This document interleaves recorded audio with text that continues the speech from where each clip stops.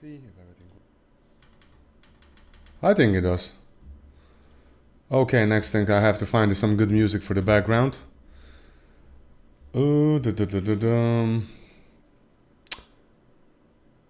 Let's find something, I don't know. Very chillful, if that's a word. Forest glitch, lost in the rose forest, what is that? Quiet forest, Celtic music. Let's listen to this. A tiny bit.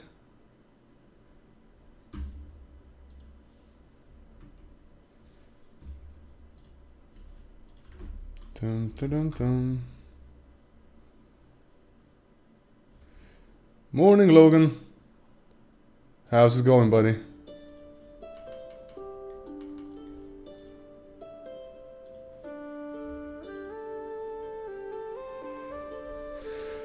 So, finally the playtest is working, I believe.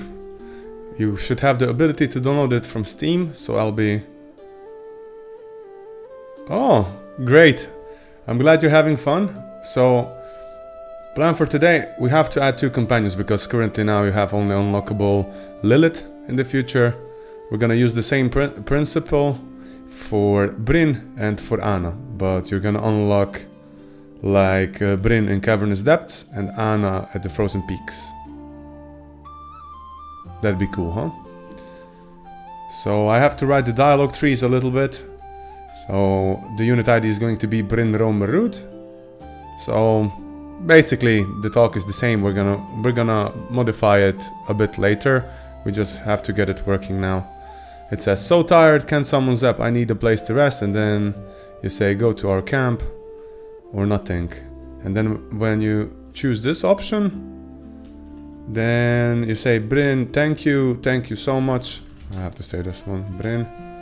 And we unlock the NPC Bryn. That's basically it. Now we have to wire it to Cavernous Depths.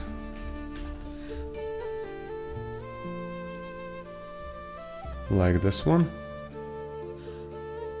And somewhere here, I think we could go with what? This is a conditional POI, I think. If I take a look at the one of the rainy road or the forest. This one. Somewhere here I have like a conditional POI. Here we go. Conditions. Blackboard, dictionary, NPC, unlock Lilith. Okay. And then I have POI placement rule. And this is only Lilith. Lilith POI. What we're going to do is show it in the file system. And we're going to duplicate it and say Bryn POI. Otherwise, do you like the update, man? A lot of content has been added. It's still buggy. Yesterday, Tutri, he told me that he found some bugs. But I think there's some content already, huh?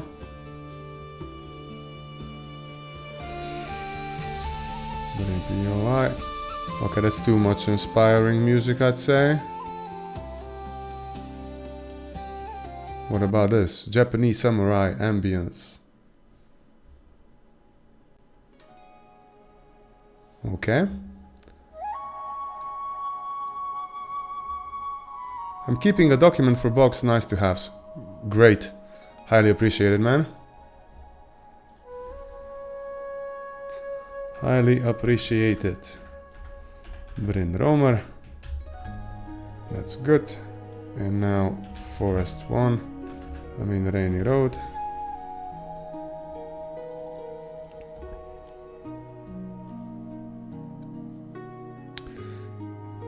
Let's copy this conditional POI. And we go now to Cavernous Depths.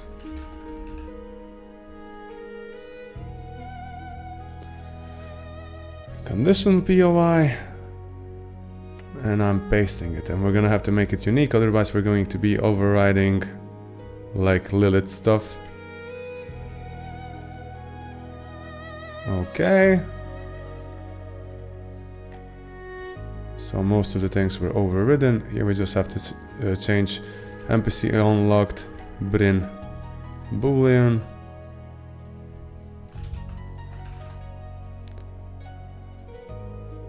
And I removed the first item. That's good. Then that's player profile, which is all true. Then we have POI placement rule. And here we have to slap this one, remove it. Say object.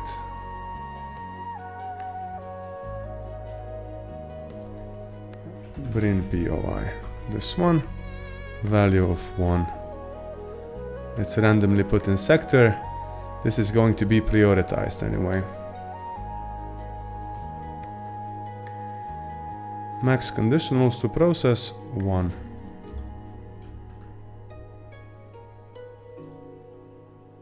There we go. That's for the cavernous depths. I think that Bryn is kind of ready. Now, last but not least, Anna. So I gotta take a look at her. Bryn Romer. Let me see, do I have something special in the inventory that could be bothering him? I think not.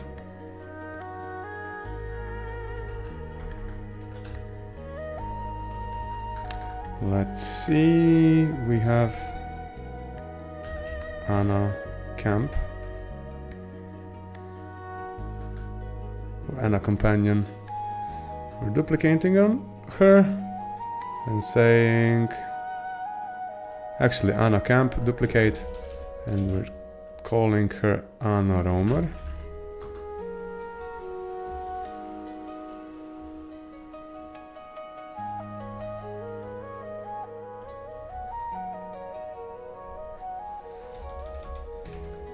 Romer.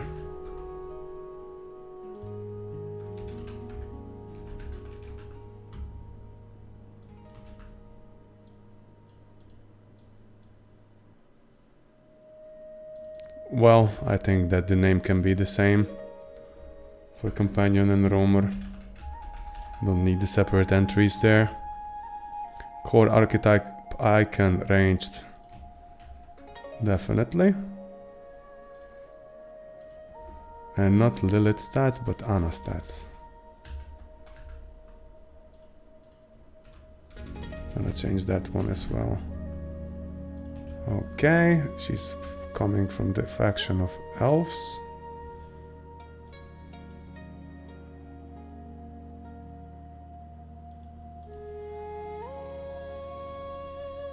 I'm just gonna be kind of clearing away her items.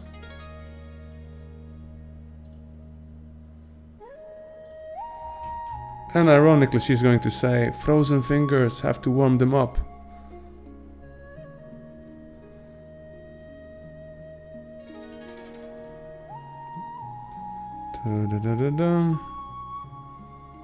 A bit lower, we have to give her different behavior, so yeah.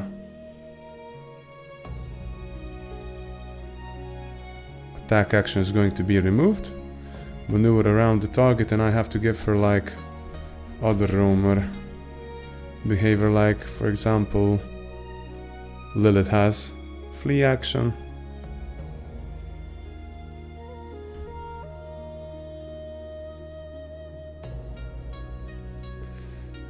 And the last but not least, no, that's actually okay. I think we just have to add like idle. And idle is -100, something like that, priority.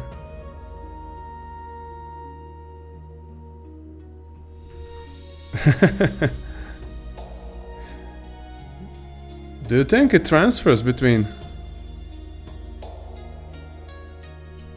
I'm not so sure, maybe it does.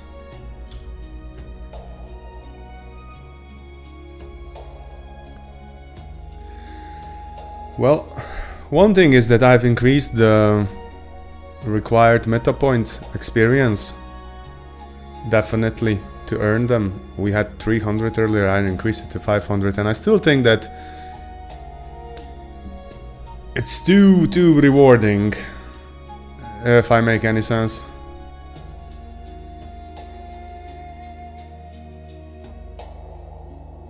Aha, you kept my save from Steam when I applied the independent. Aha.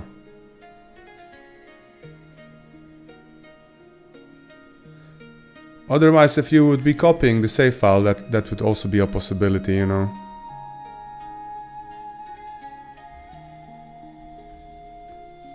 Let's see, Brim POI.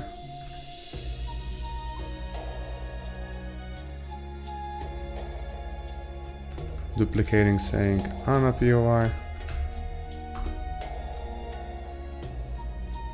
And this Anna POI has to be renamed as well. Like that. And here in spawn we say Anna Romer. So that's good. Then in Frozen Peaks, she's going to be found at the Frozen Peaks.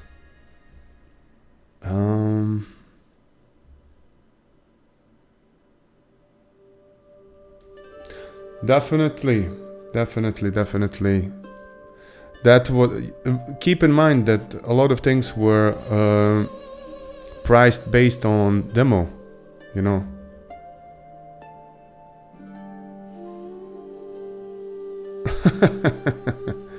Is that a good thing?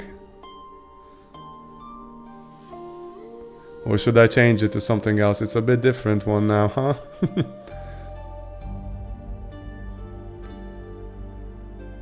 Frozen Peaks. We have to add conditional POI to 1. And I'm gonna steal the one that we have in Rainy Road. And then again duplicate it.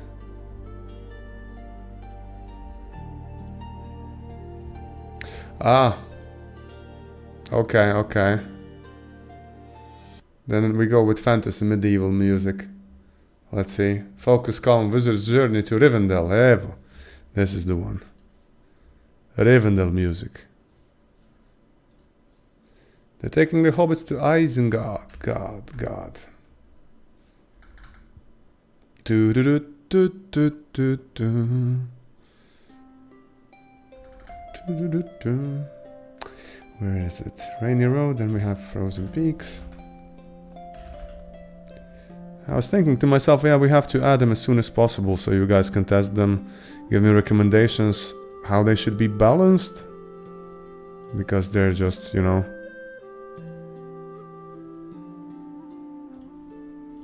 currently like something that I had to slap on very quick. Let's see, Anna, also changing the boolean to false. This one's okay. Now I'm removing the first entry. Random insector is okay. Weighted list. Ah, here we have problem. This one should be Anna POI. Anna POI 1. There we go. Saving this one. So this is conditional for the Frozen Peaks. It should trigger that Anna will spawn. Makes sense? Makes sense. Only the first time. Now, what we have to add is her dialogue. Anna.dialogue. And we're gonna write same thing almost, but in Anna's section.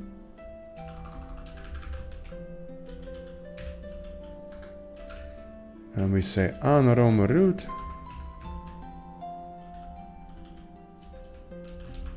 Anna, thank you.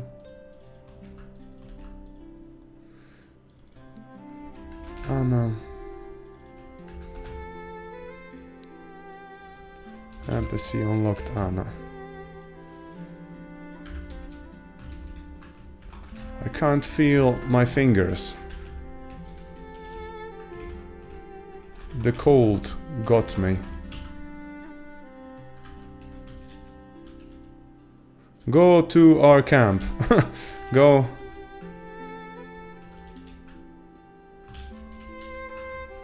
We have a bonfire in the camp.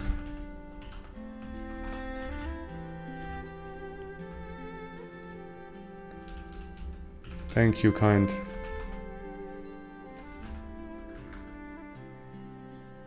Traveler. Or adventurer. Okay. Now, I just gotta check if we have enough of these added. I think we do. Anna's here. Anna State Roman route is the beginning. That's good. I think we can save it.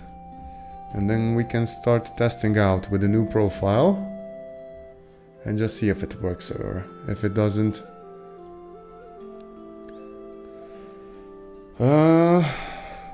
I don't mind though. They're taking the hobbits to Isengard. Yeah. Well, still the elevator pitch for the game. Instead of Frodo and Sam going to the Mountain of Doom, Aragorn and Gimli and so on.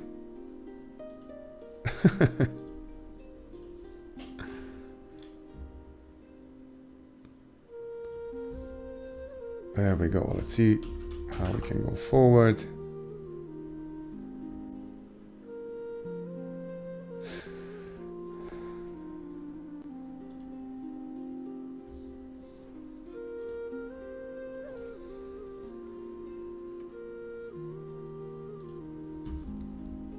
Let's see, re-importing assets. It's doing something. The game is starting. Oh, by the way, I also want to add like some kind of a ring or boots for Bunny today. So he's gonna drop if you summon him. And of course we have to make him much faster. That's one thing. Because he was slow, the Bunny Wizard. Wizard Bunny King. Okay, I only have like one meta because yesterday I deleted my files. But not a problem. Not a problem at all. I'm gonna take which one?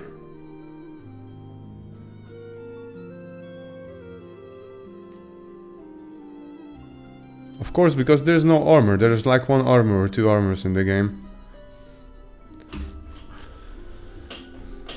That's why it's out of reach. We're gonna fix that, man. We gotta fix it. Especially make it craftable, you know. In the secondary or the most, when you get the iron and so on. We'll do it. Then yesterday I was also talking with Tutri. I'm gonna call him Dario or Tutri. And I was thinking that maybe the runes should increase the base stat of the weapon, you know. For example, if I have a fireball in the rusty sword, it would be cool if passively the fireball gives your sword now, for example, 2 damage, fire damage on each hit. Yeah, a lot of ores don't do anything. They've been added as a placeholder for now, so we still have to create the recipes.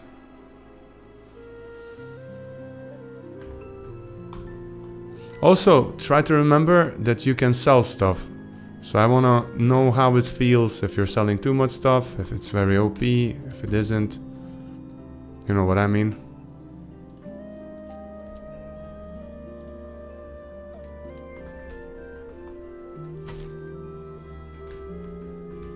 Oh, Chunky Boy is eating rabbits' food. Exactly, the cell shrines. This is also something that we have to take in account.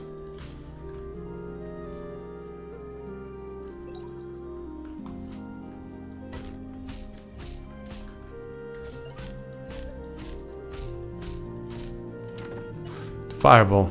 See? This thing would be cool. If I equip it, I have like fire damage 10 to 15 and fire damage 3 to 5 for 3 seconds. That's quite a lot. Now, it would be cool if I equip it here, that the base stat of the sword would be like slash damage 4 to 6 and fire damage 2 or something like that. Something very low.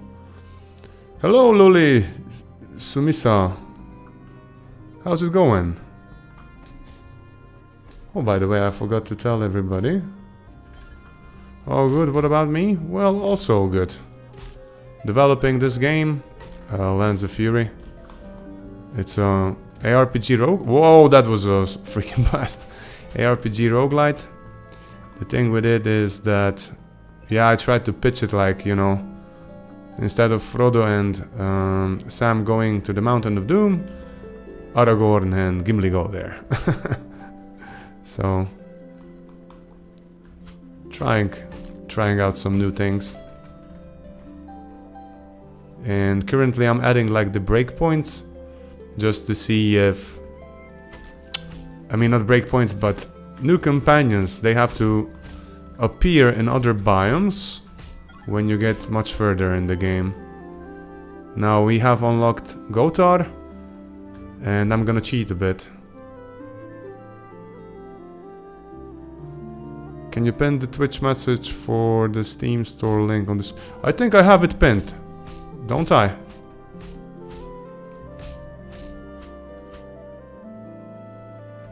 Just a second.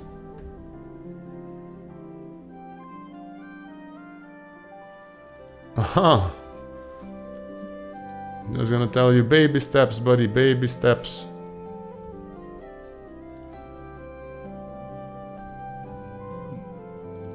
There we go. You'll see. Every beginning is hard, that's always.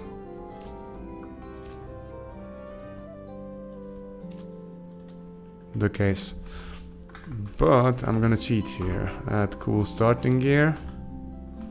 So yesterday I added like elven boots. Check this out.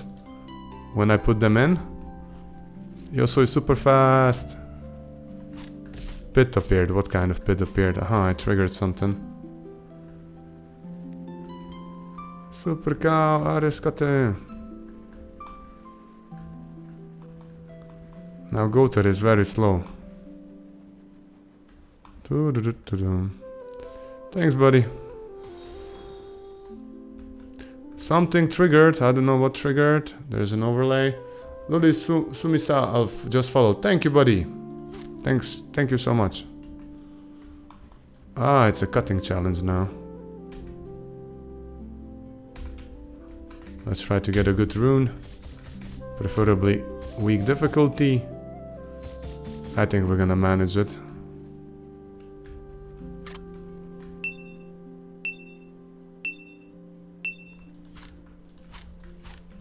I think we're gonna cut the grass fast enough, 20 seconds. This is so much easier when you have like super fast boots. It's amazing. Look at this, with a lot of time to spare. Ta-da! We got a ice breath rune.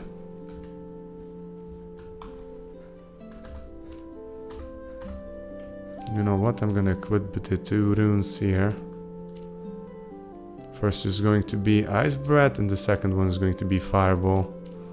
And the finisher we can add Berserker Blast. Let's see.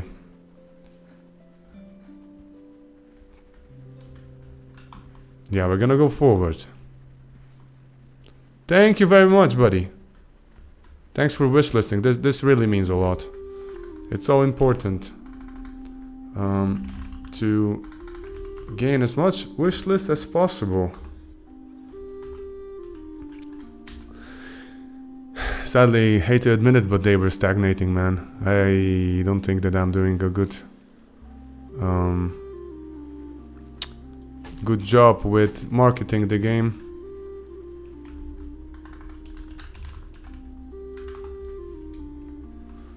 I just noticed that Didra fell asleep. Of course.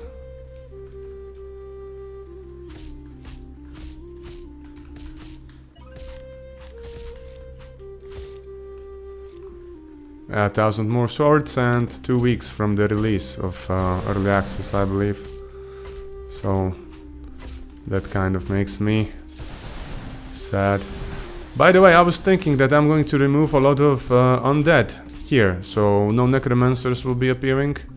I'm just thinking about having like zombie, butcher zombie, and brute. Or smasher, what's that big one, you know? So I don't have the necromancers and I don't have anything regarding the skeletons. Because I think that we throw too much stuff here in the beginning. Ah, here's Lilith. Lilith's here, that's okay. Now, she should appear the next time, but we gotta clean them out.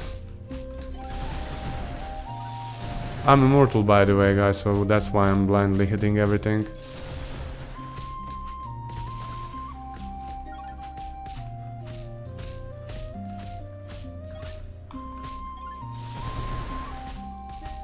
Oh, we can level up. And I didn't equip anything. Holy camole.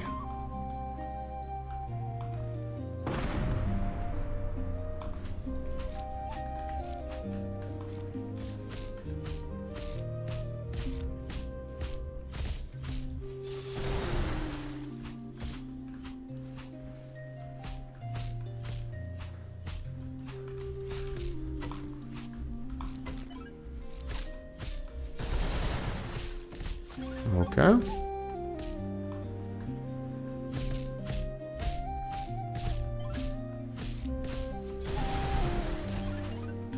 Let's see if it triggers. Trying to go down because yesterday we were fixing the bug that you have to destroy all the enemies before Didra falls down. And now I want to see what's going on exactly.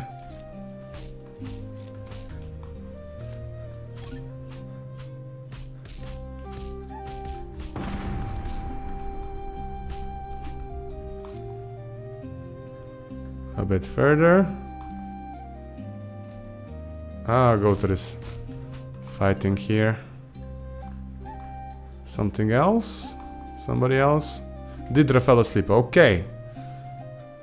I am confident to say that the bug has been eliminated with a good old technique of painkillers. What was that? Oh, I stepped on the freaking spike.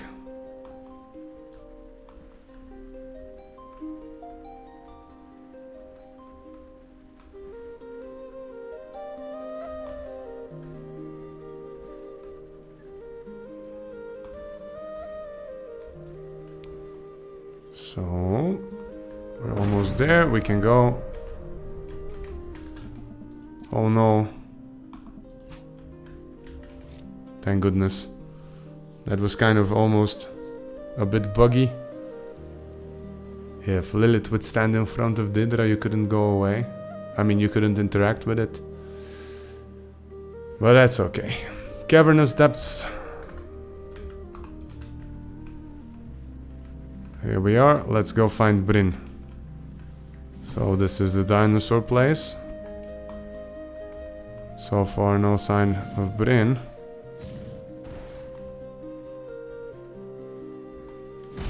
Buddy boy.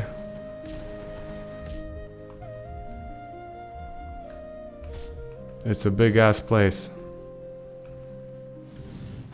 And he can completely be randomly placed. And he's moving, by the way, and fleeing constantly. So I really want to know... Oh! First mini-boss. You can't do a thing to me. Let's put on a ring, maybe some kind of antlers. Why the hell not? And what else can I put in here? Ice Bolt rune. Yeah, the caverns are huge. I really wanted to make like an experience, you know, that not every biome is completely the same, that it feels a bit different, like you're on a quest. It is, right? Does it make you feel like you're traveling far away? You know, to a different biome?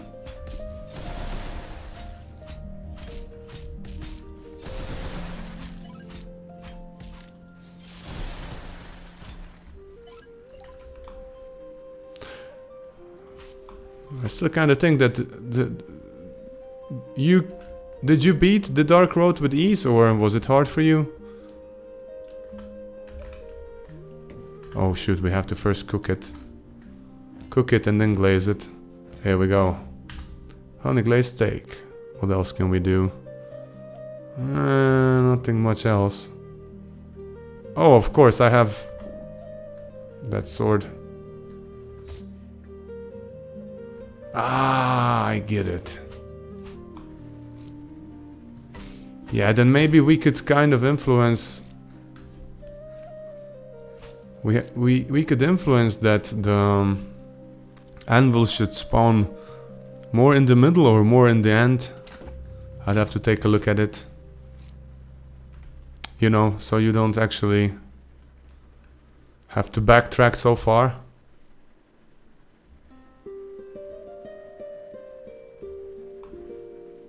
Oh, here's the War Chief of War. Okay. I guess he bugged out, not sure why. Something's wrong with him.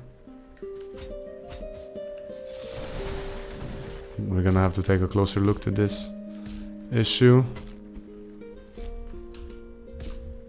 229, what is it going on here? No, that's regarding the cheats. Can't change flushing. No.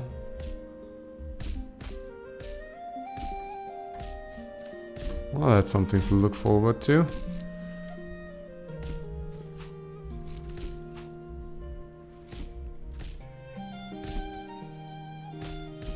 Yeah, I'm gonna only put one.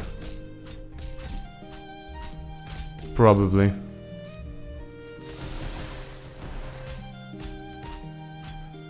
Gotor had to mega tank. Aha, you had Gotor with you. Of course, Gotor is good mega tank.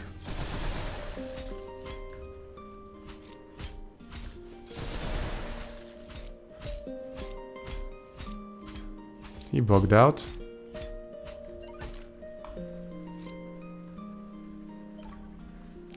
I still don't see Bryn anywhere. Now, either he doesn't exist here. It is procedurally generated, yes.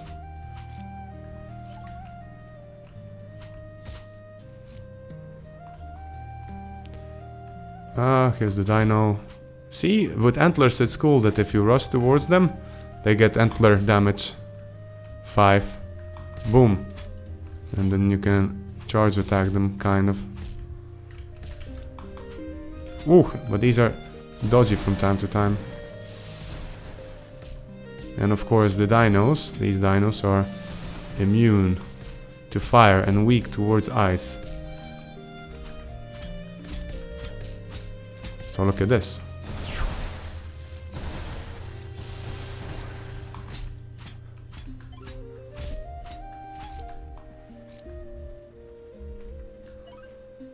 Still no sign of Bryn.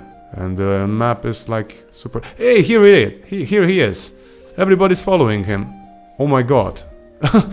So, the dude kicked him out and that system worked. It brought him back. So that's okay. That's the thing that was probably going on with the NPCs. They got knocked out. And here's the last war chief. Okay, we got them all.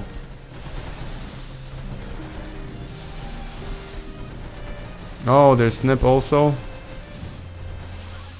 But they're no match for the great Ice Breeder. I'm gonna eat. Let's talk to him. So tired, can't summon Zap. I need a place to rest. Go to our camp. Okay. Now, when we come to camp, we should already see Lilith and Bryn. So this theory kind of should work. See, now he's increasing his armor for 5. So in that small amount of time you can't really deal any significant damage. And the problem is that years, man. Years. I'd say like 1.5 years full time. And before that, definitely a year, just, you know, on occasions. Too long, if you ask me. I had problems like I didn't know where exactly I... didn't have like the final product envisioned. I know where I want to go with AI, kind of. And I wanted procedurally generated. First I wanted to have like a project that's, you know, a JRPG scale. That you have areas where you travel between and everything is permanent.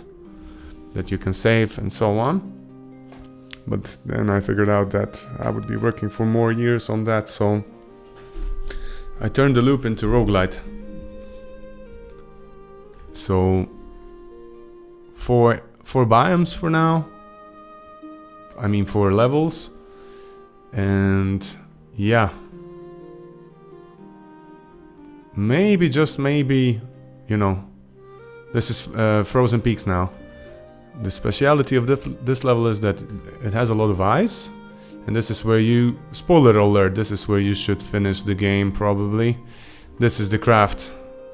Sorry about spoiling it to you guys, but I drew it yesterday and I'm pretty satisfied with the drawing.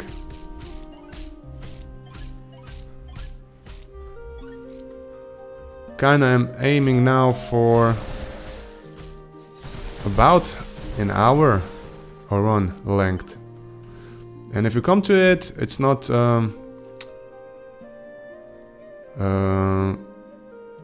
you can't really finish the game yet because I didn't populate fuel cells, and the win condition is that you have to find 4 fuel cells. Oh, Anna is here, so Anna should be working.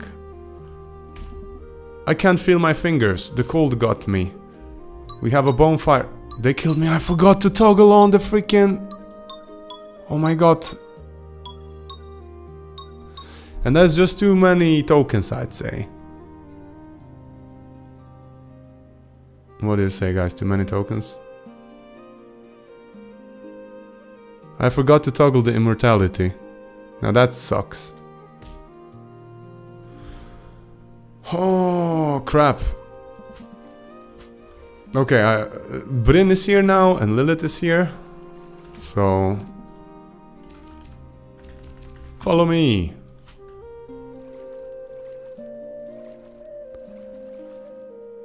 Yeah. I increased it from 300 to 500. I think we're going to up it more.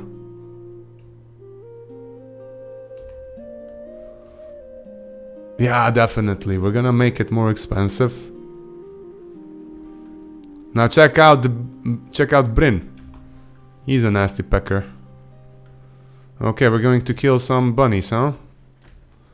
As soon as you level him up, you can give him like... I mean, like your first one takes 300, then next one takes 350 or something. Aha, you're thinking like experience for each token that it increases.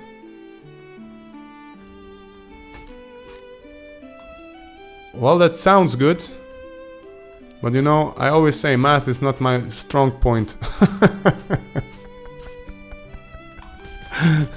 We'll have to figure something out. We'll do it. Definitely. And he took the freaking carrot. Let's try it just to level him up. Oh, by the way, let's go with the poison bow. I'm gonna summon these peckers. Get their poison glands. And now check this out, guys. We have a wooden bow. And if we find the forge... Where is it? Nothing in here. Some stone material here.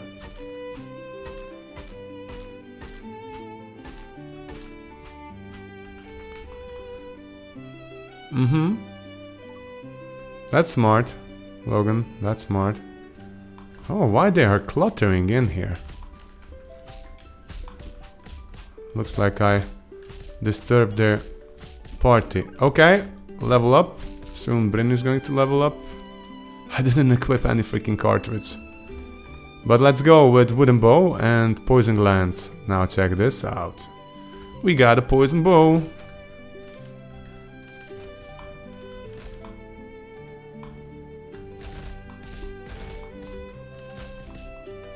Everybody's getting some poison. Yeah, definitely we're gonna go with runes giving you increase on your damage of the weapon.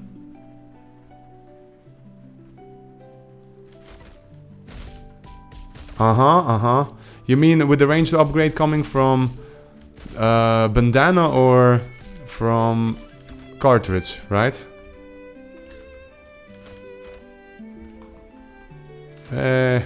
Horsey. Also, we're gonna change that the chest won't give you only freaking, what is it called? Rune. Oh, let's give him... Oh shit, I didn't teach him yet anything. We have to unlock his skills at Anton's. Yeah. Electric discharge, this is what I want to teach him.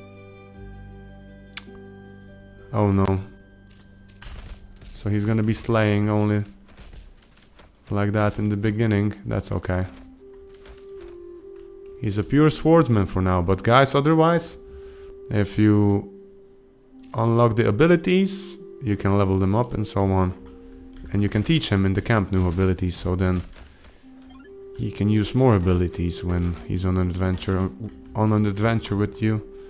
Cartridge and a bandana, exactly, yeah. That combo is powerful, but imagine that we would have runes that also increase that. That'd be also sick. And then you can level runes, and this means that then, for example, a bow like this can have like 2 level 3 runes, so the weapon doesn't become completely obsolete, you know. And it has some base stats increased from equipment and from runes themselves. But the bonus will definitely be based on the slot type. So again, if you have a rune in a wrong slot... Well guys, this is an issue. This dude shouldn't be down. There's a big bug here. Because by all means we should have killed the boss in the first area. So something's wrong. Huh. Okay, bug hunting time. Be right back. I gotta take a leak. Leaky time.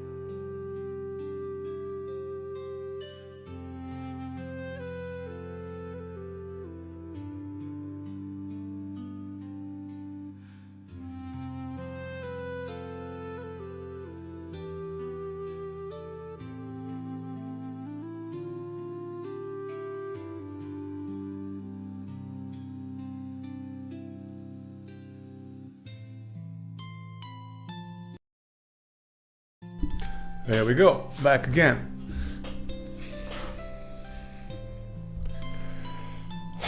So.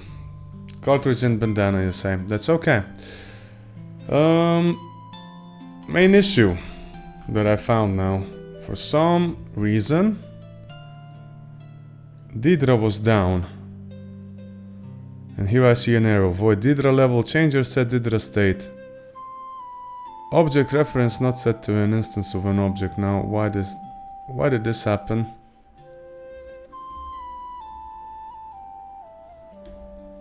And this call came from global enable. This is where I called actually a cheat code, so that shouldn't be related to this one.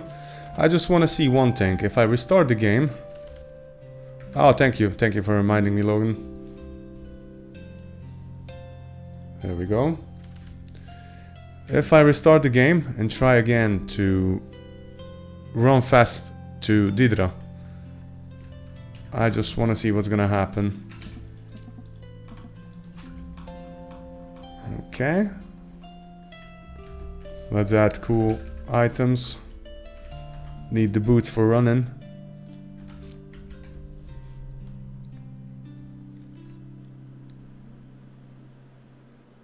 We should add boots like cougars instead of puma, you know.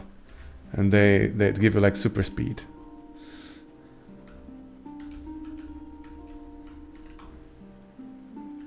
Let's see. The main path is taking us here. I've restarted the game and Didra is down now. This is problematic. And Didra is being released only when? Now this is regarding the cheat codes. Set Didra state. Wait a minute, this is again the same one? Let me clear it. Just for now, hit reset again and see if the new message pops up.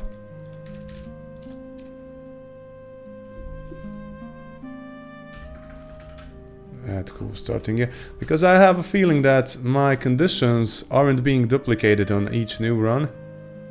So they keep on checking in scenarios.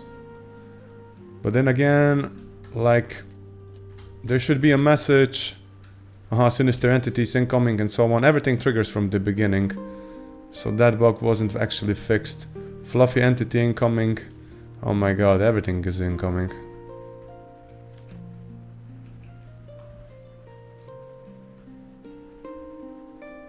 No.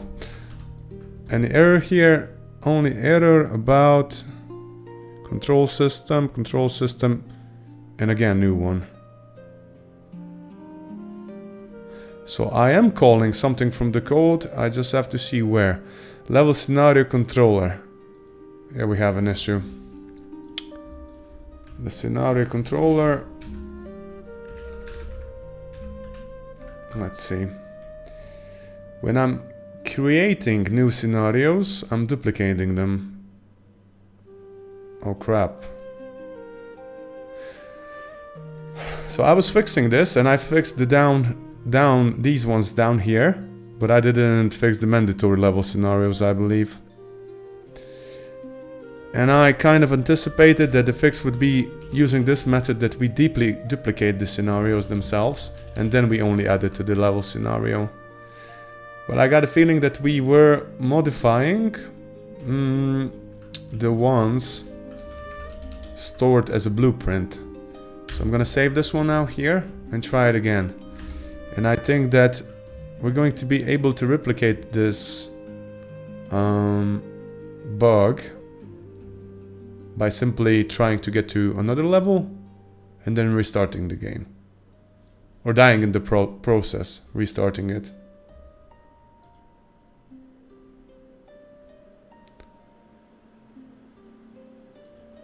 Okay. It's building something, alright. And it crashed, of course it did, right? Because that's just how it goes from time to time. By the way, I noticed that the crashes decreased a lot. And I'm not sure why. I'm not working so much on the editor UI. Yes, Loli Sumisa, I'm working on the project with C#.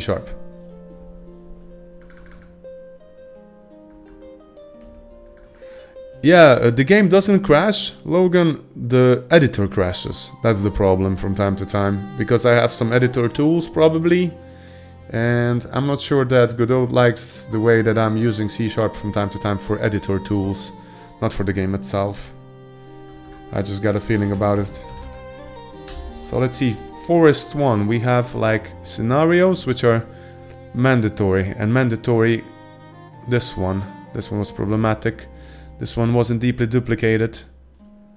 It loaded it, and I think that then the flag resources remained like the same. Okay, number of bosses killed. What's going on here? We have this on blackboard. On unit died. And we increment this only on the blackboard that's related to the level. And this blackboard gets initiated, instantiated.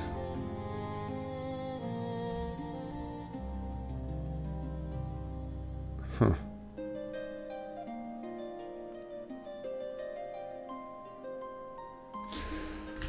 One second.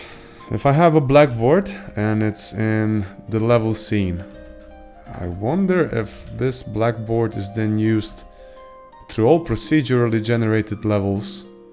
This could be a possibility. But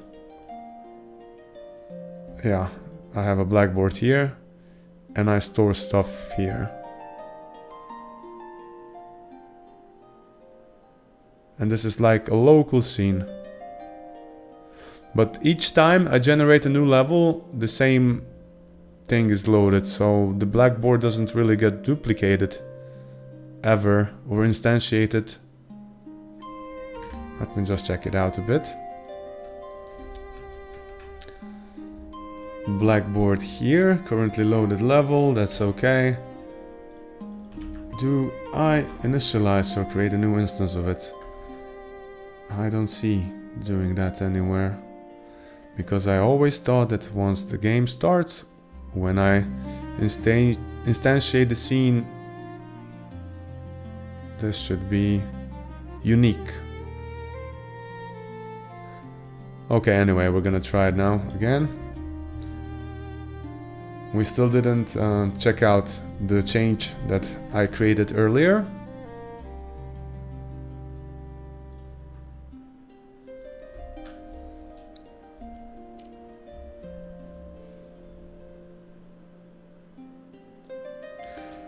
We're gonna have to add like minor items like rings as well.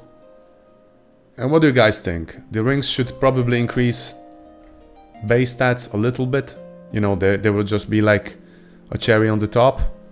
I was kind of thinking maybe that, you know, increasing a crit chance or damage or something like that by a small amount, maybe minor movement speed, so if you're maxing something you can still go for it.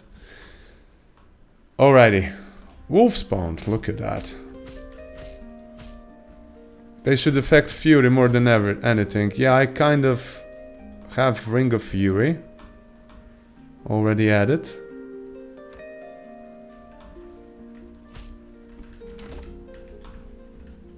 I mean, I can't add Fury region in here because that would be too OP. Oh, I got myself into a camp with these buddies.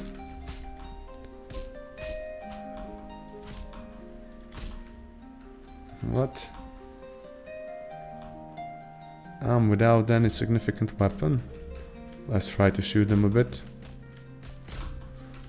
Well, the archers are nasty. Anna is shooting, that's okay. Bless her little heart.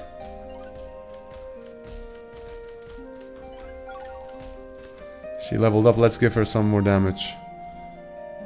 Okay, a bug. Anna's trusty bow. Skill has to be taught by master first. Okay, I get it. We have to add it as an unlockable that it unlocks by default.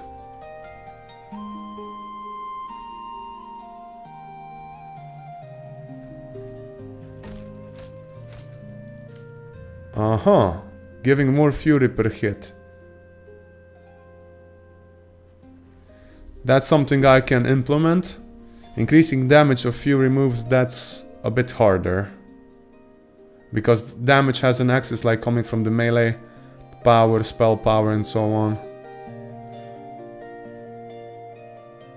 But then this can be mitigated, you know, like you have ring of melee power, of furious melee power, then that increases your melee power and also the fury region or something. So there's a lot of combinations that we can use. Okay, I'm enabling the level changer.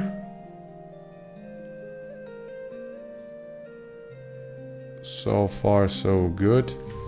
Now let's go to next level and die and then see what's gonna happen. Rainy Road. Regarding this area, I was thinking that I'm going to decrease the light radius. I mean, it looks scarier, but still you have like illuminated the whole area here. So I think that if we would decrease the radius of this thingy, if I check it out, like lights, maybe texture scale could be 0.5 and 0.25. We could wire this to, look at that. That looks much more scarier. What do you say, guys? If zombies go around, I think it's better. You know, this is the... And then the flash happens. I think that this will bring out more atmosphere. By the way, let's listen to the music, because I kind of always set the settings and turn off the music. And the reason for that is that I'm recording, actually. Shorts from time to time. It's a bit depressing, isn't it? Sinister entities incoming. And this looks much more scarier if we decrease like the radius of the lights.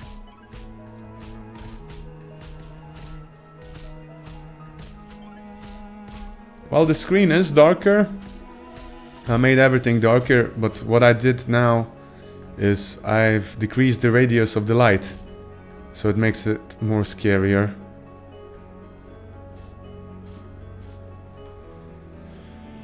Green and happier around the player.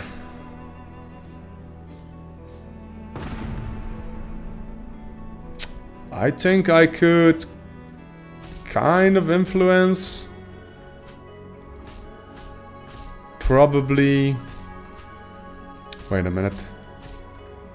Let me kill this one. If I take a look.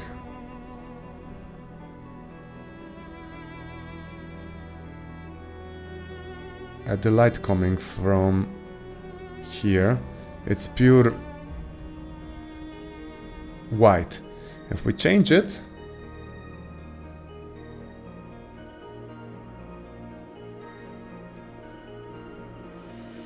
now check this out, Logan. That's actually a good suggestion. Look at that. It looks more sick.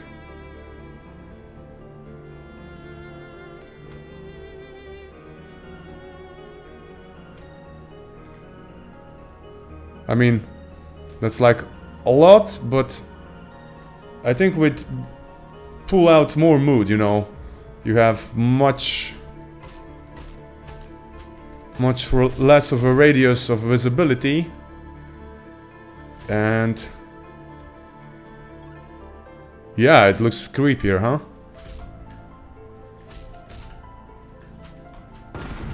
And then the lightning comes into effect very well, that it illuminates everything. I was thinking doing the same thing for the bigger biomes, like in the cavernous depths, you know. In the cavernous depths we could do that. For example, okay, I'm not going to save this radius and so on now. It was 0.75 and 0.5.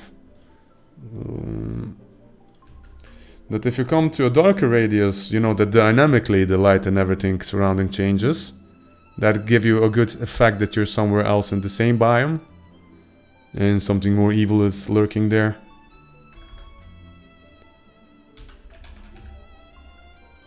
Let me see. Okay, the radius and these things stay the same. Now we gotta see if the Didra is actually also sleeping again.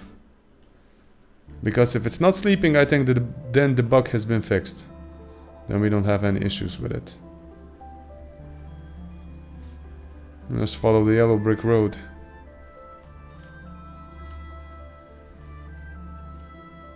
Okay, he's not sleeping anymore.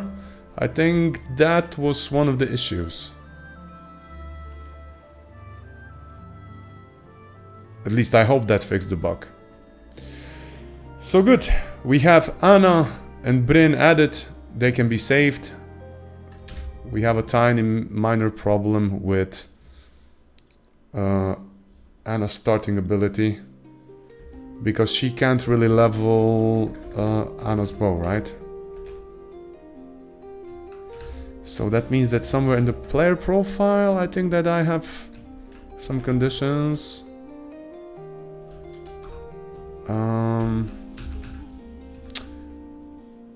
Bryn's sword, Anna's bow.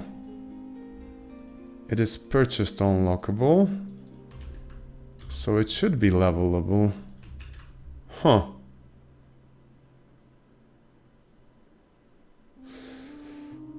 Okay, that's weird. What if I try to look up Bryn's sword first and see if I have some setting somewhere else? On the player profile has these things set where?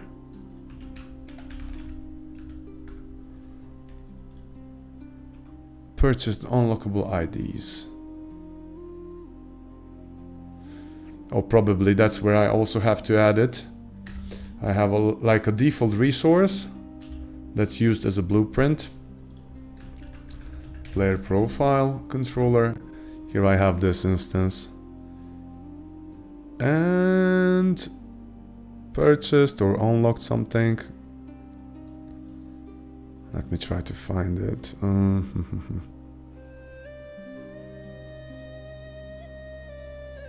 There we go.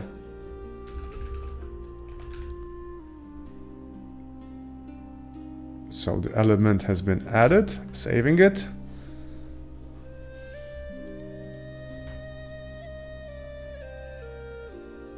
Okay guys, I just gotta check out on the family. They've been sleeping for a very long time. Be right back.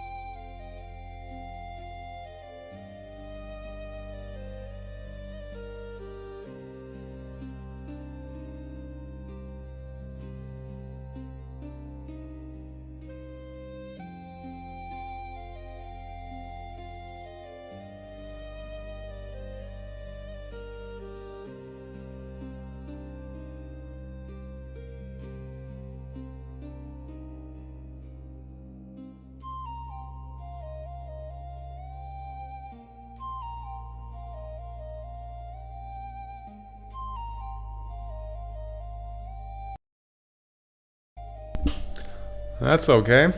Everybody is fine. If I would think about it a bit earlier, they would be up.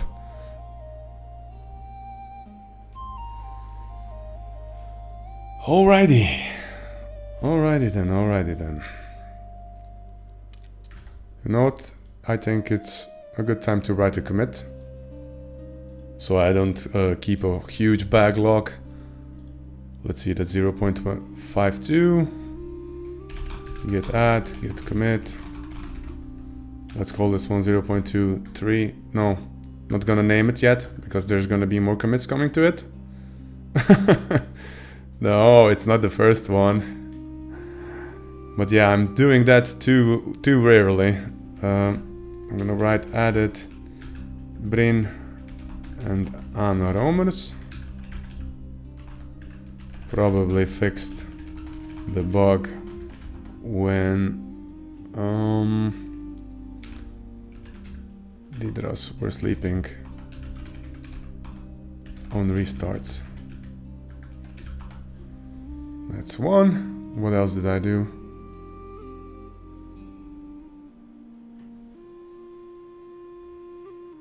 Cavernous depths. Frozen peaks, that's okay, that's okay.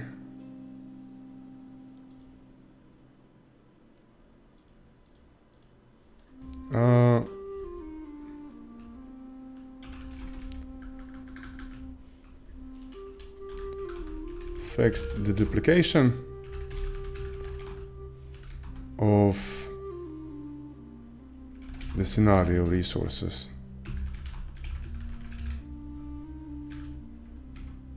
Okay, pushing it. Now, if I check what we have to work on. Make Bryn unlockable, that has been added. Yeah. This thing. Runes have to modify base stat of the weapon that it's slotted. I'm gonna work on that a bit later. First thing that still we want to wrap up is the thing of being able to beat the game. So we have to kind of spawn fuel cells in where? In the frozen peaks. And yeah. Current bad thing is that fuel cells. Fuel cells.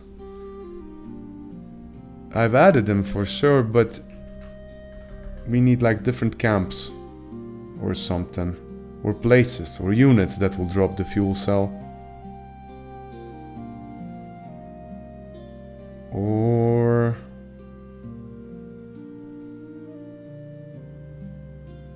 what? One more thing that came up yesterday is that if Tutri played the game 2 times, he exhausted the pool of enemies, of bosses. So I might as well take a look at that a bit. Monster Slime, Rogue Golem Giant, I think that's working well. It should be working well. It's diminishing type. You like the goo boss? I really have to buff them up. Like for example, Rogue Golem Giant, he has to summon... Do you think the goo boss is harder than the golem?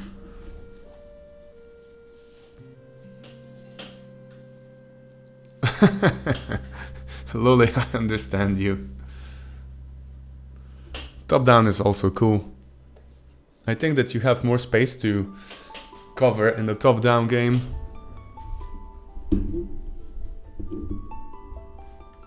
You can try 3D top down, then you have also the Y-axis, you know. It's a platformer, 3D platformer.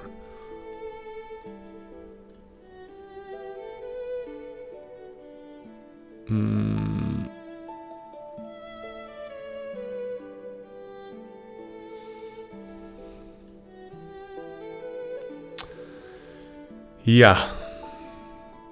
So, 2 priorities that I kind of wish that we address. I'd like to add like scaling to the monsters. That's one thing. So for example, if we reuse the same monsters in, I don't know, 2 biomes down the road, we can increase their level to 3, 4, give them a bit of a different coloring, you know, I don't know, darker, red or something else. You know, the chip trick that Diablo used a lot. And you can basically reuse the things, make them harder, etc. That could be a good thing. Then I was thinking about, yes, the frozen peaks, they should be a population, I mean, an area where there's like... I don't really want to dive into 3D, seems like... Yeah, I get you, man. I get you. I wanted to backtrack on my suggestion, but yeah, the brain went somewhere else. So I was thinking about if we have like more units. Sprites. I have Vikings. And they would fit the Nordic theme very good, but they're not as scary, you know. That's one thing that's kind of bothering me. So I was kind of reserving the undead also for the top. I know that I have many more undead. Like Banshee, Banshee Queen. That's something nasty.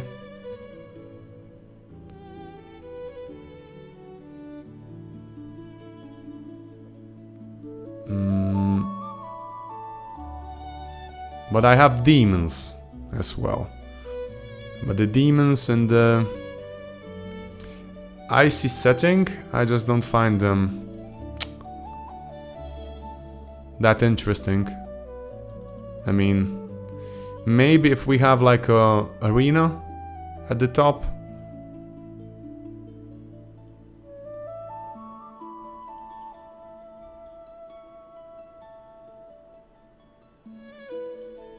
Why don't, for harder levels, add like a family of enemies, like one alpha stronger version with 2 or 3 regular enemies? That's a good recommendation. Good recommendation. I have squads in place. I'm gonna add them as like patrols. You know, so for example, after a certain amount of time. No, don't worry, man. It's also my not my primary language, so I understand you.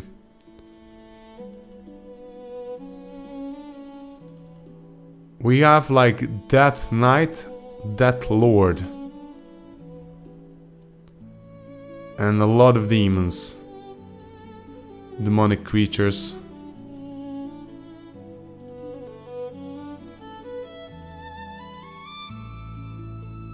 I'm from Slovenia. And the Demon Firekeeper, and the Demon Lord, Tormentor. That's all good, but that could be like a secret biome that you can unlock or something. From the cavernous depths you could do some trick and then you'd go to that biome that's additional one. Oh, from Mexico. That's really cool. Really cool having like international crew on the stream. And it's quite interesting that a lot of you guys are not from Europe. You know, the viewers. I'm pleasantly surprised. You guys have insomnia or what? I know you, Logan. You're working hard. I know that. Ah, I forgot to add Mini Dino Man Priest. Let's add him. Insomnia crew. I forgot to add him. And we have a rider.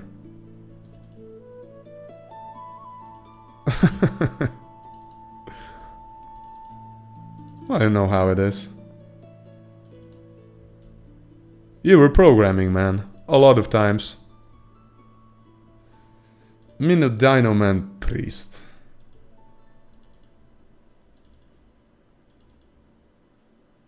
Here we go.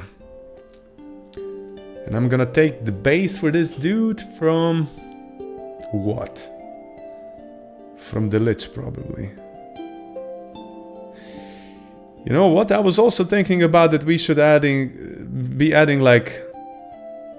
bleed damage to the attacks of dinos. Like universal bleed damage. Makes sense, right?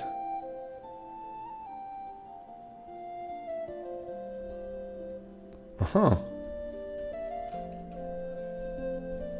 That's cool.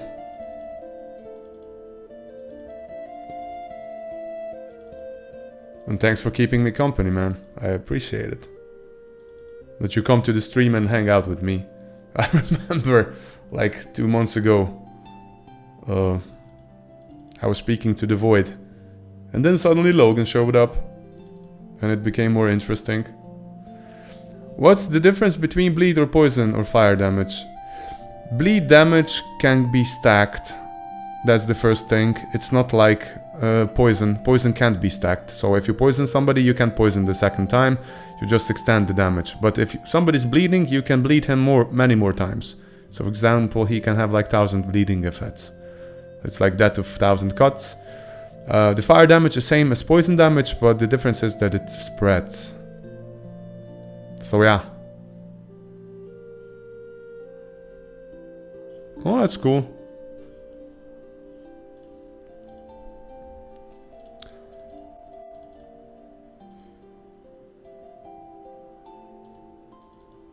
Let's add the mini Dino Man Priest. And the priest does what? If we take a look at his animations, just a second. Working in Q&A.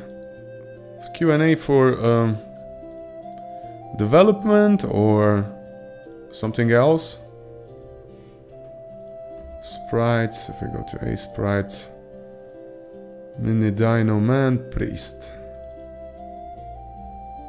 So we have ranged attack with him.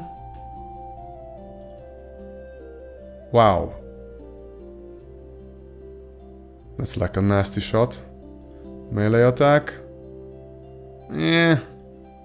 We're gonna make him ranged because we don't have many ranged enemies down there. Oh, we have like the Javelin Thrower Dino and the Fire Breather. But spell.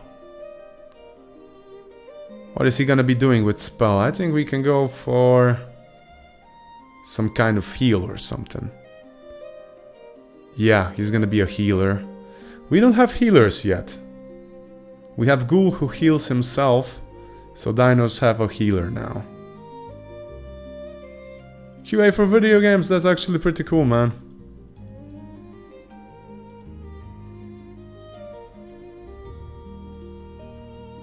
Pretty cool. Let's take a look if we have Dino Man Warlord of Speed. I'm gonna duplicate one. Let's go with Dino Man Fire Breather.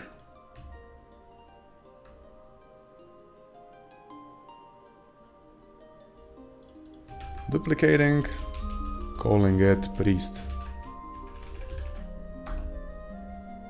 They're gonna be much more rare. They're gonna be nasty. Dino Man Priest.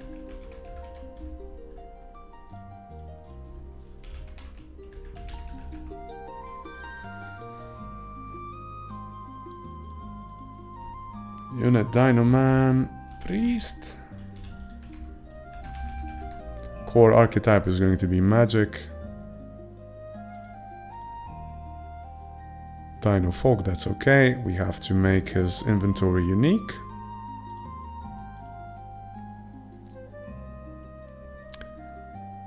And in here we have Dino Man Fire Breather, Breath of Fire. Let's show it in file system and let's make it also unique. Dino Man Priest.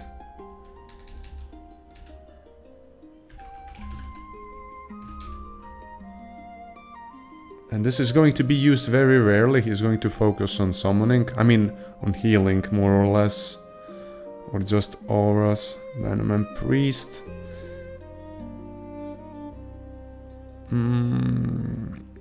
What should I call it? Dino Man Priest. I call it Fireball. Keeping it simple. Now we have to make a new reference. Here we go. And we have to change its ID. Dino Man Priest Fireball.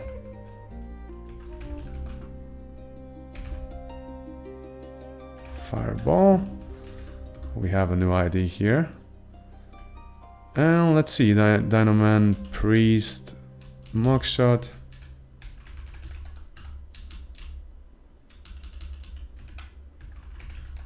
Like that. Let's check out his texture size and so on.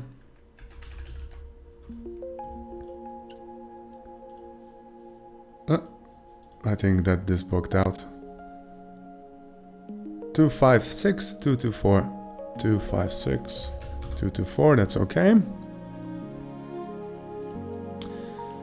And his health is, yeah, he's not gonna be as healthy. I think that 60 is good enough. You have to prioritize taking him out because he's buffing all the surrounding units. That's okay. Movement speed 40. The priest should be a bit slower. Let's make him 35. What else can we do? We have need stats. No, no, no. Can be interrupted. Yes. And then we have to make all the moves unique. Recursively. Patrol in circle. That's okay. He can also maneuver around the target. Specially. And let's make that good. Then in attack action, I have to reference the correct one. The fireball. And also check if I can use the item. Here we go. I think we have a little invader. Just a second.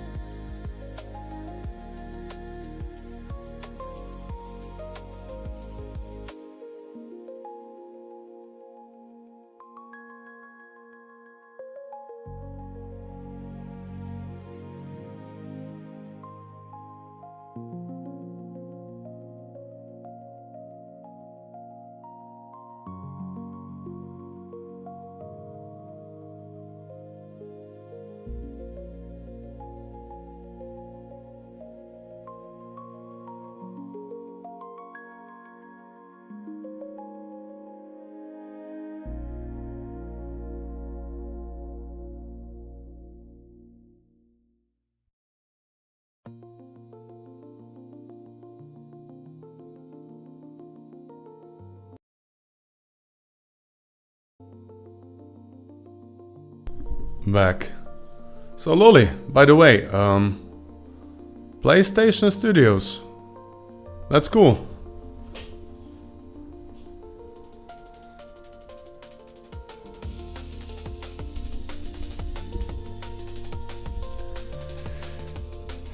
Here we go, Dynaman, Priest, Fireball. I've added the condition here. What else do we need? Maneuver around target action, that's okay. I was thinking about something more nastier. He could have like a healing aura. What do you guys say about that?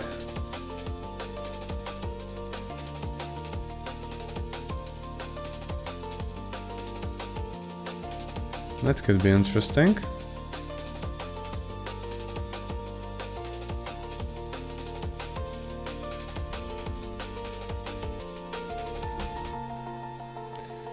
Yeah, we're gonna try with healing aura for now.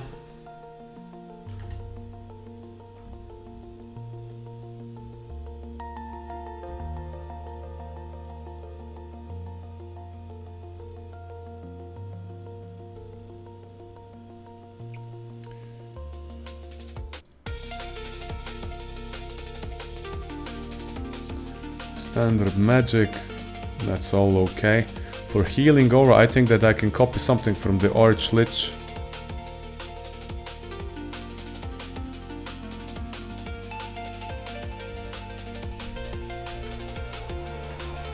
Let's see. Archlich called aura. Or damage aura, defense aura. Let's see this one.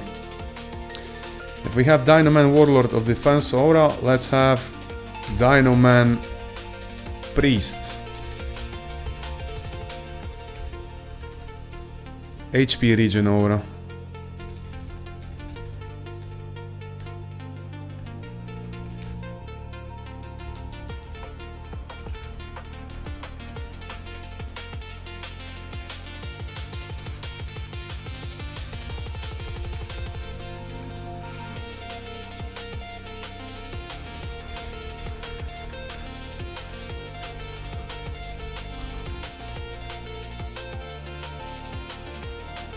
Yeah, that's... Logan, keep in mind, we still have to add the defensive items. So I'm not gonna rebalance his, you know.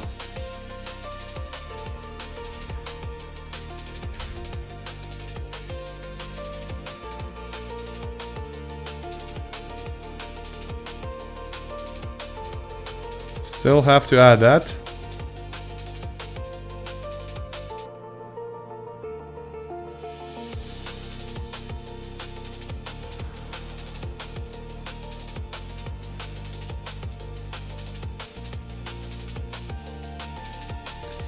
So the cooldown of this item is 20 seconds. And basically he's going to be healing in a way that we change the underlying stat, like health regen. We increase it by, let's say 10. And its duration is going to be like what? No, this has to be reduced significantly. Let's say 5 HP is going to be increased. And the stat is going to be up for health regen, just a second, so I don't mess something up. By status group ID, that's good. And here we have also this one. Minimum of 5. And this is going to last for...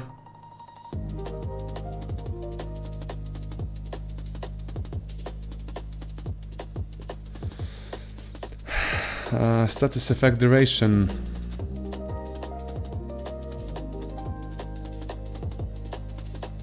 5 seconds. So 5 times 5, that's 25 HP regenerated if something gets in his aura. And it's going to be targeting owner and ally, so he can heal himself as well.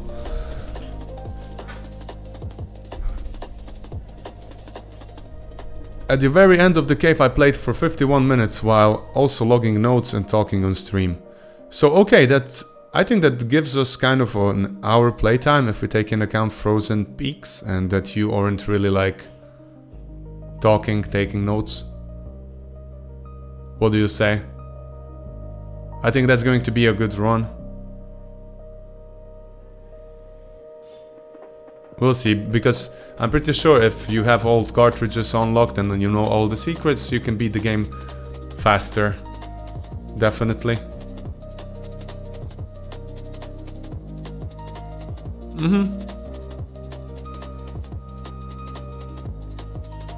And then keep in mind we still have to add daily runs, so you compete against other players, like who beats the game faster. And underlying we have to add some kind of a score tracking, because you know you can do everything the same like the other player did. I don't use Obsidian, no. I use actually only Nextcloud, where I track all of my stuff.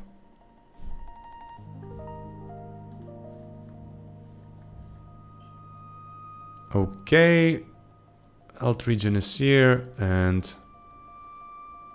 what I gotta do is I gotta change the icon to healing, like that. And now Dynoman Priest has to know how to use that. So what I'm gonna do is I'm gonna take the War Chief, Warlord, and take his behavior, like for example this dude, where is he? Damage. Use item. I'm gonna copy it. Find the priest. Go to item 2.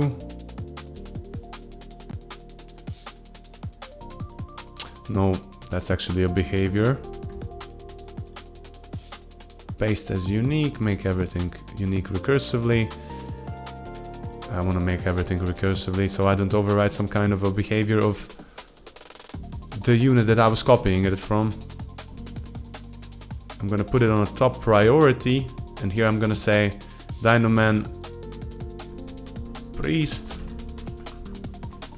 Health Region Aura. Same goes for this one. We have to have the same condition in the can use item. And that's okay. It's going to use the animation spell. Good, and priority of this is 10 and attack priority is 9. Maneuver around target is 8 and patrol in circle radius is 0. Patrol radius and tiles. I think we're gonna make his patrol radius a bit smaller, like 5. Like this.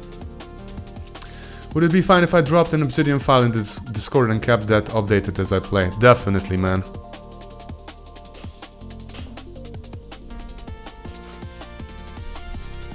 It'd be even cool if I gave you like an access to some kind of a spreadsheet or something that all of you could report the same bugs. That would like funnel then the places that I have to work on, but yeah. In the companies we had to use like Jira.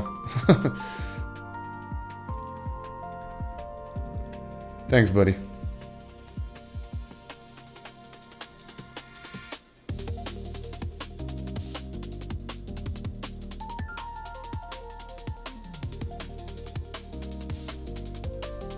Oh, that's a good feedback. I'm gonna download it. Okay, I'll look at it after the stream, definitely, okay? Or when I'm going to have to fix some bugs and so on. Because otherwise my attention is gonna be everywhere. You know how it goes.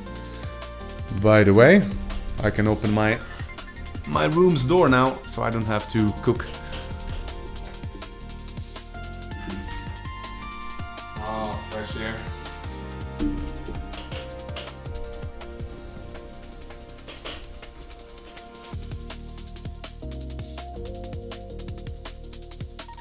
Here we go, Dynoman Priest. Now, if we're testing stuff, it's good if we just set the spawner to spawn the Dynoman Priest. So we don't have to travel all the way to that biome, look for him and kill him. Spawn. Call him Dynoman Priest. Like that. And if I'm not mistaken, the dude should spawn. But let's see what happens. I expect explosions, but yeah.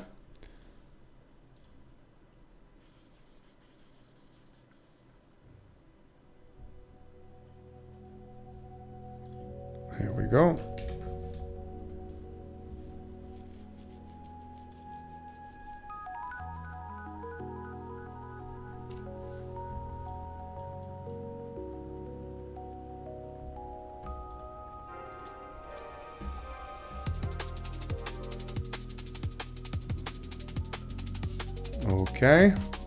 Nothing spawned because I didn't set the number limit. Max active entities should be 1. Retrying.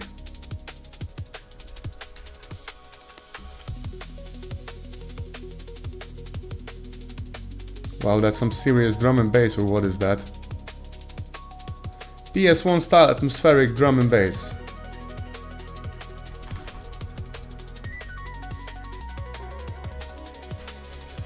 So we have a Dino Priest who's shooting actually 3 fireballs. That's a bit too much. We're gonna have to nerf him, but the dude isn't using like aura yet.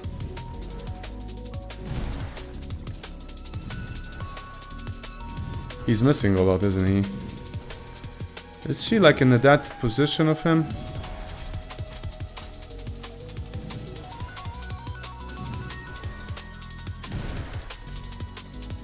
By the way, I think that I didn't give him fire resistance, did I?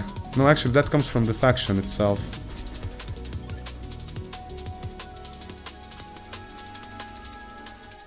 Yeah, that dude doesn't have to have the fireball like that. So it has to be nerfed, definitely.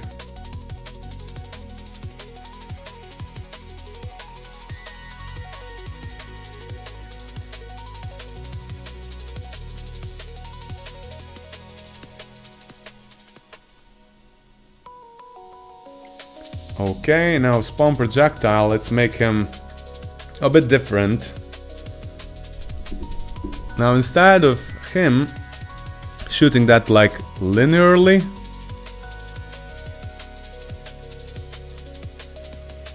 should I make it a boomerang or fall from sky? No. Let's see.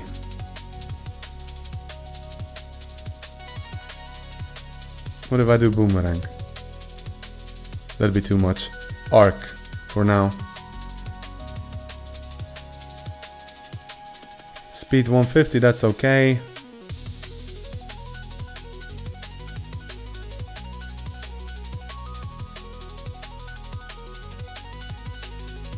You know what? Let's go with boomerang. Let's see what happens, because I didn't test it out with the enemies yet.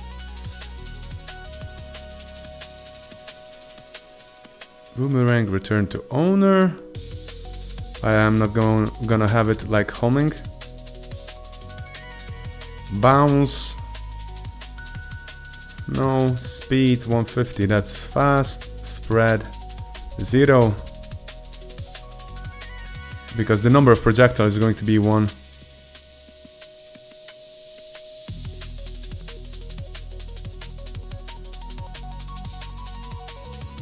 Gravity 300, I don't need that. Explode 16, that's okay. Now the damage of this thing should be a bit... Oh, okay, 9 to 12, that's actually not too bad for the area where we are located at. But we can say that this dude is shooting 1 projectile for now.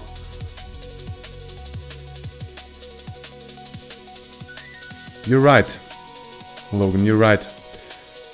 Speed 150 isn't very fast and it isn't very slow. We can still make it 100. That's like significantly less. But if we go a bit forward and take a look at that's okay. The radius of this thing is maybe a bit too low. I mean the range. What's the range? 100. Yeah, because I think that he's going to travel at the 50 back. Let's add 160. So that's first thing, and then health region aura wasn't triggered. Dynaman Priest health region aura. I have used item Dynaman Priest health region aura. The ID is the same. Oh, I had a misspelling here probably somewhere. Yeah. I think so. And in the inventory, I have Dynamite Priest Fireball. This is okay, but I don't have the Region Aura yet.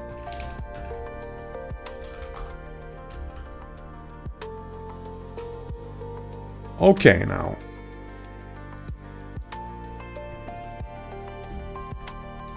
On another note, the multiple skeletons firing is insane. I like the fast attacks, but is there any way to make them have grouping of attacks? Like they shoot 4 or 5 attacks fast and then take a pause.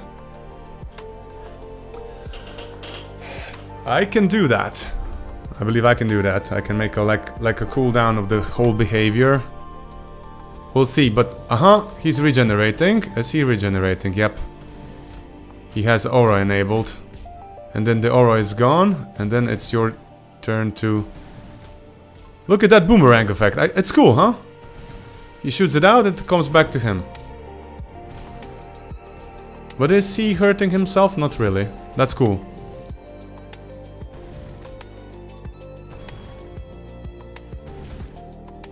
I also like it.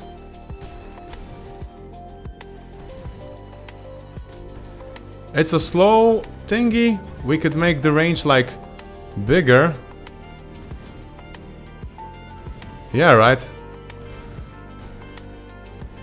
I mean, dinos are fire-based creatures, at least in our case. I want the demons to be fire-based, but dinos seemed so much more cool. Kind of connected them to the fire element because, you know, lizards, they kind of need heat. Something happened? Lopnul Gaming just followed. Thank you, Lopnul Gaming, for following.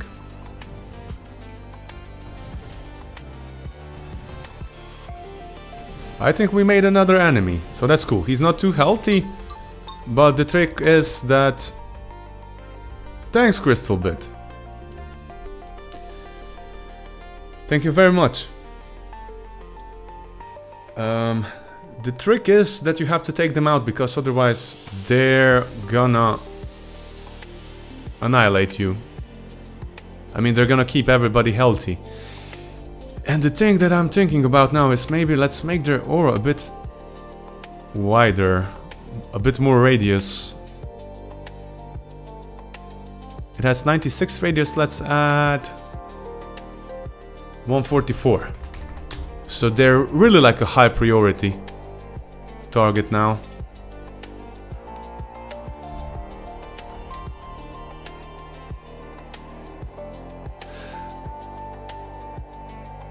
Yeah, very friendly lately. I'm happy, really happy. Crystal Bit, yes, that's an add-on. Let me just check out which add-on is that. In Godot, there's like asset library and the current add-ons that I have. That's in here in plugins.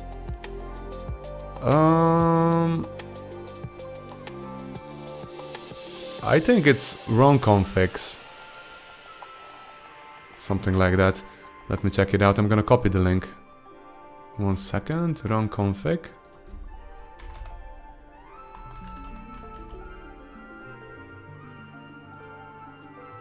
I think this is the one. Or wrong configurations.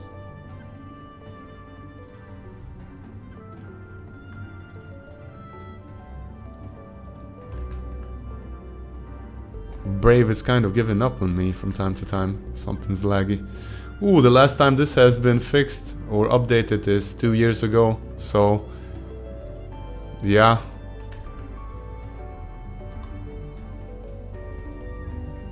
But it's really cool that you can then choose the configuration and you can set the environmental variable.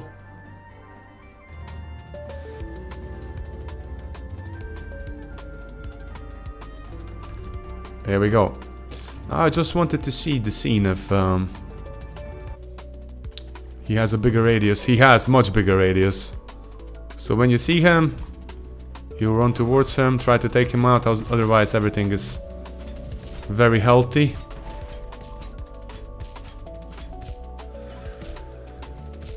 And your window, opening window, is definitely when the aura is off. Anytime, my man, anytime. So we have him here. In the spawn, I'm gonna set him back to 0. I think he's okay. Did I want to add another dino? And then I think that we can wrap the dinos up. So we have a rider. It's basically... It could be a mini-boss. Now, I have like 3 warlords that you have to defeat before Didra releases. That's one thing.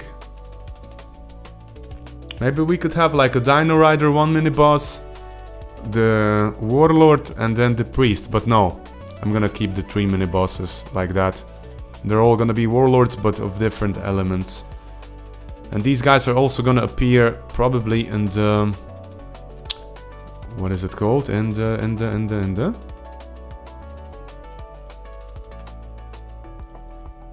Arena. Look at the rider. This one could be dangerous as well.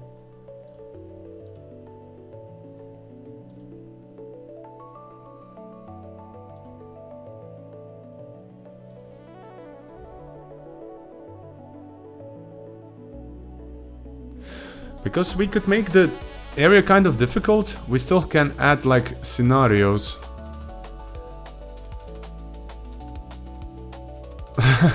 That's a bug. I had a problem with the red dino boss as well, man. I think that then this is something regarding to the red dino. Your animations look very clean. Thanks, Loli. Actually, it's by an artist, Lyashek. He has like a lot of same factions and very high quality animations, because he also provides the A-sprites, and I integrated the A-sprites into my pipeline, so I can easily generate units with just a couple of tweaks. And that's what I'm very happy about. It took me time to set up the pipeline, but creating a new unit is not that hard. You saw that if I would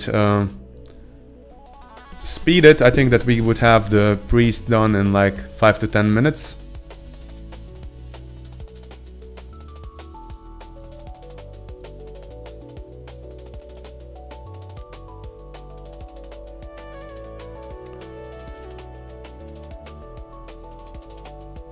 Dragonkin and Brute. Brute is on the screen actually.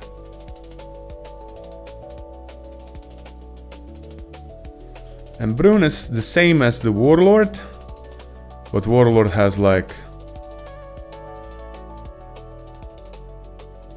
armor and stuff like that.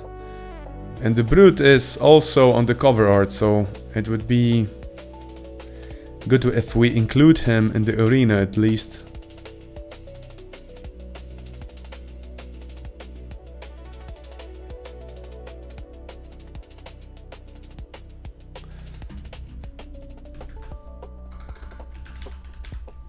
First, let's see what's with the Warlord of damage. He seems broken.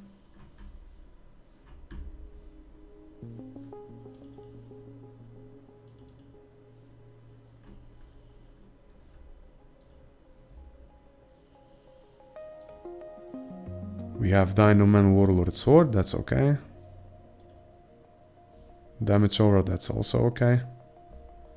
It should be here. Loot context. We have to remove that. By the way, we have to add loot to the warlords, so they're gonna drop something. Logan, thanks for staying here, man. And thank you again for giving me the feedback. I'm gonna read it through once I'm done with the stream, and yeah, have a great rest, buddy. Thanks, dude.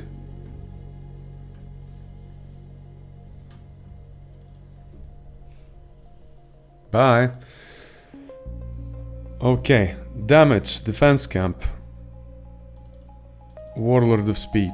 They're almost the same, that's just the POI that I have here, but for some reason...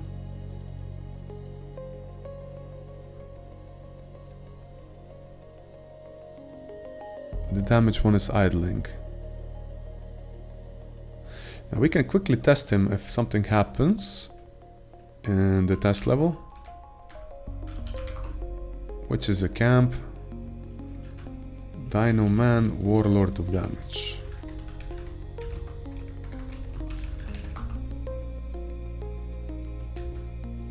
Let's see, max active entities 1.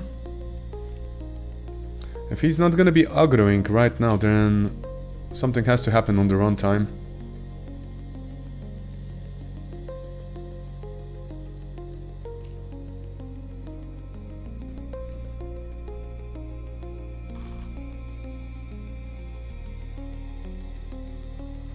Okay, he's aggroing.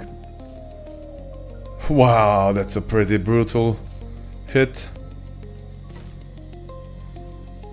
But that's something that's expected from the dude. Did he give a critical hit to... Yeah, probably. Yeah. You gotta dance around him, especially when his aura is enabled. Then he packs a bigger punch. See that? I think I have a wrong icon. I have movement speed increase. So there should be like power. But the nasty thing is that this aura is quite powerful. Look at that.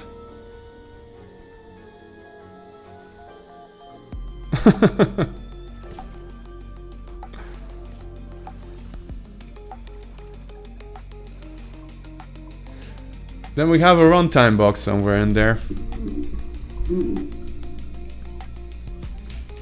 Another one to hunt down. Anyway, we saw that the dude has like a problem with damage icon. Unit stat modifier, melee power and range power. He buffs all of them. Sprites for please go to itch.io. Everything. itch.io. Go there.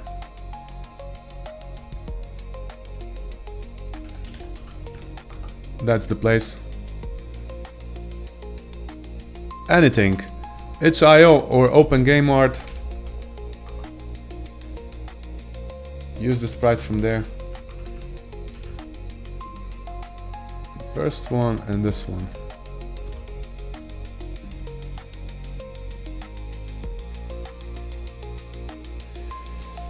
There we go. Percent multiplier, that's okay. Damage aura, damage aura. I think we have issue with status effect that's being applied. And the status effect duration should be a bit higher. Let's say 5 seconds, definitely. Same goes for this one. 5 seconds.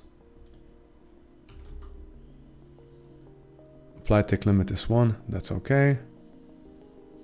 And instead of speed up icon, we need like range damage.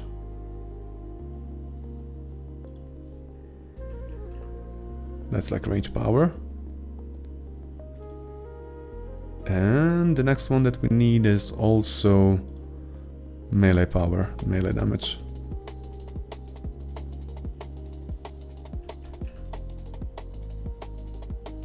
So now the icon is different. And let's see if the defense one also has issues with something. Yeah, definitely. First you use the ones that are there. You kind of see how artists also organize them. Some artists organize them very well, some very bad.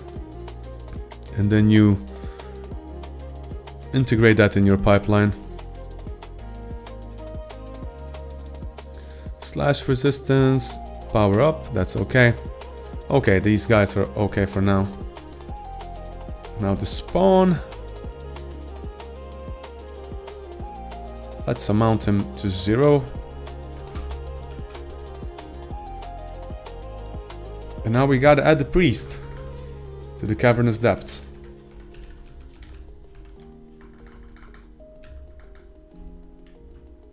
Cavernous depths 1. Here I have enemies that spawn. Archlich Demon Destroyer, that's good. Diminishing, okay. Weighted enemies, no. I have this one. Different resource. Dino Man Hunter, Team 3. I'm gonna copy it. Paste value, I can do it, huh? What about now? Copy. Paste as unique.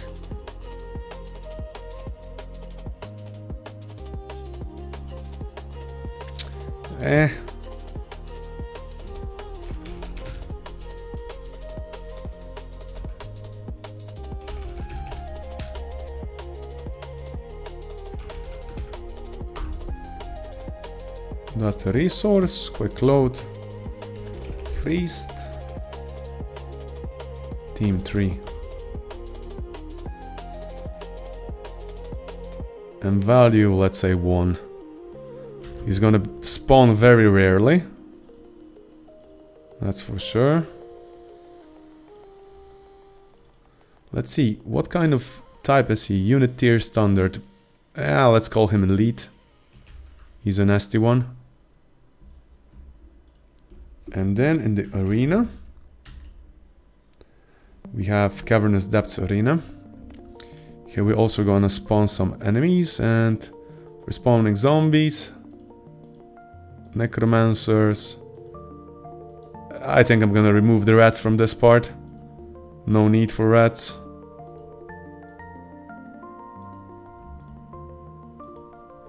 Yeah, let's take them away.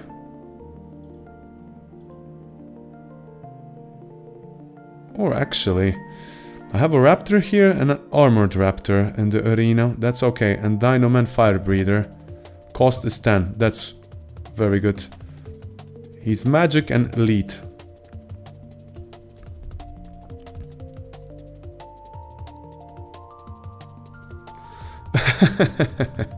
Hey, 23.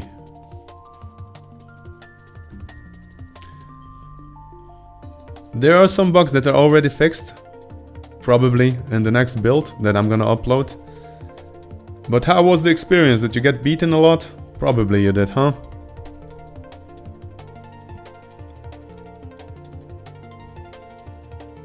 There we go. Rat. Yeah, the tutorial slime. You don't beat it. The problem is that players don't read it, huh?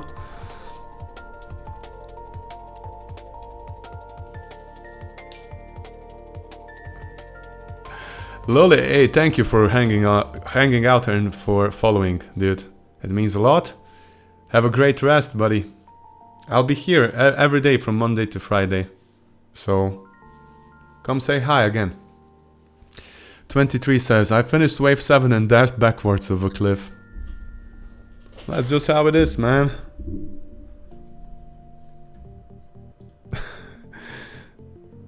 Can't say really anything else.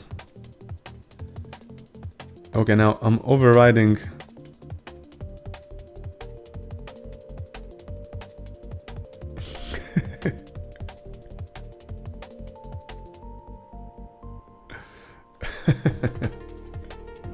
It happens, it happens. I promise that you get very good at it quite quickly in the game. I failed to communicate to the players that you deal bigger damage if you dash and attack at the same time towards the enemies. You get like 10 to 20% damage bonus, so keep that in mind. The Iron Club is awesome with the ground slam. You mean like Iron Hammer?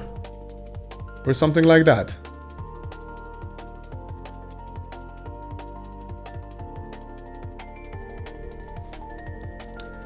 We'll do it, we'll do it. We'll add more awesome stuff, you'll see.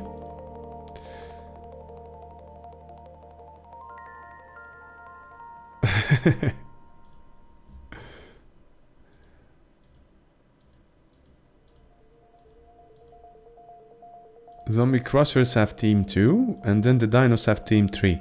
So in this arena what happens is that different factions can appear and they start attacking each other. So if dinosaurs and zombies appear at the same time, they kill each other. So here, I'm gonna remove the rats. We don't need the rats anymore. But I'm wondering if I should remove them, like...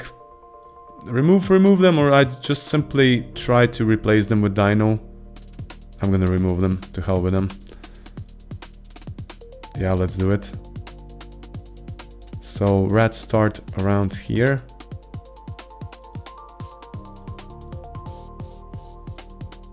Ratman Assassin.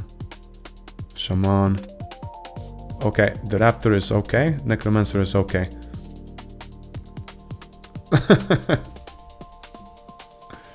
I have to add more cool starting items that you can craft, definitely.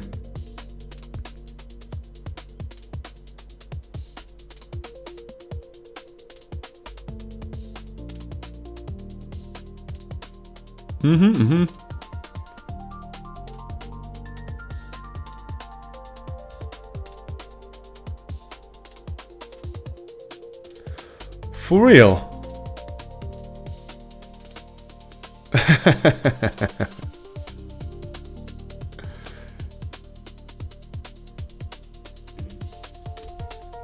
Glad that you saw it, man. That's really nice that you also go take a look at the credits, yes. Like, let's copy them as unique. And now we have like Armored Raptor, Normal Raptor, and Dynoman Fire Breather. Let's see.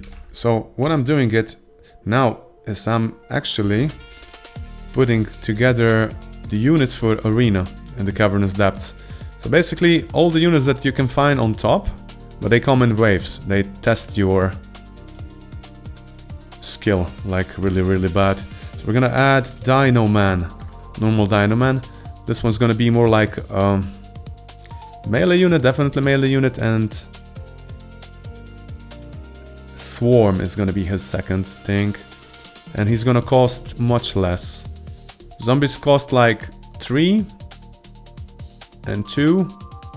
So Dynaman's gonna cost like 4.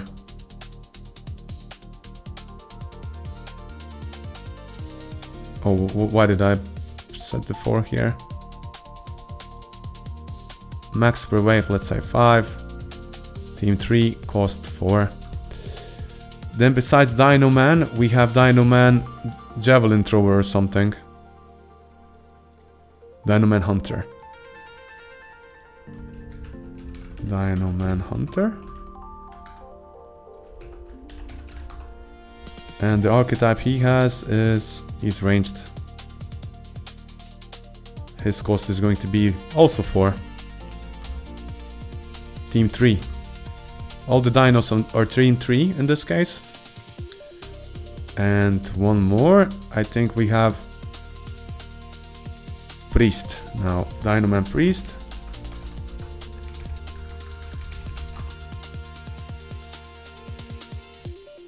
And he's a magic one. And elite.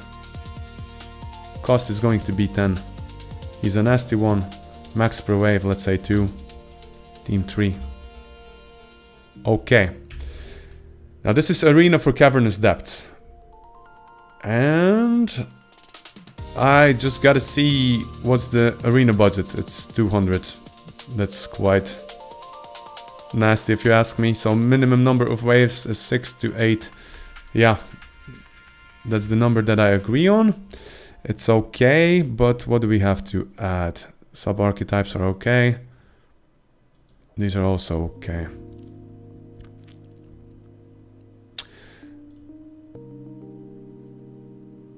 Of course, Logan. Oh, of course, of course. You guys in credits. You help a lot.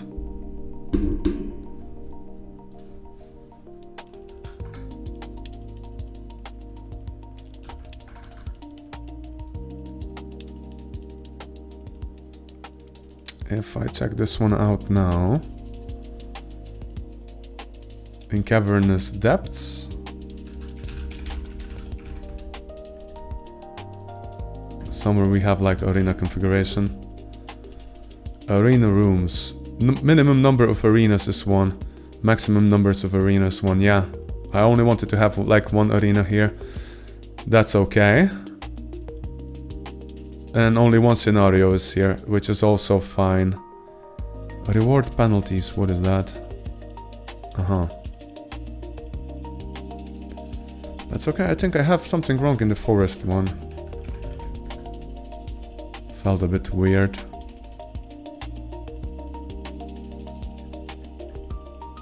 Reward prizes, dictionary here. 2 and 4.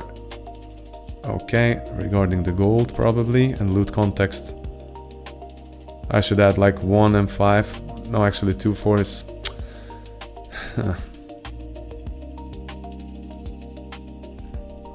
Yeah, let's add it.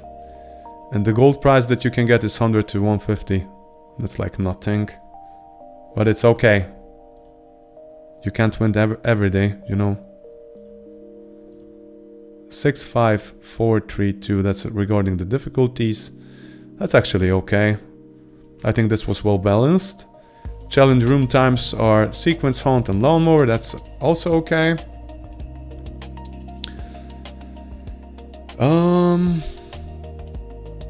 What else do we need? Yeah. So we've added a fire priest, dino priest.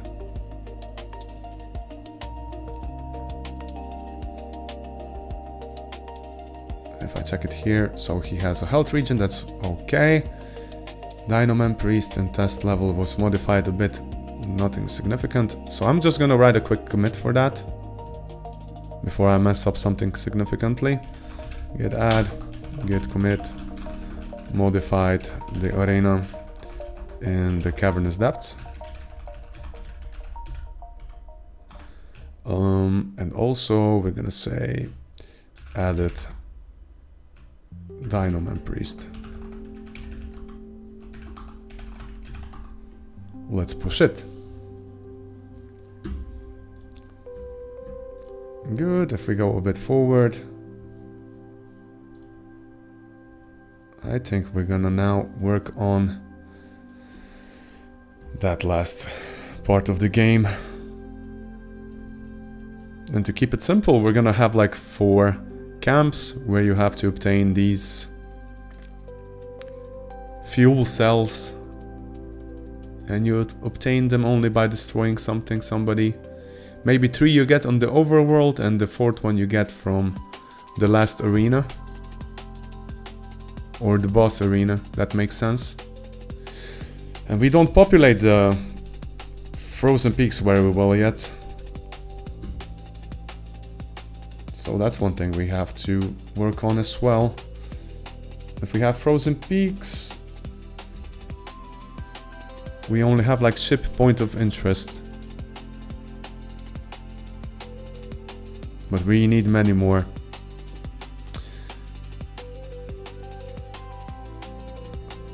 So then we have placement rules. And what every map has, and its most important, is definitely the forge. Let's see.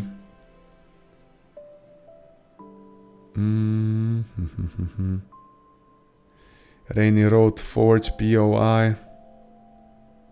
Okay, I'm gonna duplicate one, like from Forest.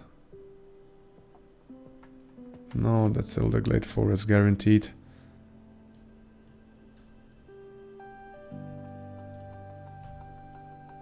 Okay. Frozen Peaks. Guaranteed special POIs. It's been duplicated and we're adding it here. I just have to be sure that we make everything unique recursively. That's okay. It's gonna spawn the forge randomly in sector, in a non-player sector. Max retry 300, that's okay. I'm gonna save it. And the Frozen Peaks is also going to be area something between the size of Cavernous Depths and the Elderglade Forest. So if we take a look at the forest, when I'm generating it, it's like... What's the size of it? No, that's arena.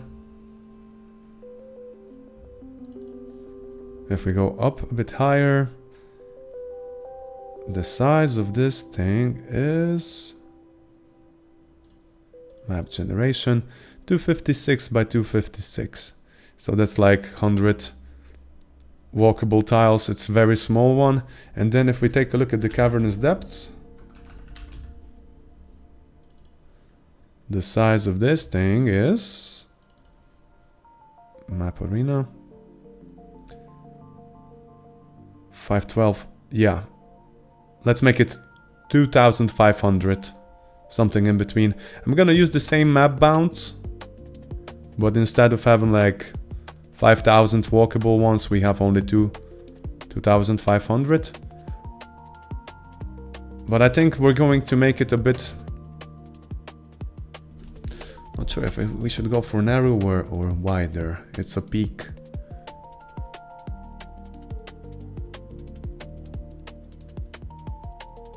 Cavernous depths are a bit wider, I'd say, more than narrower.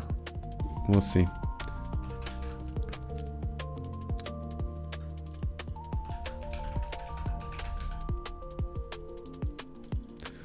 Frozen peaks.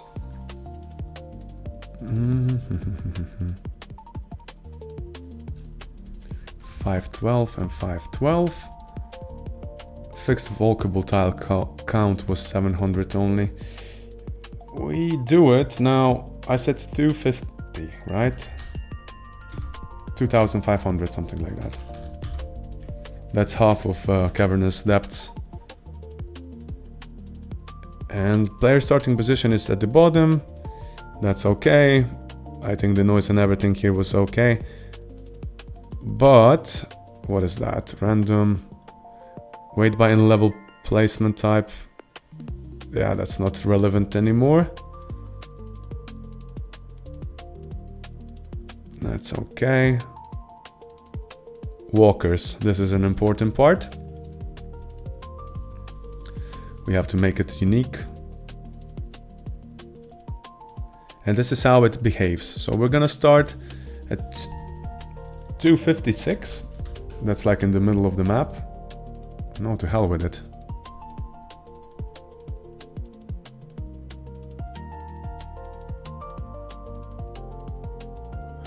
Maybe we should start at the bottom. No, the middle is going to be okay.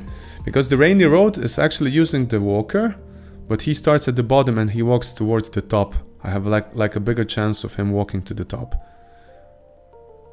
But that gives us like a straight row that goes all the way top, from bottom to the top.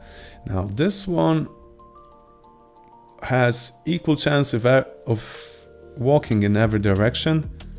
And the chunk size is... also preferring one. That's okay for now. I'm gonna leave it like that. One speciality that we're gonna have in the arena here is that I think that we're gonna have like 100% of the floor frozen, something like that, or at least 50%. That's gonna be like a curveball, and I want to make the arena itself be of a different color.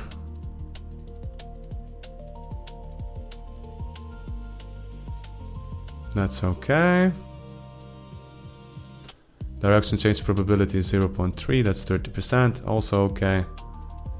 Now we're populating it with guaranteed special, that's okay as well.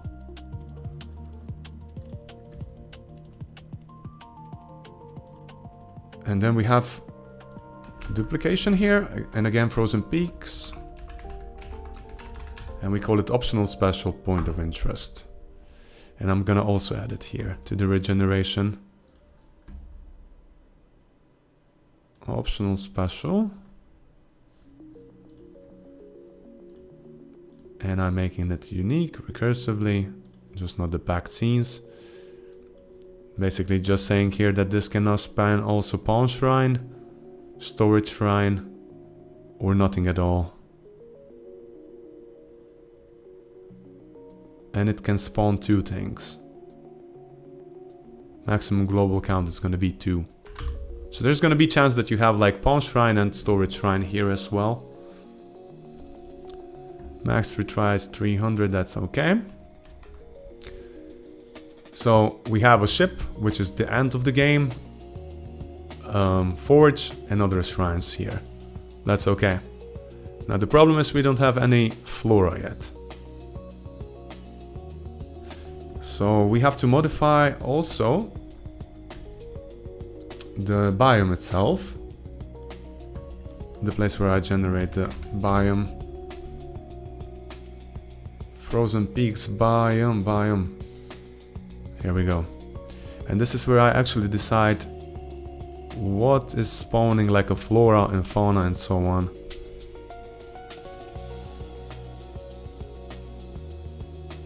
We're not gonna have any grass, but we're gonna have a lot of rocks. So above the wall decorations, we're gonna steal something from Cavernous Depths, but we're gonna modify its colors, the ones that it's actually placing. Above the wall decoration, that's okay, copying it. Frozen Peaks, above the wall decoration. Come on, paste as unique.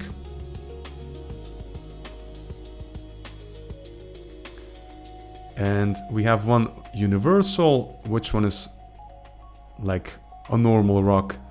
These down here, stone pillars, they can appear anywhere, but we have to modify the colored ones.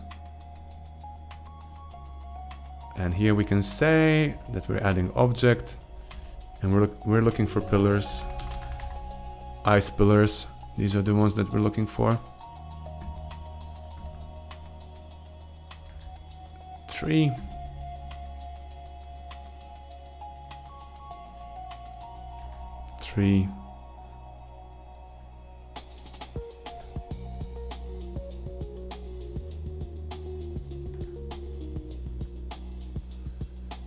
And 5. This one, and the first one is gonna be removed. Now this is the part where we're gonna be testing this the most. So I'm gonna change actually the layout of the map of the Elder Glade. And I'm gonna copy Frozen Peaks all the way down. So when we're gonna start, we're going actually to the Frozen Peaks themselves. Here we go, like that. All good. Oh, I clicked the wrong button. Never mind.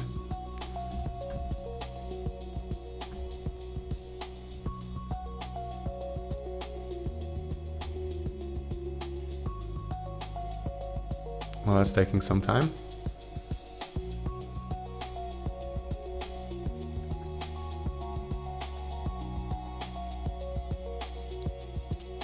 Also, I think we're gonna have to add like mushrooms, because they're like the source of health universally. They always heal you by percentage.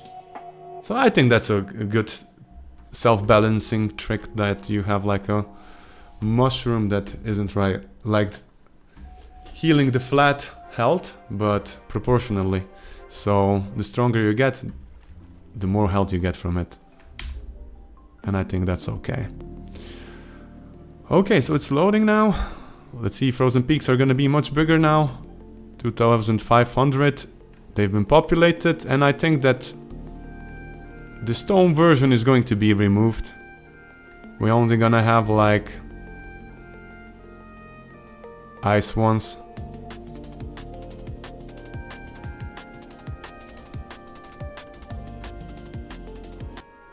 The music here is more relaxing.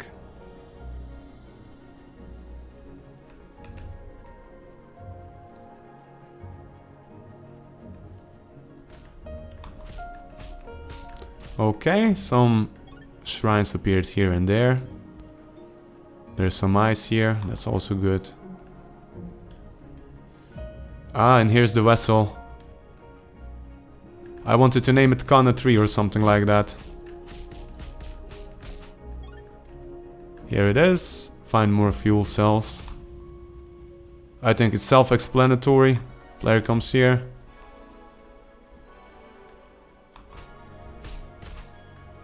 And most definitely the Vikings are gonna be here. And other undead. And they're gonna be fighting each other.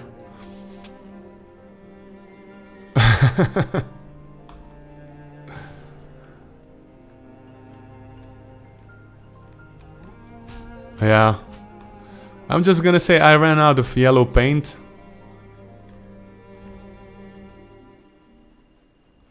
See, and this introduces the new slippery surface, which is gonna be heavily encountered inside the arena.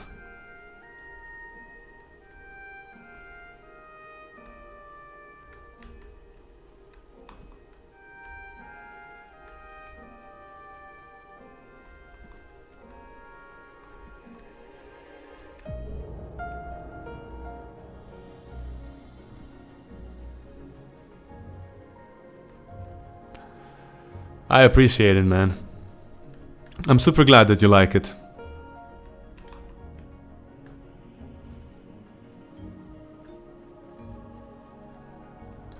I think it's... we have something here. We're just gonna stuff more content in it.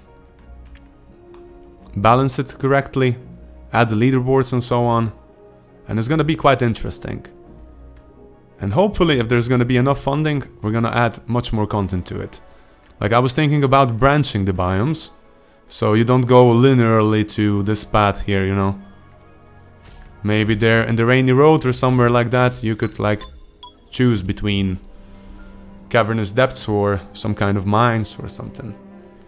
And in those mines there, then you would have, like, demons or, you know, higher reward, higher risk, something like that.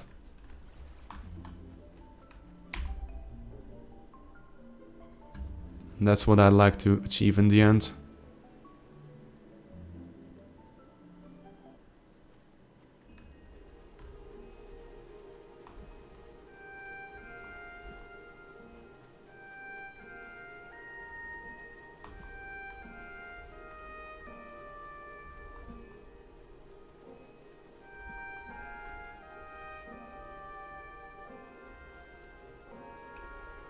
Okay.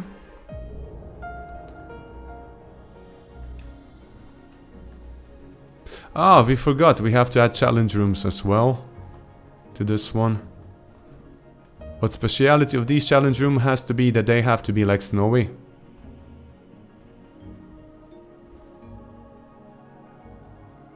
So we kind of break the monotonous tiles from the cavernous depths.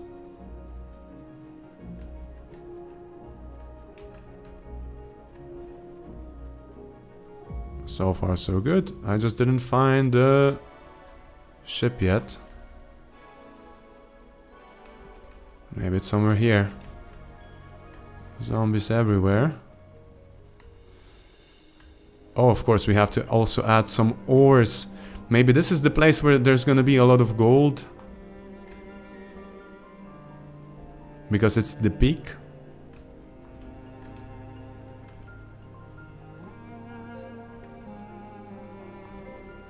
By the way, how do you like the combination of these icy blocks and stone rocks? Is that okay, or should I remove a bit of the stone ones? And only keep the... It's good? Okay.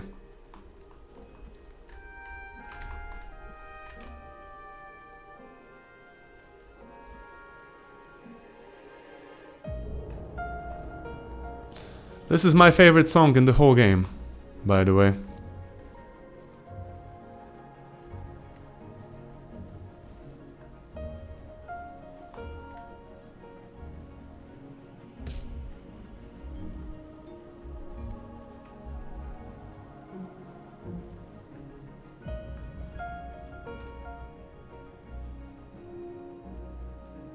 Okay, I think we discovered everything.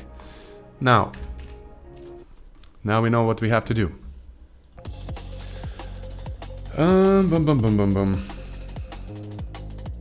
First, frozen peaks. Ah, not this one.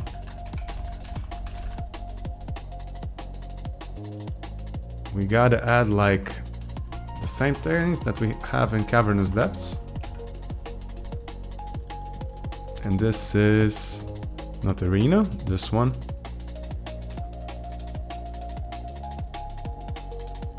And we have minerals cavernous depths.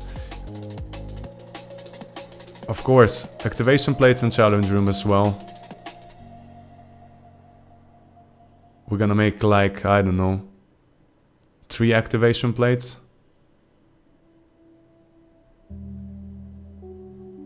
Yeah, let's do it that way. And arena rooms and bandit treasure. Bandit treasure.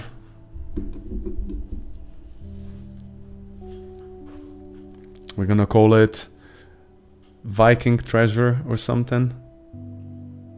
Or a Northman treasure.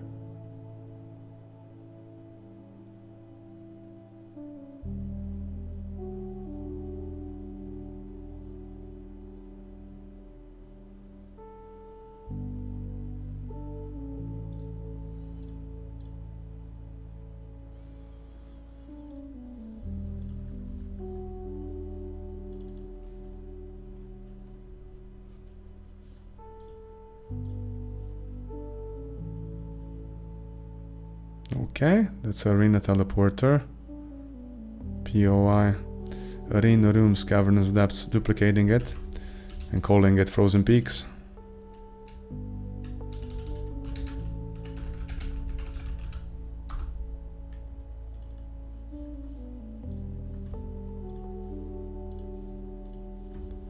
It's going now into the Frozen Peak.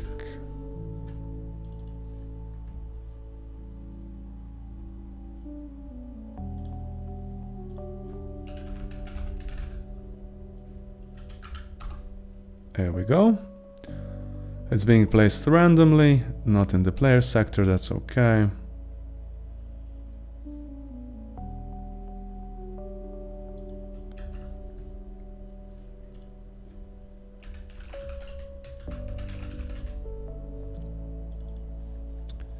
And now in here,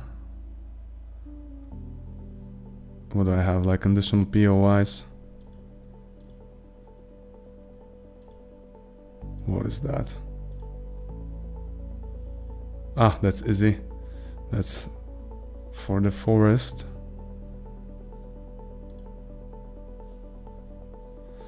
Monster Slime, Rock Golems, Giant, that's that.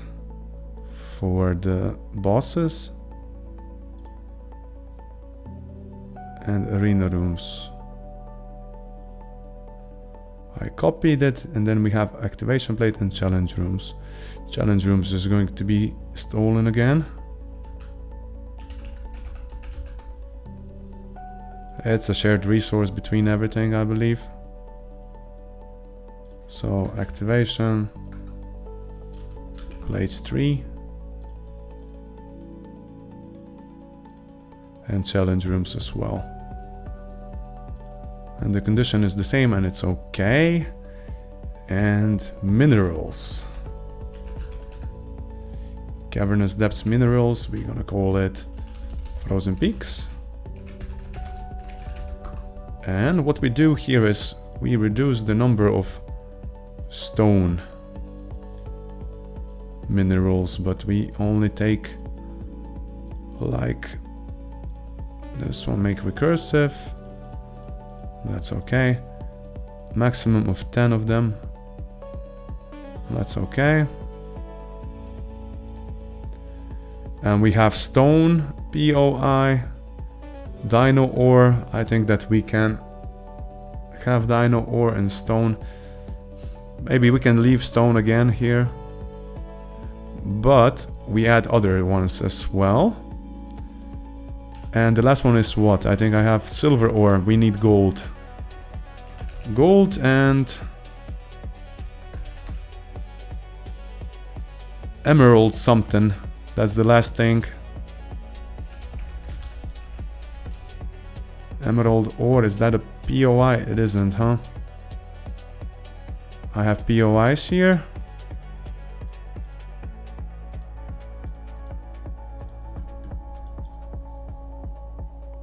Showing file system. Let's call it emerald ore.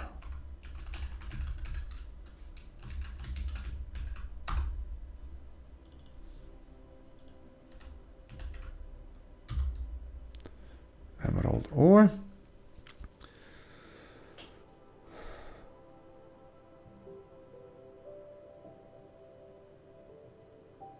What? I misspelled your name? For real? Two... I probably added T, right? Let me just check it out quickly. I think that's in the hot controller. Credits. And credits, we have like texts. Ah, 23. Is that okay now? Please take a look.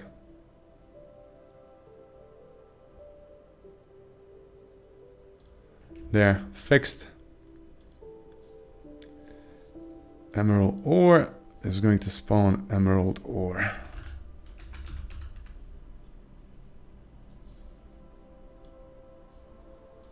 Let's see the 2D position. We can remove this one as well. And now, and minerals. Why did I call it minerals instead of ores? I don't know.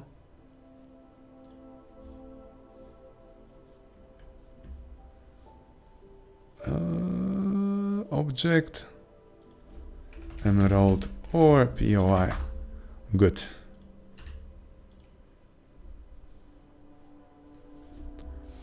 Now you have like chance of everything spawning equally.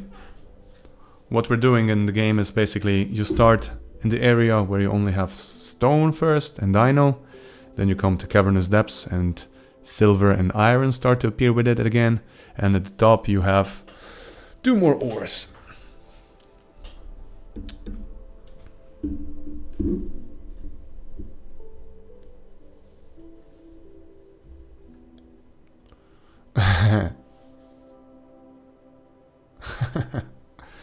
It's cool, 23. Feels like I'm calling a hitman, you know, 23, 47.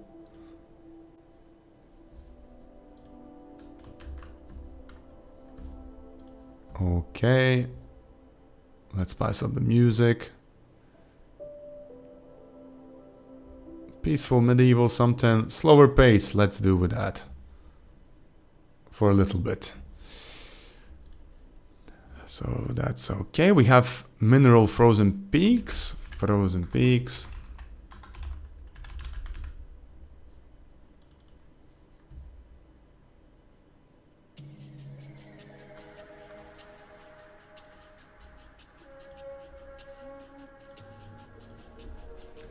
Here we say, oh, no, that's actually okay. That's the biome.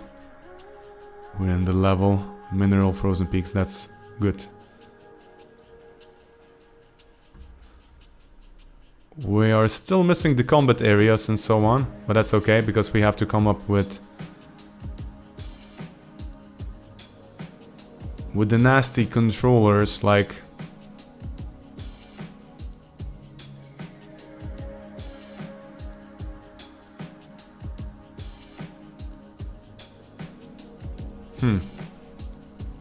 units. Yeah, the one thing that we can take is also the shrooms.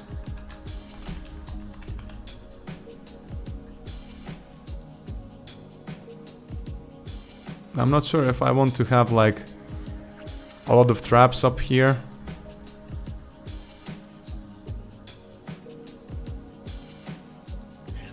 A random mushroom POI.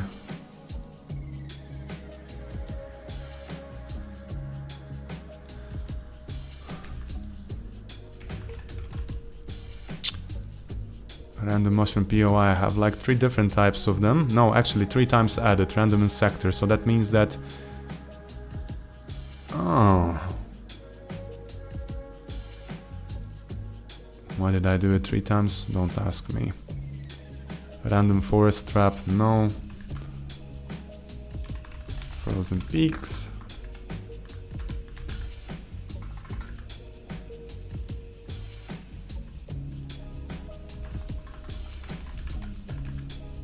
No.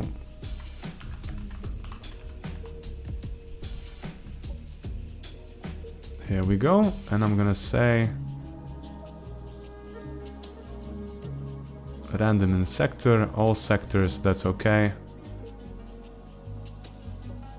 Max retries. Let's try with something higher. And let's say the minimum is going to try to spawn in the sector 3 to 5. Maximum global count. That's 3 to 5 mushrooms. In the last case, let's like, if we have 8 sectors, 40 mushrooms. In the worst case, it's like 32. That's okay. Because they're like different. Maybe just tune it down a bit. 2 to 3. Well, you came far. 1 to 3. Yeah. Happy with that. Then what else?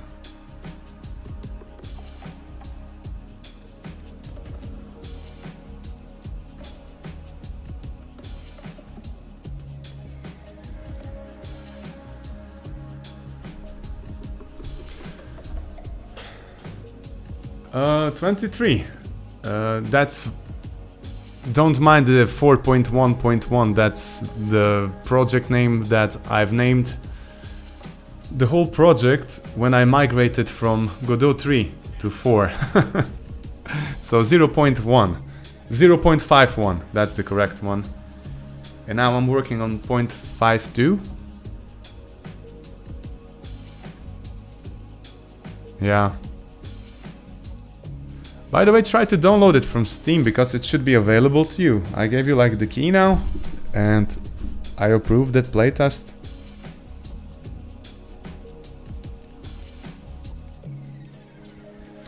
And if by any chance do you have a chance to play with a controller? Oh, I didn't ask you, with what do you play? Controller or mouse and keyboard? Because with controller is also very fun. And I think that I nailed the controls.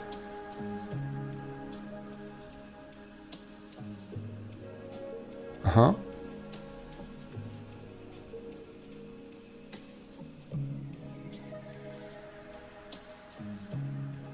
It's fun. You don't have the ability to use so many commands so efficiently because you still have like the ability for the attack move to set much more further down the line with the mouse itself. But I think that I'll nail the vibrations and everything of the controller very well.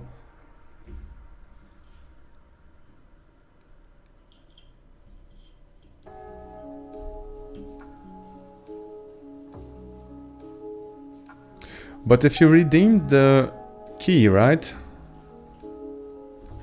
I think then in the Steam itself, you should have it in the library somewhere here. Playtest, this one.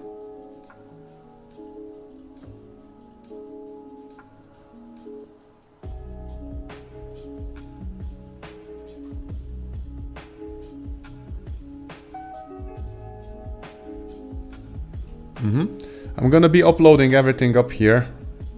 The new builds and so on. So I don't have to pin the new link, upload it there and so on, you know.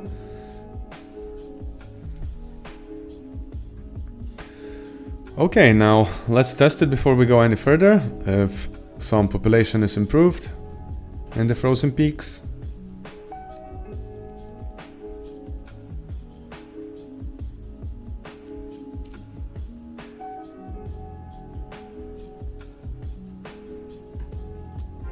Love it.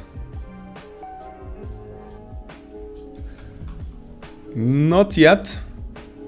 Probably I updated it a bit already, but gonna update it at the end of the session to the newest one.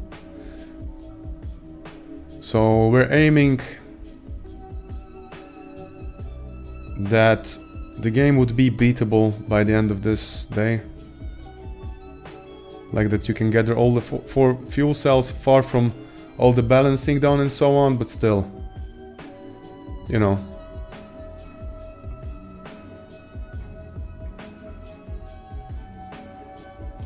And something went wrong. Unit ID is null or empty.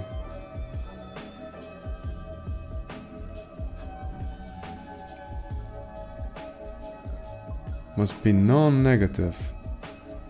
Weighted list from which room controller 102. Generate arena rooms. Of course, because I don't have arenas here yet, yeah. Arena rooms. And this is Frozen Peaks. Of course, this is all empty. I have to copy paste the rooms. The liquid ratio is going to be brutal here, because the liquid itself is going to be ice.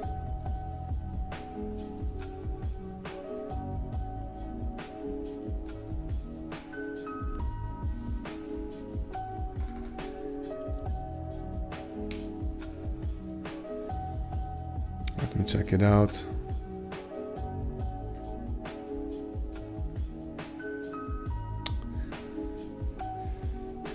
If we got this here.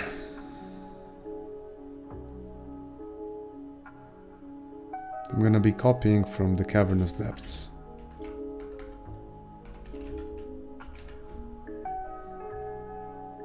Level 1.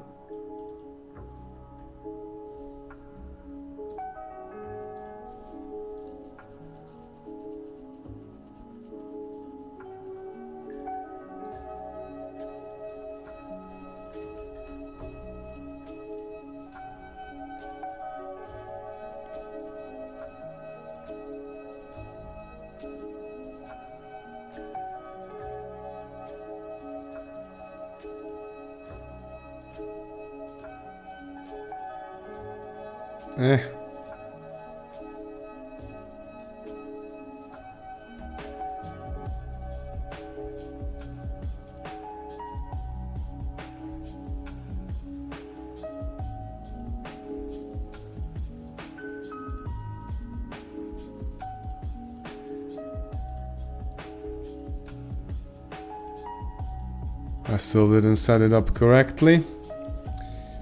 Yo.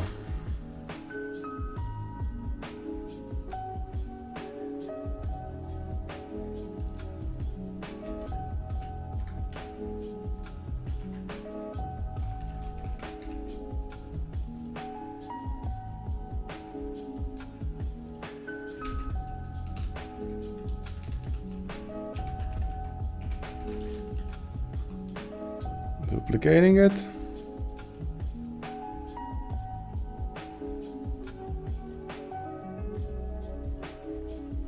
And these mythos are gonna change as soon as we're gonna start adding Vikings.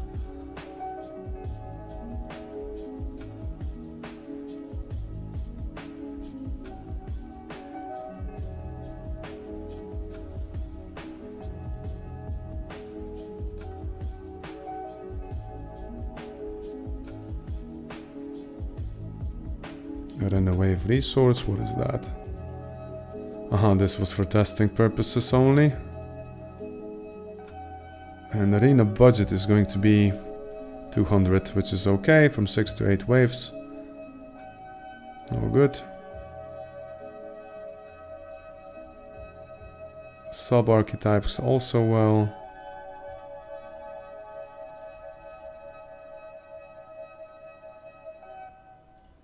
Good. The difficulty curve is also well. Auto-generate well, and we call this one Frozen Peaks.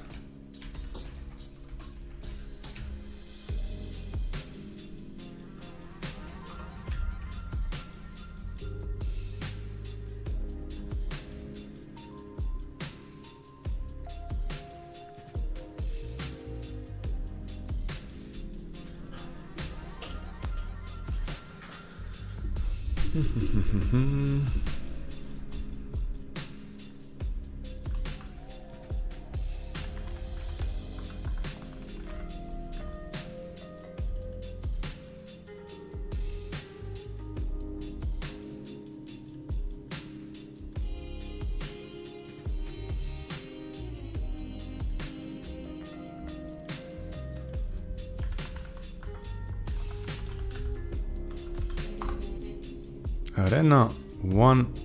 There we go, we have a new one. Now, arena room resources. Oh, I messed it up, didn't I? Classic.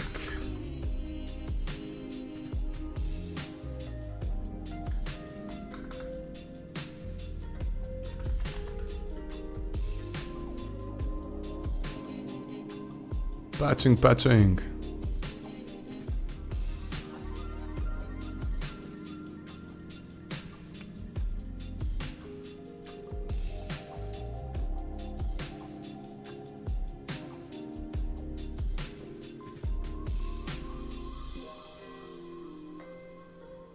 Arena room 1, 2, 3. Then I should have...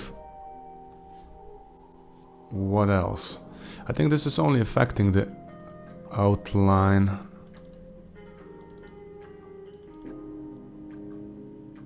Rainy Road Arena? Aha.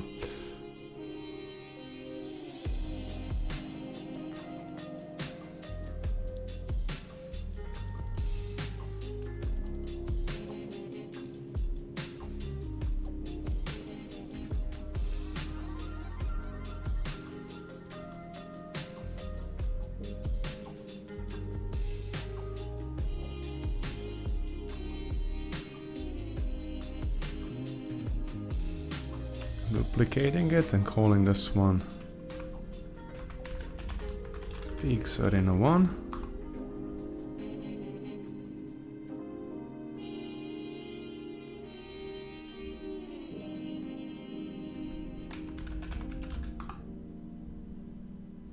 That's okay. And the target walkable ratio, that's also okay. Target liquid ratio of walkable, I'm gonna crank it up to 60%, is going to be ISO 75. We'll see how it behaves. So that's kind of okay.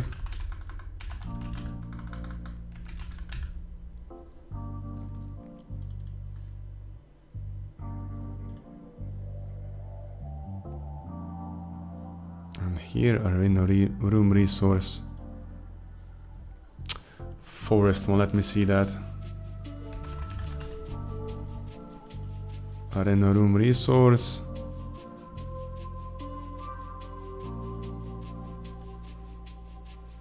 That's the sea texture. I'm gonna copy this one definitely. 1 second. Let's face this one first. Here. And sea textures.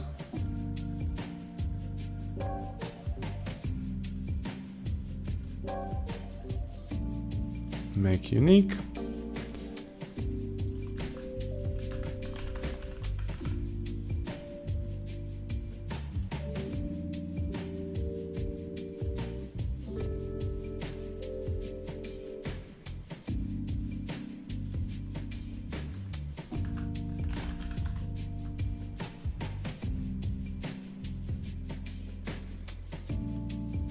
No, not this one. Copied the wrong one. But I swear to God,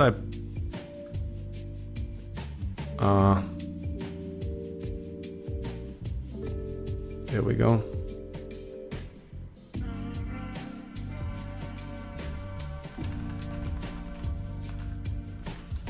Frozen Arena room 1.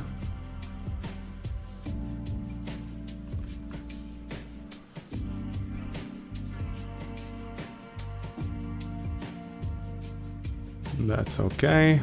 That's okay here as well. Seeds are also copied correctly. Diminishing. Then Arena room ratio from Forest 1. I made some weird overrides from time to time, I know that.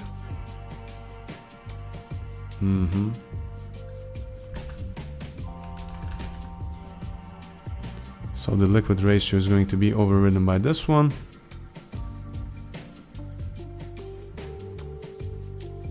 And this definitely has to change.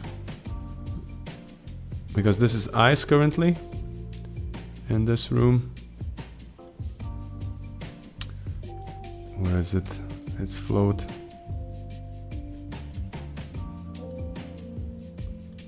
It's gonna start from 0.5.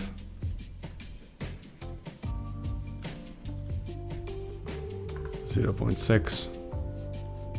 So maybe you'll get lucky and there won't be that many eyes, but don't count on that.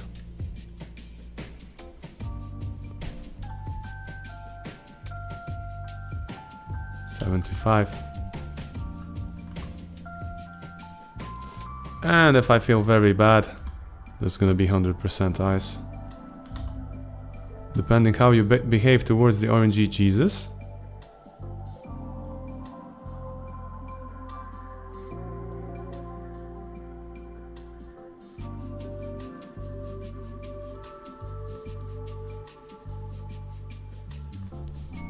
There we go. 20% of ice, 50% of ice. You know what? Something tells me that it should be 25% and 75% and 50%. Yep, that's how we're gonna roll. 25%, 50%, 75% and 100%. Always ice. Okay. Minimum number of arenas is going to be 1.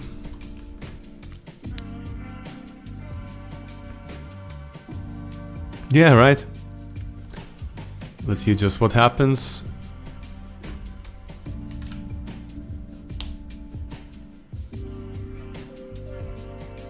I think we're populating everything from the biome resource. So for the frozen peaks we don't introduce water anywhere at all.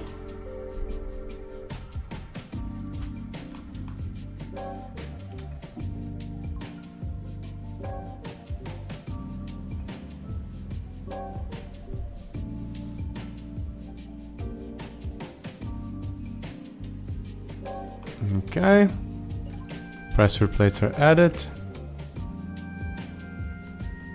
I see that also minerals are populated. That's good.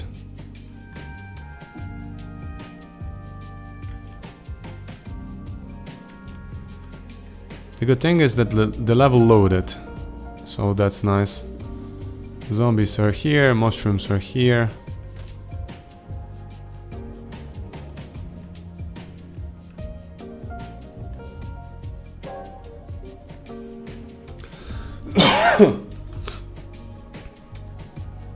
Okay, I'm looking for arena if I can find it. It's entrance somewhere.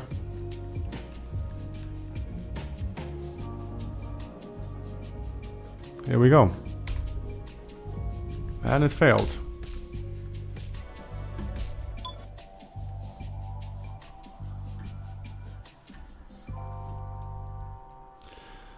Oh, no. No, those are the mugshot errors, not a problem. Reward statue. Problem with placing the reward statue, that's one of the core issues. Because we don't have the rewards specified here. And here we have another issue, which is called Arena Level Room from 112 line.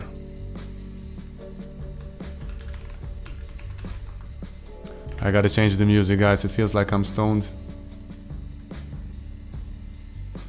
It's time for good old Bossa Nova from Final Fantasy VII. Here we go. Come on. Anytime now.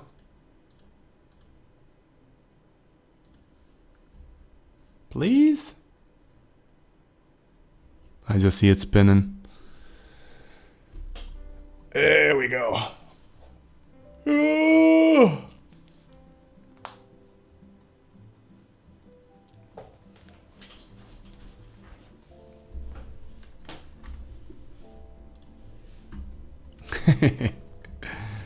Love the dinosaur dancing. 112 was the line that we have problem, right? 112 spawn group resource, unit ID, bosses by weight. Of course I didn't assign any bosses here. Ha! Do I have any bosses spared?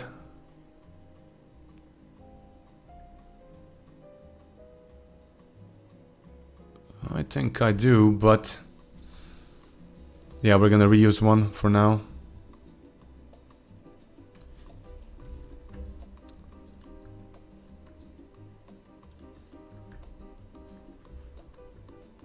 Let's see, bosses by weight. So we gotta slap in the string name, the ID of the boss. Stringu name. You know what, for now we're gonna say Archlich.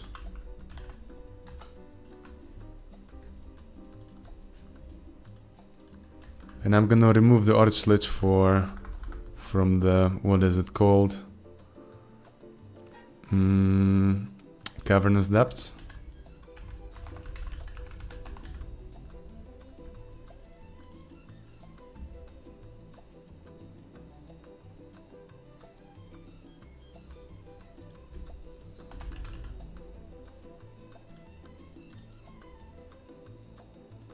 Like this. Full Synthwave Remix album. Come on, I gotta find it. Going for it. 23. If you have a link, drop it in, please. I'll put it on.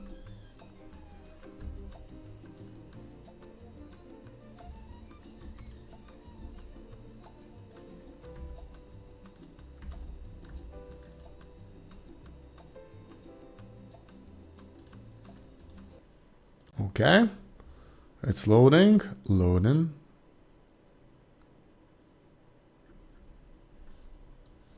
I don't know why YouTube is loading so long. Is it because of stream or something else?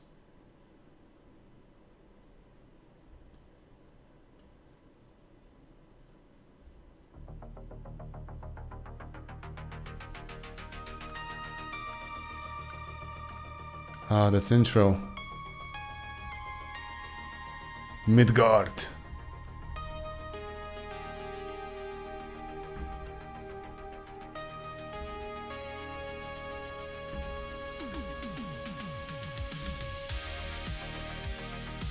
Oh, that sounds good.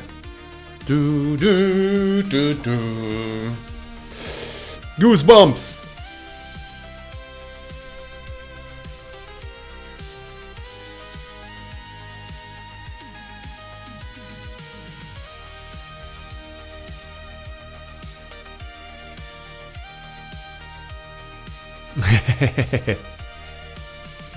Love it.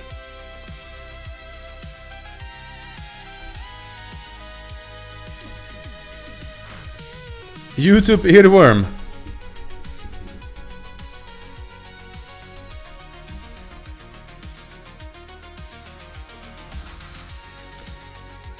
Okay, gotta focus. Gotta beam bada boom. A reward statue. Issues with the rewards. Okay, Cavernous Depths. I have reward somewhere here. I think it's the last section. With the prices and so on. So difficulty here is going to be significantly increased.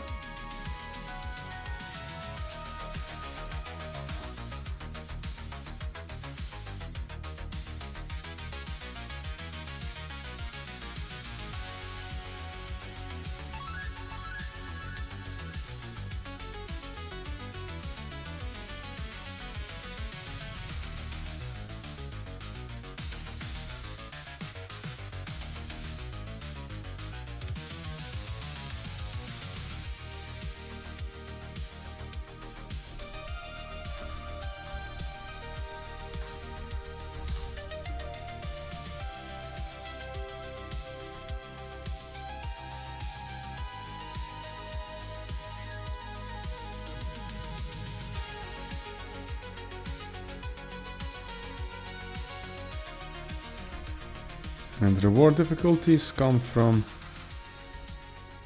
this one as well.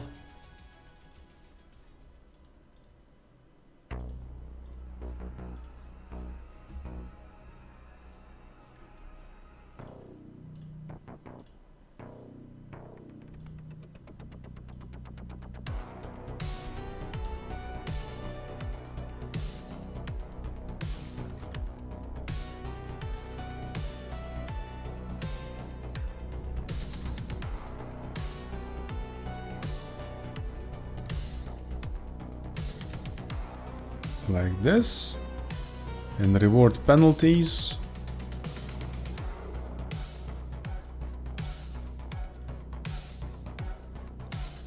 Roguelite Forest 1.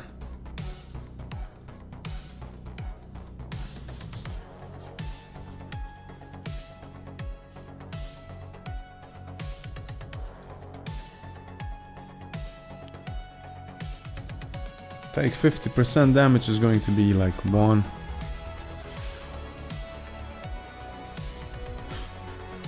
Yeah, we're gonna remove 25.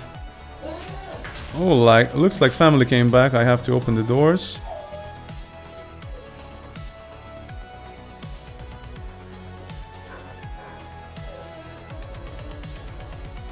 Be right back.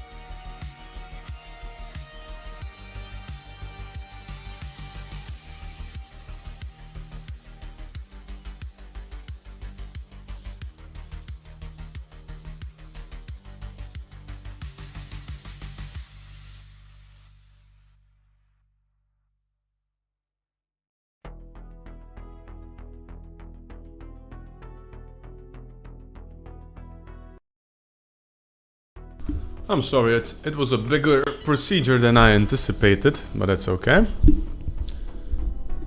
I'm back now. Intruder side the code.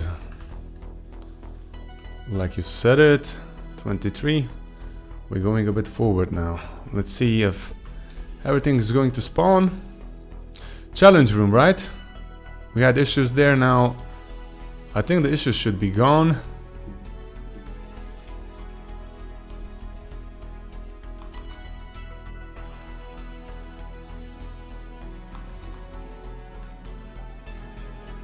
At least the first thing that we have to test is if we can start the arena.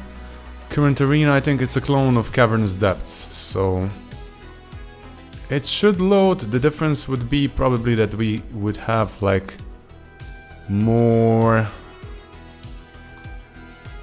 icy area in the ground.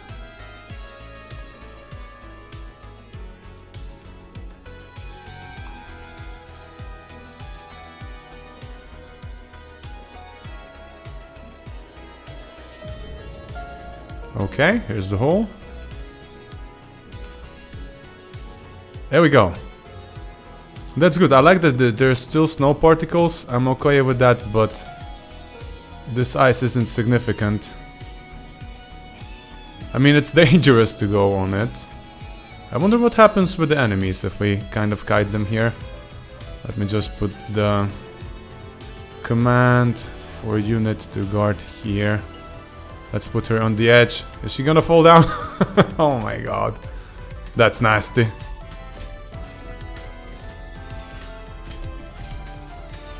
Yeah. Super hard for companions to be here.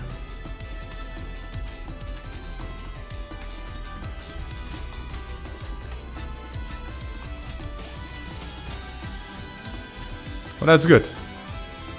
That means that like 25%.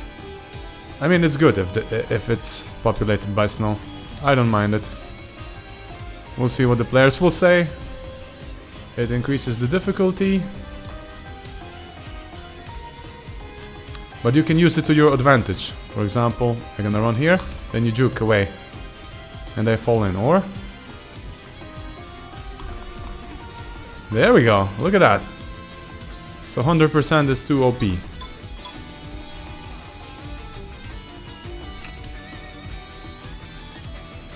This one worked. Let's try another one, but with, I think we're gonna go with challenge room. Let's see if challenge room loads correctly.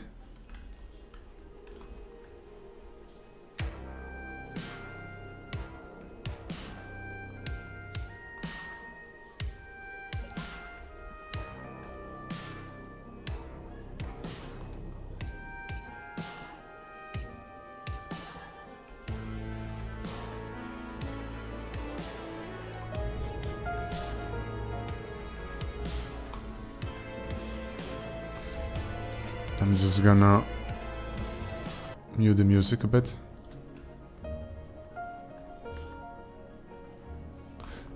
Here's the ship.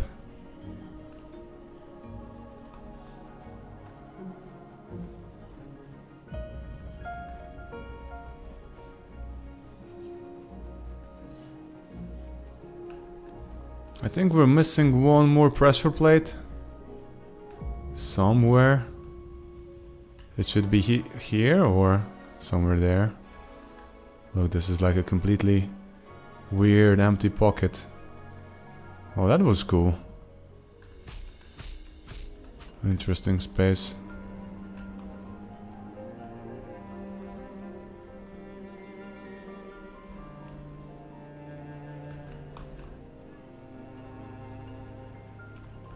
No sign of pressure plate here.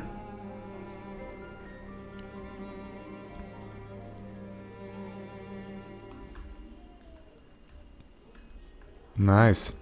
Nice, nice, nice.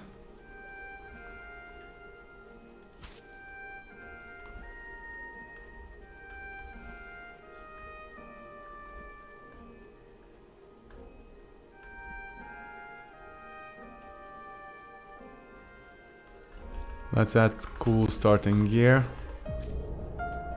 Elven boots.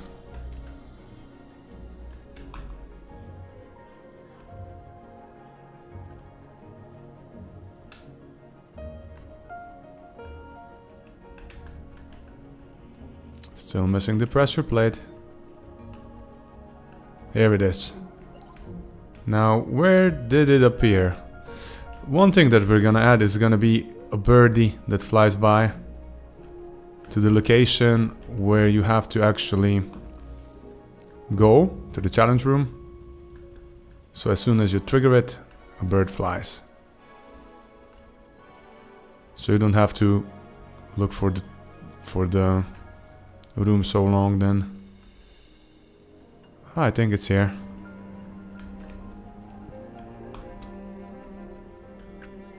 This is arena and this is a challenge room. And it's a bunny hunt challenge room, which is okay. Huh.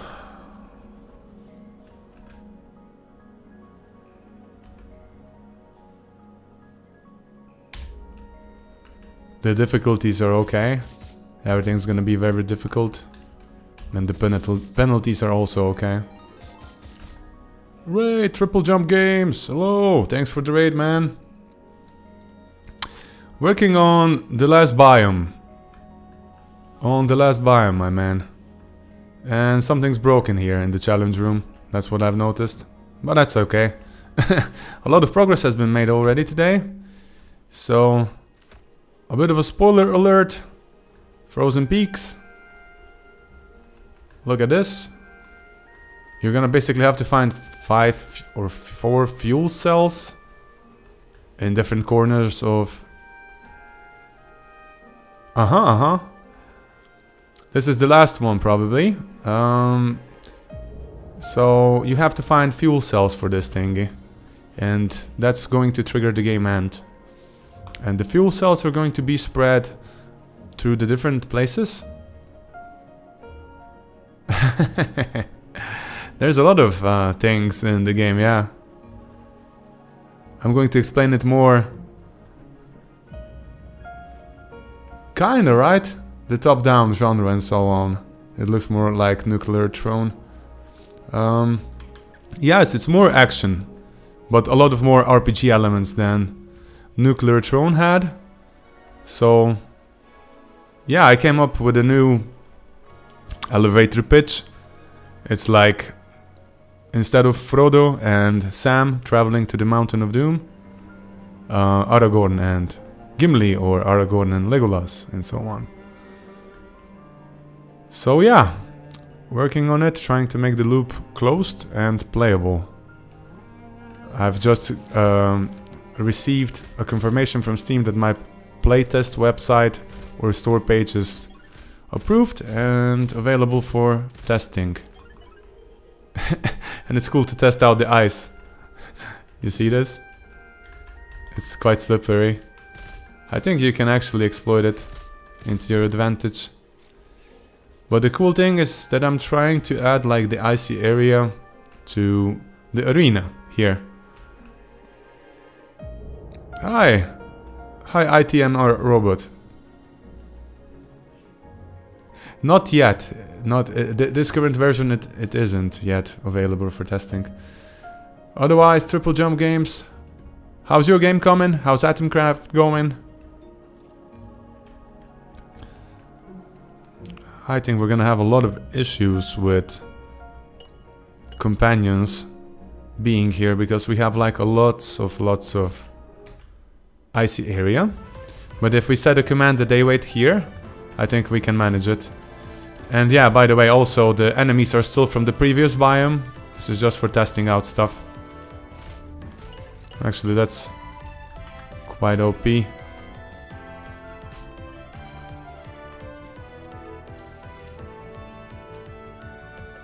I'm gonna go with Berserker Blast.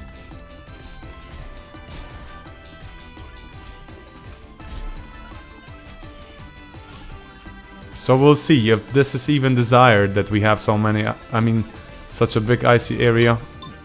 Well, I guess it's dangerous. All the NPCs are spawning in the world and have a dialogue now. We're about to have a new update tomorrow. Congrats, dude. Congrats, congrats. Awesome to hear. Do you have a lot of NPCs?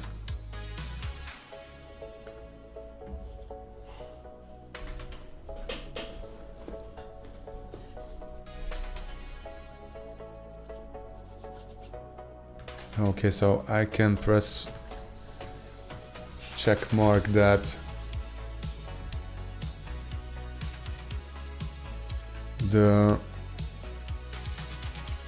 this thing has been added, like arena added, but not yet finished.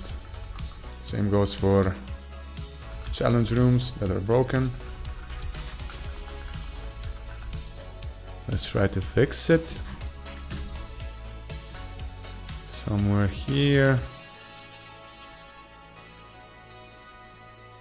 I think at the generation time we had some issues with that.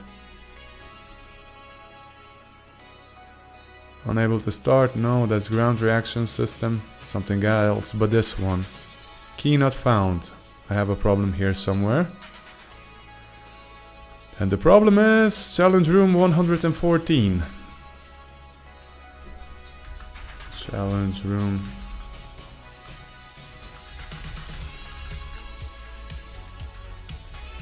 $114.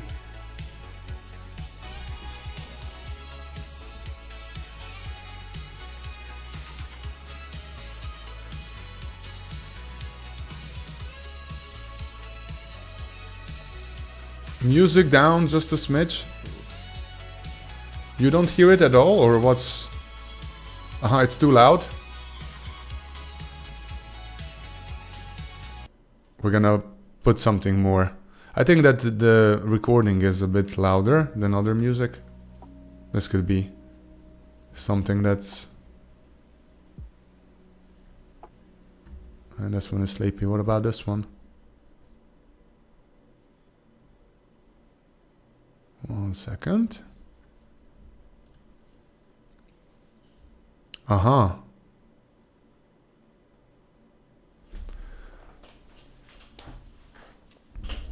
Yeah, there isn't like consistency.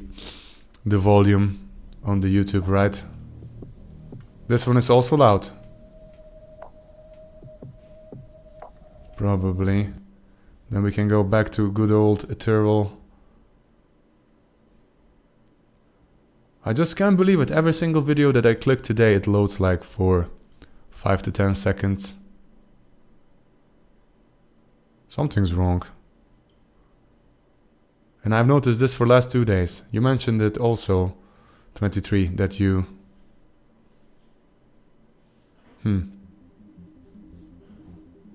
experienced something similar, right?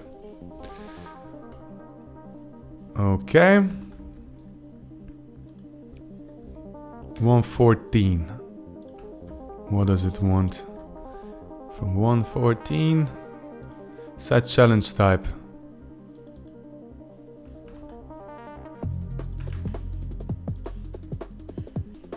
Oh, challenge sign interactable. Wait a minute. The given key was not present in the dictionary. Dictionary. Challenge sign interactable. Oh. I think I didn't set the correct one as available here. Challenge room times, of course. That's the issue. We should have like sequence, hunt, and lawnmower challenges. And I can confidently say that probably this fixed the main issue. Now the main problem with the rooms that we have is like that we don't change its structure to the biome one. So what we would have to do is we would have to like update it on the runtime, because I believe I have nice tile sets for that. For the pit, I mean the ground. Check it out. Similar, same as this one, but all snowied.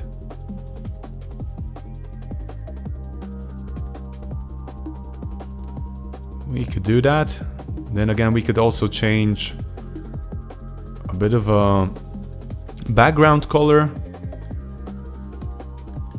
here to something more white.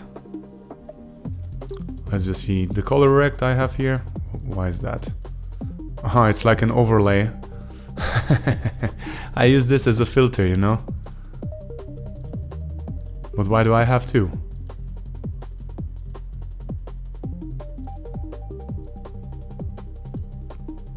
Why do I have two color rects? Mouse, filter, ignore. Okay, we'll see it. So, the thing that I have implemented is that in level resource or in the biome resource, I have like a color. And I think that that color could be reused for this condition. How this background could look. So for example, if we take a look at Frozen Peaks biome, here we have like canvas modulate color. If I copy it and I try to recolor like the color rect of this one, what's gonna happen? Well, that looks very, very wrong, so I can't reuse the same value.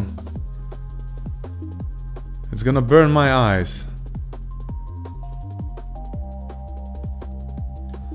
But what could we do? Maybe we could add like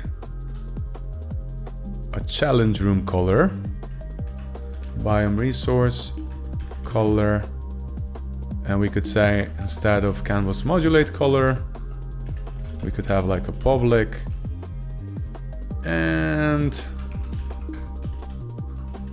level room background color.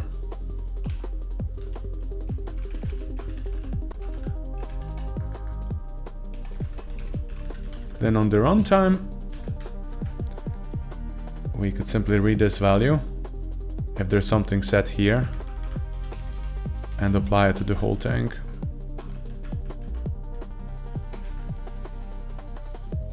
And now in the level room, when we init the tank or when we call ready function,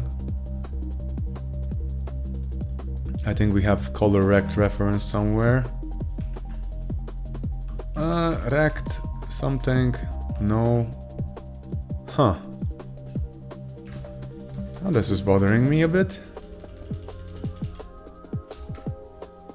Okay, here I have like ignore the mouse, that's okay. I'm gonna remove this one because I kind of have a feeling that that wasn't meant to be there at first. We access it under the unique name. Now we have to get the reference and the challenge level room. It's a separate thing, huh? For crying out loud. Then arena level room is also a level room, and it also has a color rect. That's okay. It's not 100% same structure. I didn't make it like a parent of these rooms because I didn't want it, because of reasons. But I can say here that I have now private color rect, and this is going to be modifying the ambient a bit. Let's take a reference to it. We call it get node color rect.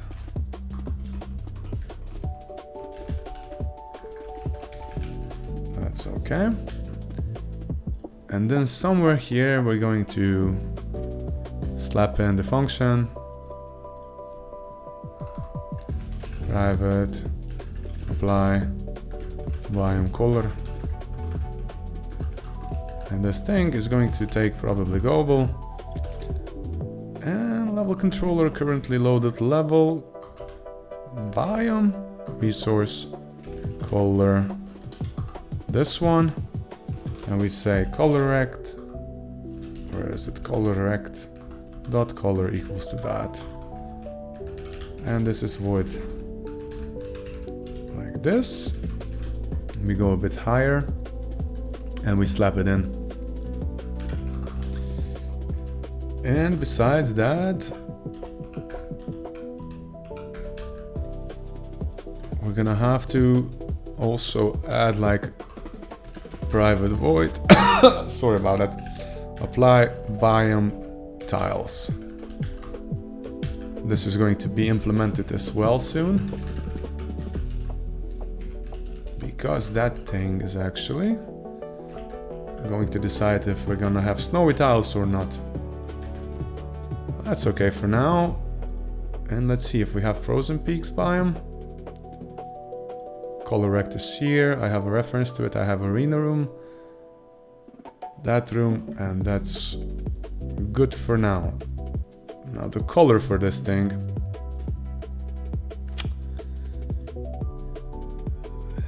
We're at the snowy area. I'd go with bluish color. Let's see if we have in frozen peaks. Canvas modulate color. What did I do here? For crying out loud. No, that was the original one. That's okay. But shadow color. What if I try to use this one? Looks good. Looks a bit more bluish than the default one. And then we'll see what happens. But, of course, we're gonna set it as default. Like that. Copy this one. And say that cavernous depths. Biome itself has this as a default color for... we have to build it. Kind of expecting a crash here.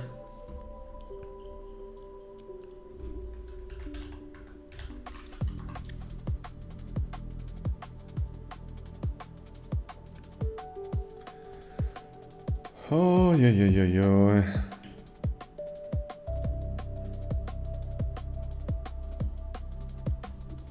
There we go. This one's gonna be here for level room background color in the cavernous depths, and same thing is going to be for the forest biome. Like that. Shadow color is the same, and I think that rainy road is the same as the forest biome. But we're gonna have to kind of make smaller lights and so on, so it's gonna be more like dangerous, like we worked on earlier. And let's see.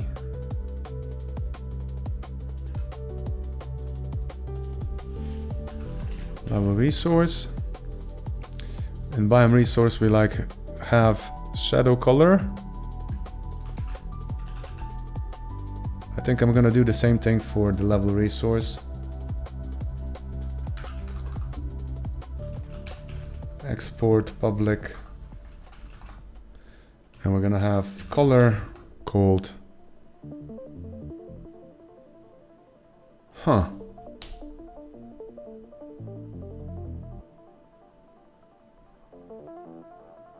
One thing that I'm wondering about is rainy road. Just a second. I have canvas modulate override. Visuals, I should probably use the same place to slap that in. Visuals, and have like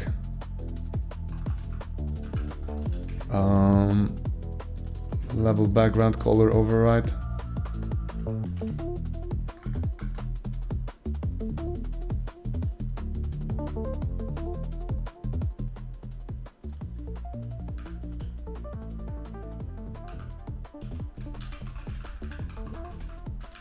Boolean.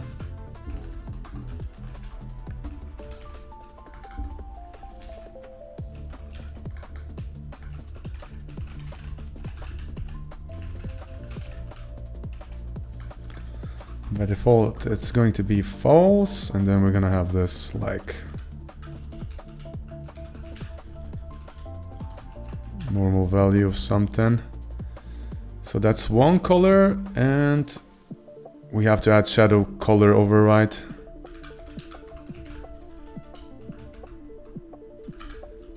Use shadow.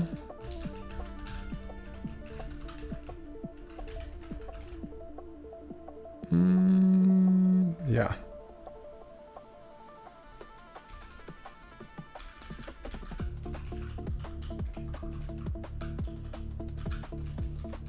And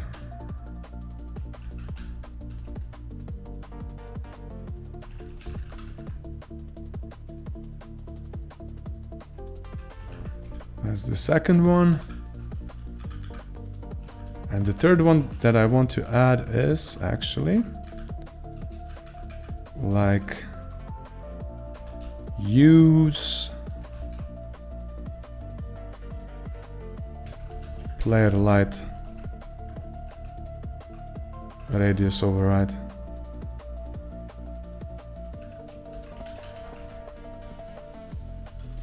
And this one is just gonna be like, I think it's a scale, so we have to use like a float.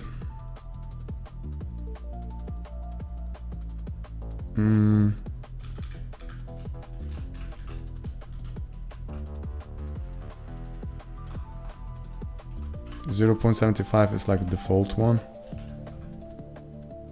And I kind of know that I decrease the radius of the thing for 25 for the inner shadow, something like that. I have 2 light sources coming out. But what do I call them in the unit? I have like lights. Where is it? Lights, lights, lights. Light system, lights. Environmental point light and shadow cast point light. That's the things that I'm looking for.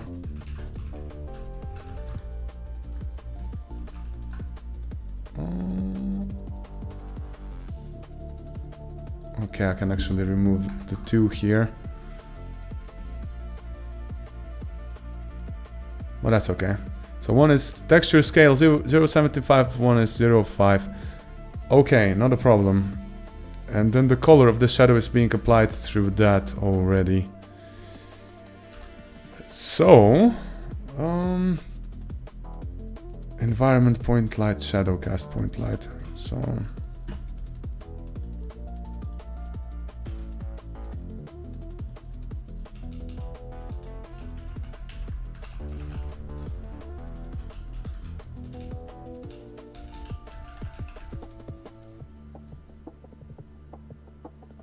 shadow light override, that's good. I'm gonna make it by default like 0.5, 0.25. That's much smaller. Now we have these things that are kind of level based. So that's okay. The shadow color, I use it in the light system. Okay. And that's the place where I'm also going to scale that. I'm gonna call it private void set light scale.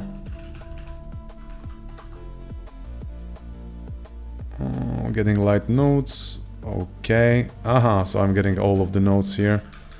Never mind. You know what?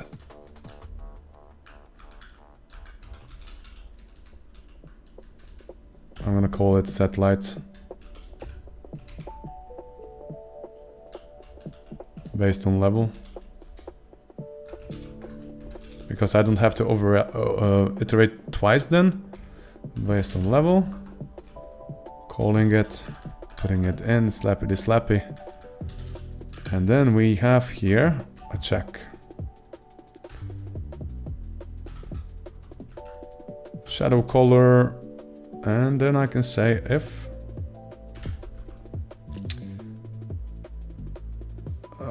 global global level controller currently loaded level resource override something. Use shadow color that's being overridden.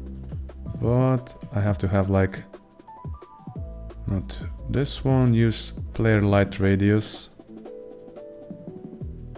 Oh crap. I don't want to... One is gonna be smaller, one is gonna be bigger, and I only have 2 of them. You know what? I'm gonna make this easier.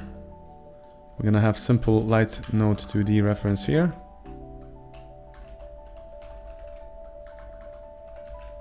But what is it called?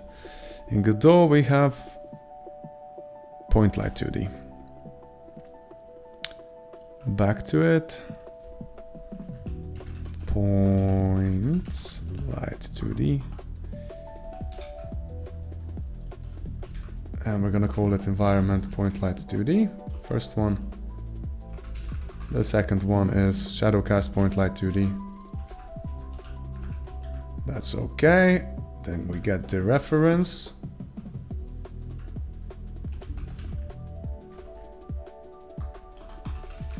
Get node point light 2D.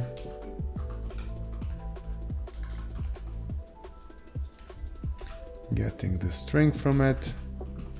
And the same thing goes for the shadow one. Shadowcast point light 2D. Okay, the references are here. Now, why is it bitching? What does it want? Cannot use local variable or local function. What? Aha, because I have some errors here. And that's okay. Now, this dude wanted to apply the light no shadow. What we just have to do now is we have to say environment point light shadow color equals to this one. We're not fetching it, iterating anymore over it. And shadow cast point light this one. So that's okay. And then we have a couple of if statements here. We can slap this one away. If. Actually, I have above my wall a picture of Kipling's song. Rudyard Kipling poem called If. It's beautiful. Override, shadow, no. Level resource. Override.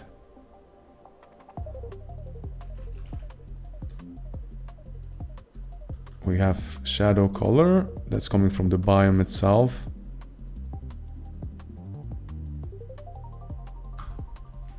If that's the case, I'm applying the one from the shadow here. That's like a simple override, but we come from the level resource now. And then we slap the same thing here, but for other condition, because we have other override, and that's radius. Override something radius. That's shadow light radius override something. Player shadow light. Why are you complaining? Float to bool. Override shadow. Come on. This one. That's okay. And here we say scale or something. And this is environment one. Coming from the environment. Come on, buddy. Be good to me. Of course, this is vector 2. Why are you showing me vector 2 actually? This here should be not energy, texture scale, of course. Of course. Texture Scale. That's good. Now, slippity slappity sloo. I'm coming for you. Shadow light override. Good. Good, good, good. Okay. So, that's one thing. Let's see the chat. Something's going on. Feed it, Seymour. Okay, 2 quick bugs. Dropped core name and description is core name. Snip snap spawns when big slime is killed. Then it spawns 2 smaller slimes. Yep. Yep. Kind of leaning towards that's gonna be a feature. When you leave your guard down. Should you?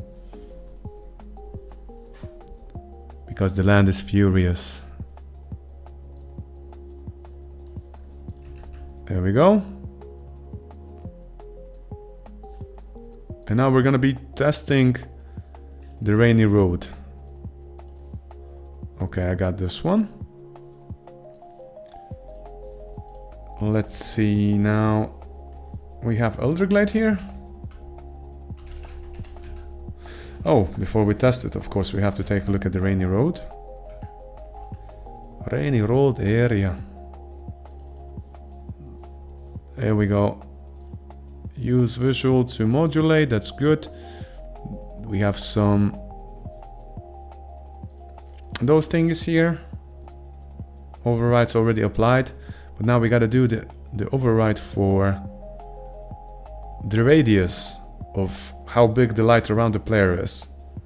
So we make it more of a horror story than before.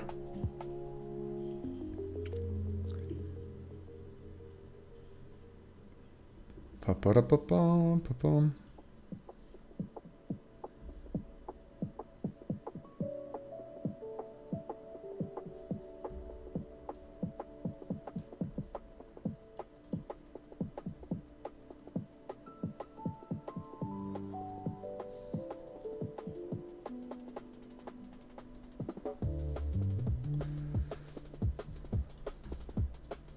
Okay, I think it has built it. Level background override not needed.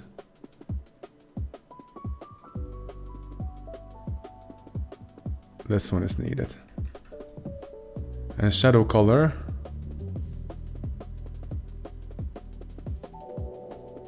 I mean light color, not shadow color.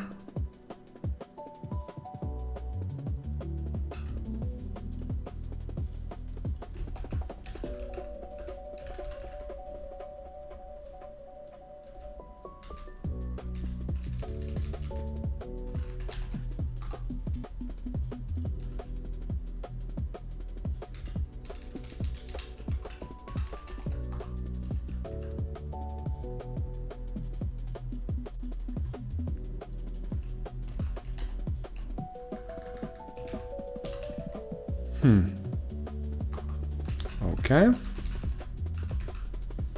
And the color from the light that had to come was a bit darker.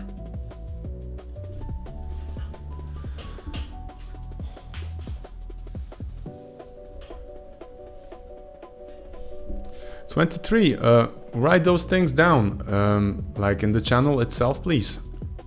In the Discord. Possibly in a text file, so I'll... That's great. Thank you, dude.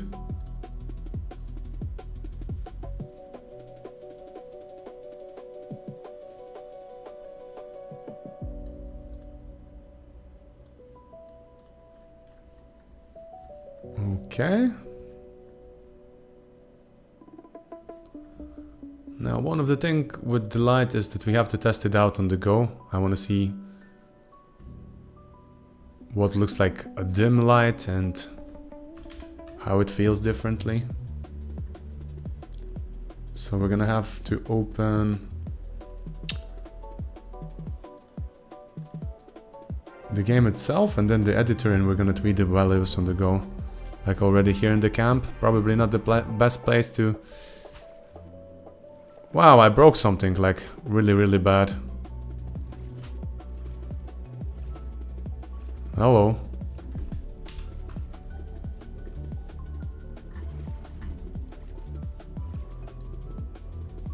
Wait.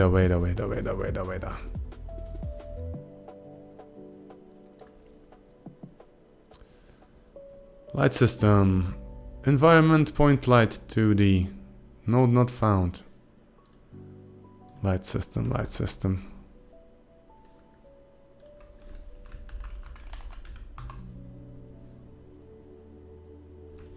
Why you no found?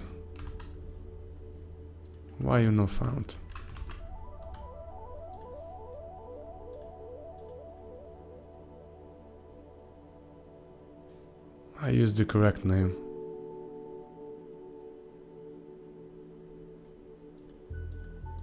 Why you do this?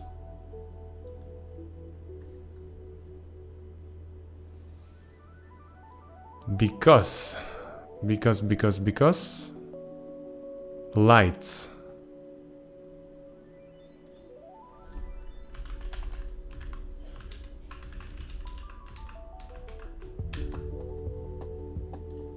Like lights should have the reference to that, right? That's a separate node that I use. I think that the lights is... Un poquito momento. If I go to unit... Yeah, I have a light system and then I have lights, which is like a group of 2 lights. And I'm trying to get that via unique name, but this is packed inside. So that's not working. But if I try to fetch it now like that, from lights and then get node and so on. I wonder if this will work now. It's a difference. Maybe it will, maybe it won't. Yeah.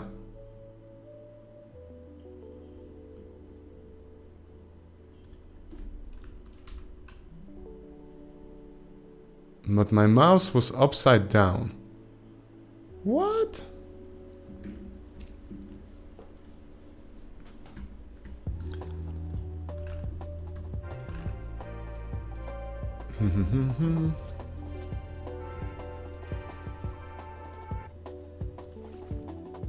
Okay, I think it got fixed. That's okay. Now in the lights itself, let's see. If I start tweaking this value. Now we get a lot of light from the campfire. That's a bummer, but if we go down here, that's okay. So if I start modifying the color of these 2 things to something darker and something more bluish.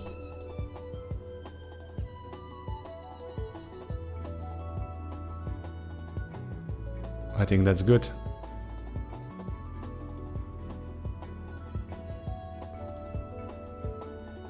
It's a full-blown brightness, but we dim it down a bit. Yeah, let's go with this one. Well, what if I try to take the same color that I have for modulate override here? It's gonna be too dark. Definitely. No. It's gonna turn off the lights completely, right? Yep. Turn off the lights. Copy color. Pause and we go back to Drain Road. And here we say the light color, mister, is going to be this.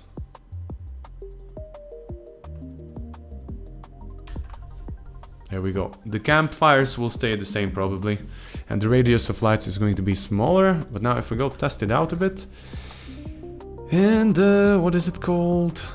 Roguelite. We got a map. Bada bing, bada boom. Rainy road, copy, down. Paste. Save. Start.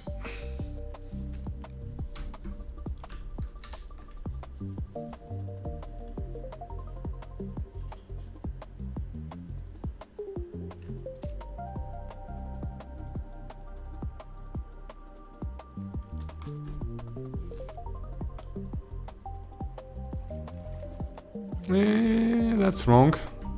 Shouldn't have happened. Why did that color change? Did I save it? Was I saving it? Did I do it? Oh no. Back to white you go. Now it should be good. Everybody was blue. Just the song was missing. From Eiffel 65. I'm blue da ba dee dum.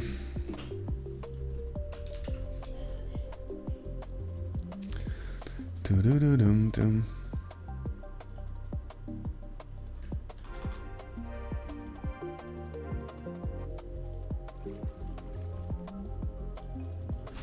Okay, back to normal colors.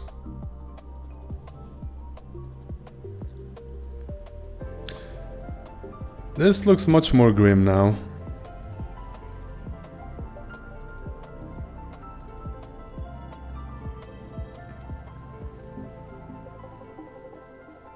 Looks scary, guys, huh?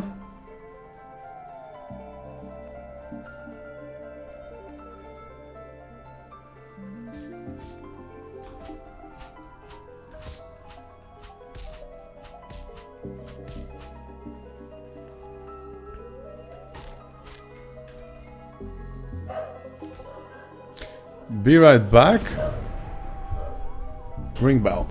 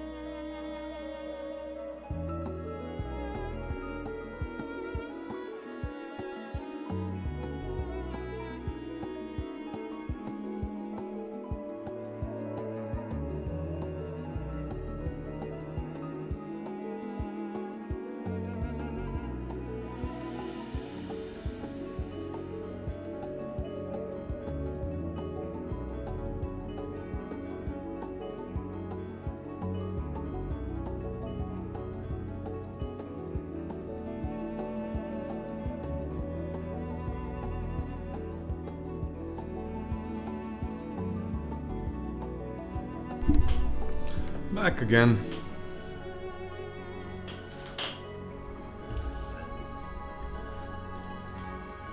Okay, I think the color is it looks like more sicklish. It's a bit darker. Feels like a horror game now. Sad story, sad song.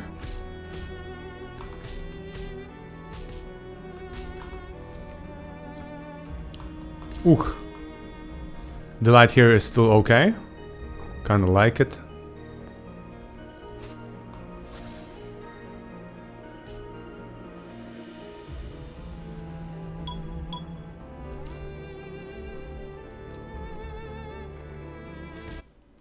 Okay.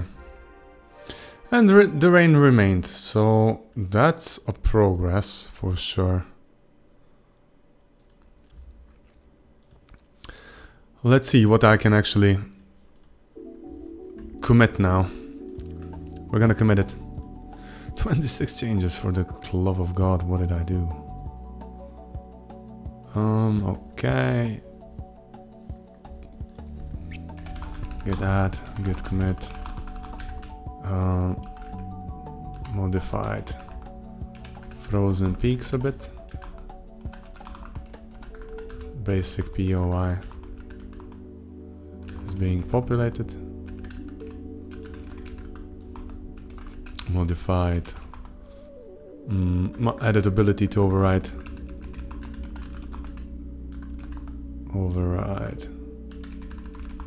Light settings and level resource.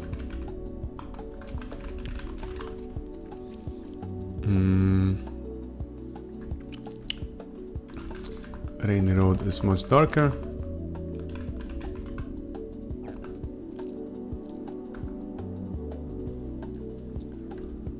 What else? Level room itself. I have color rect. This one isn't being applied yet. Okay, we'll start applying it right now after I commit this one, which is okay.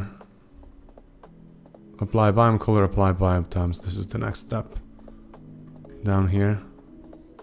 I already do it. Currently loaded. Level room background color. Okay. Okay. Git push.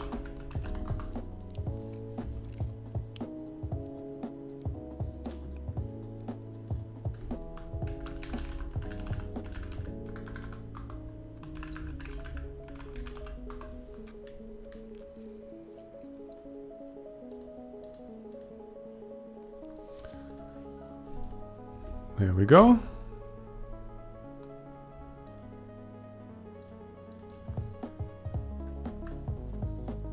Maybe the color for this thingy for the room is going to be red in Cavernous Depths.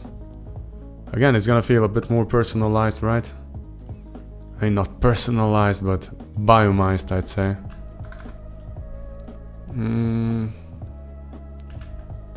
Let's see if we have like level room. Let me take a look at this level room default one.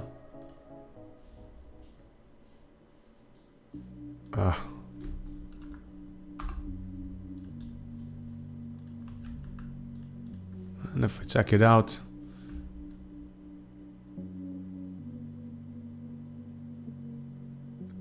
oh, thanks 23 again for posting. Highly appreciated, buddy. Like that. That's gonna be a good one. Not saving it yet, but we're gonna go to Cavernous Depths.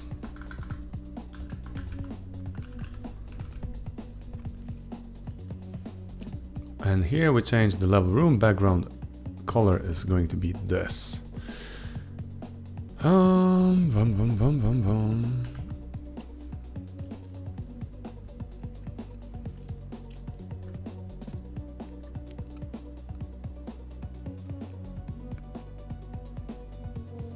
So far so good. And the frozen peaks. I think I assigned something to them, right? Level room background color. Did I? I didn't. but we can take a look. Depressing music, don't want it. Get away from me.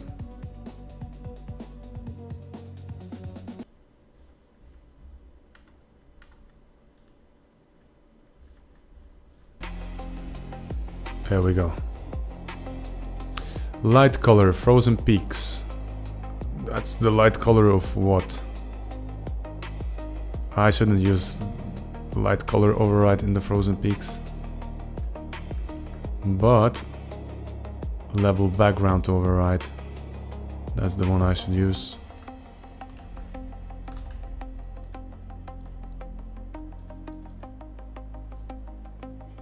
But it's taking from the biome resource only. Is this biome? No, this is actually Rainy Road. What the hell am I doing? No. I was editing the wrong one. Phew. That was very close. Biome. Here we have level background color. This one is like completely empty, but what if we would take this one? Let's see how it applies to it. That's good. Here we go. Like that. The same one as the shadow color. Seems good. Seems fine. Okay, alright. That's good for now. Now the big part comes from adjusting the freaking, what is it called? Tiles. And that one is always a harder cookie. When I have to remember how to work with a tile map and so on. Yeah.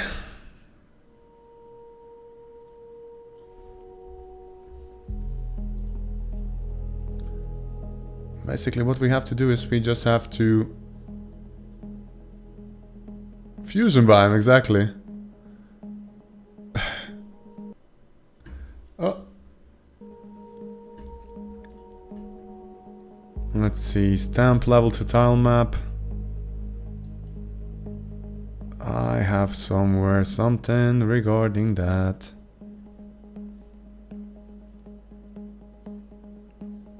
Where do I use brush? Is there a brush? Water brush.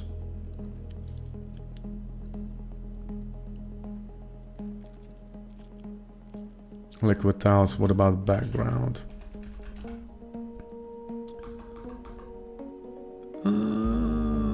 Background visible, false, false, false. No. Then I have ground or something. Is that cells populate liquid area? No. This is the normal level room. Let me see, I think in arena I'm messing with these things. Arena level room. I take a look at it here. Process room markers, spawn rewards. Blah blah blah. Generate arena. That's for the... No.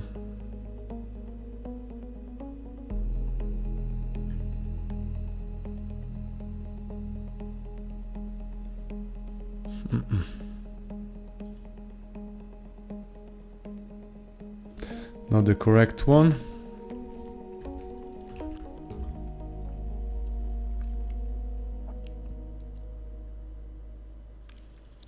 So I'm populating walkable area, liquid area, don't need it, border layer also not needed. Walkable area takes in walkable tiles and pit tiles, and I clear it in the beginning and then I start iterating over the width of the whole room. That's okay.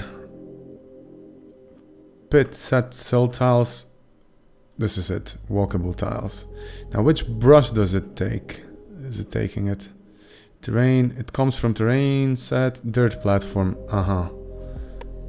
I think we have to check the terrain set types, and I believe that we have snow platform or ice platform, something like that.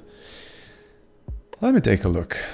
If we have terrain set types,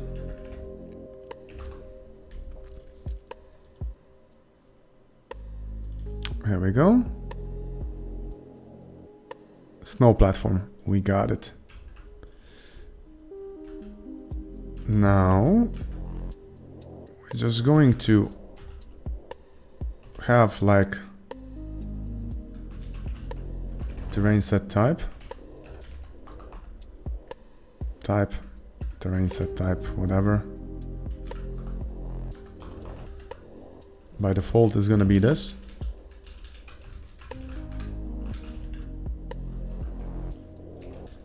And we're gonna slap it in here. Of course, not a dot, but this one here. Transparent collider up there is okay, but here we're gonna say if some kind of condition has to come from this. Which one? Simple. Simple one, and the one that I'm looking for is gonna be that if global level controller currently loaded level biome resource biome type something isn't frozen peaks. If it's not frozen peaks, we have dirt platform. If it is, we're gonna say that snow platform has to be placed. Well, this could be easier than I expected. Maybe I should give my old self a pat on the back. But let's test it out. Now we go to Elderglade again. And we're gonna see what's happening in the frozen peaks. I'm gonna look for that thing here, paste it, save it, start it.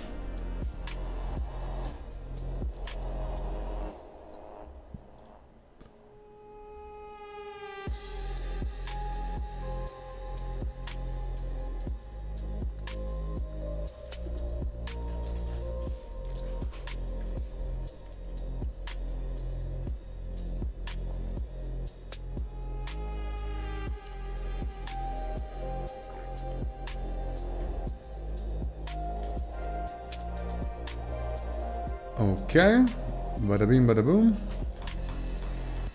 We're gonna be looking for that freaking thing, aren't we? Well, somebody's beating the crap out of me. And something broke, definitely. I heard that the game didn't pause. I just got my face bashed in. Level room 265. What's going on here? Level room 265. Of course, terrain config resource. Doesn't have that probably, huh? Don't you? Yeah, of course, I have the platform, but not the snow platform. How convenient. Where do I have that? Show in file system. Do I have snow platform? Do I have any platform at all? No, only dirt platform. That's okay. Because what we're gonna do is we're gonna duplicate this one. Call it snow platform. Terrain brush, come on, stop playing. And here we're gonna slap this one in. Snow platform, terrain brush. Cheat codes, eh, Dave? Of course. Of course, of course. Now we have to look which layer. Terrain layer type ground. Terrain set ID. Let's see.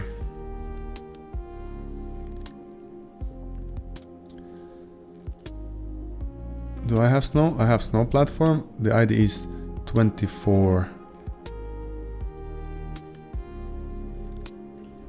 24. Snow platform. The naming is correct.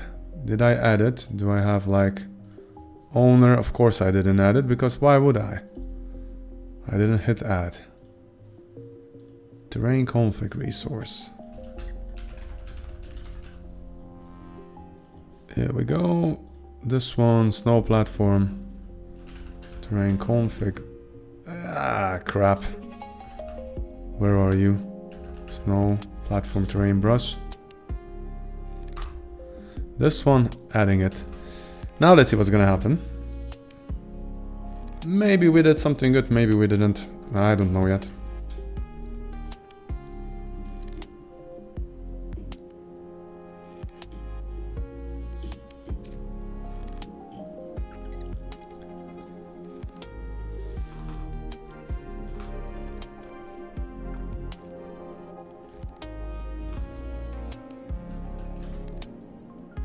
Loading.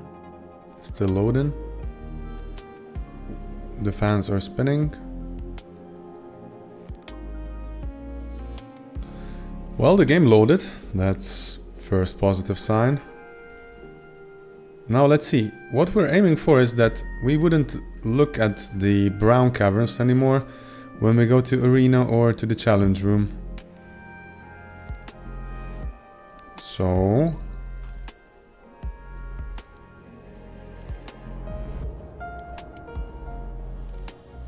I should add some random screams when they attack you. You know, something like that. Would come out very good.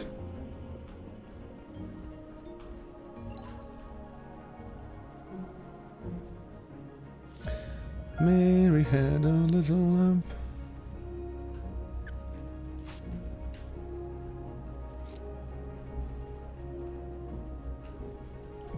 Not in here. Wow. I came to the dead end. Add cool. Starting here. Come on. Elven boots. Run in time. Runny, runny, runny.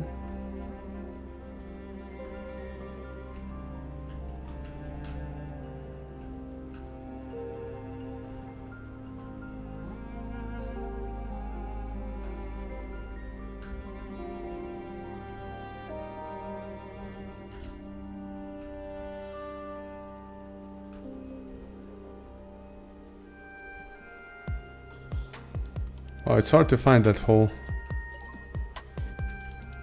Pit appeared, okay. Well, here's the bird.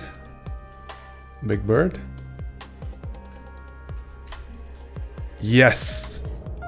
It worked, but it's positioned completely not okay. But I like it.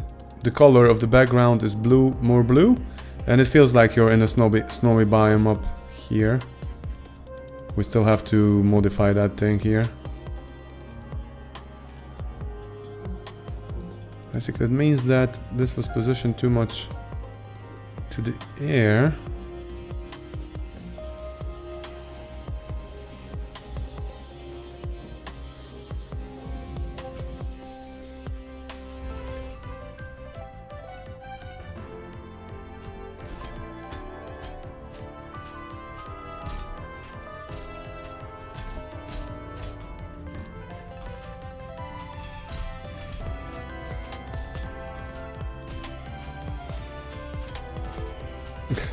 I think this is too OP. I'll gather the reports, because I think this is very exploitable. Like you send them to Abyss. You stand here and then they're... Oh, actually they... Wow, did I found an infinite loop of experience? Wow, wow, wow, wow. Guys. Infinite amount of XP.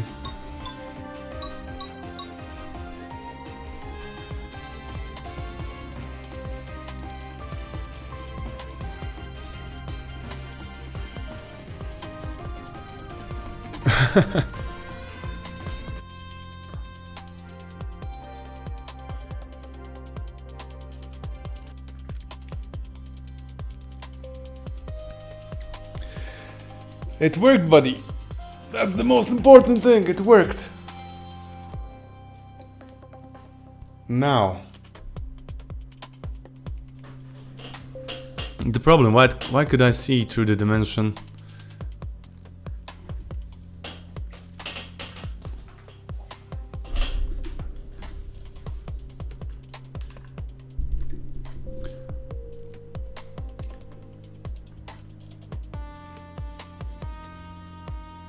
Well, I'm not sure why does it say 20 viewers, what's going on?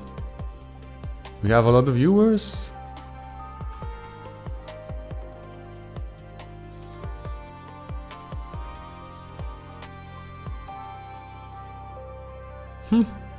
We'll see.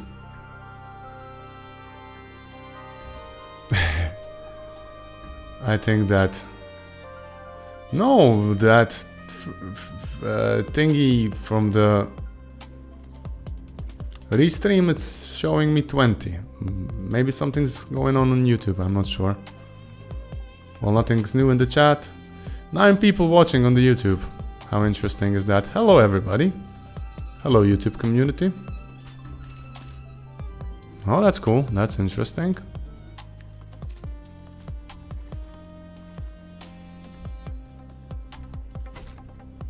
There we go.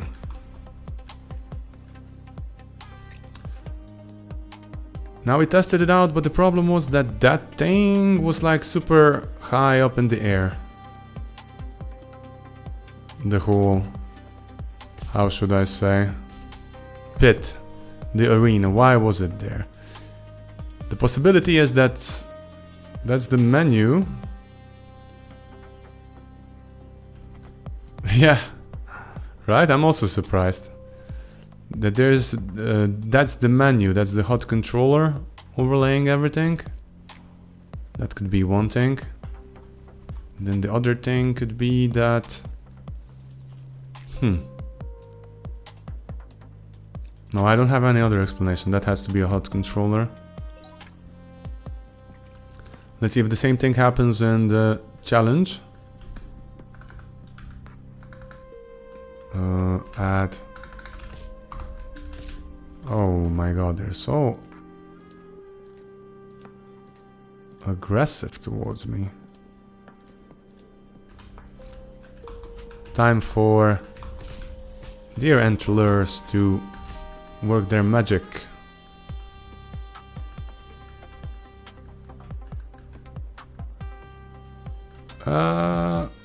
Backpedaling.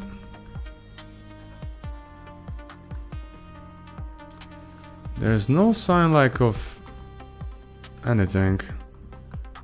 I'm looking for that hole, but I can't find it. Where's the Daedra pit? And that sounds so wrong when I say I'm looking for that hole and I can't find it.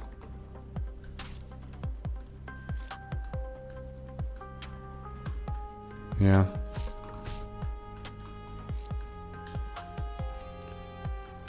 Let's go. I think we can still look at south somewhere here. That was a pressure plate that we triggered on the left side. We found everything. Oh no, actually we didn't. Bigger area, more ice, more snow. Ah, here's the bird. And the hole is here. Let's go in it. Yeah, I think we have position issues. Is this from the menu? I'm gonna put it on the left side and see what happens if I toggle in the HUD controller something. Because I got a feeling that this is it. What if I...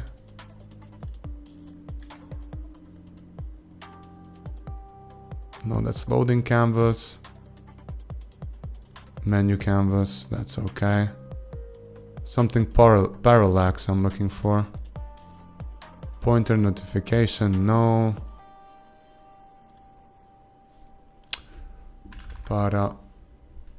Menu canvas, here we have something. Okay. High sky parallax background is the problem. Look at that. So this is the challenge room. I think it looks beautiful regarding the colors. I don't use the same thing. You know, you have a feeling like you're more on the peak. The color of the thing is different. You're in an icy biome now.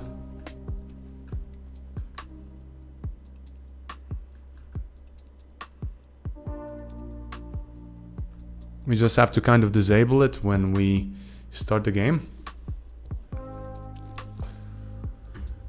Anyway. We're gonna do this, and then I'm quickly gonna slap in like 4 fuel cells so you guys can have like a complete loop of the game. You can finish it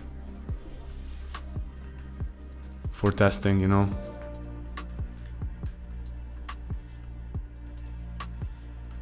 But I like it. I like it a lot, I have to admit it.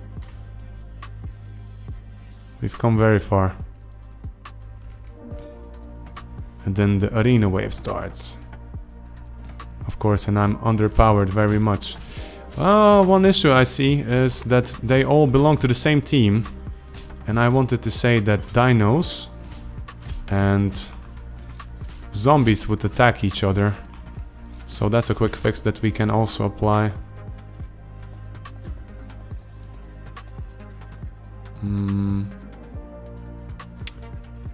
Let's see.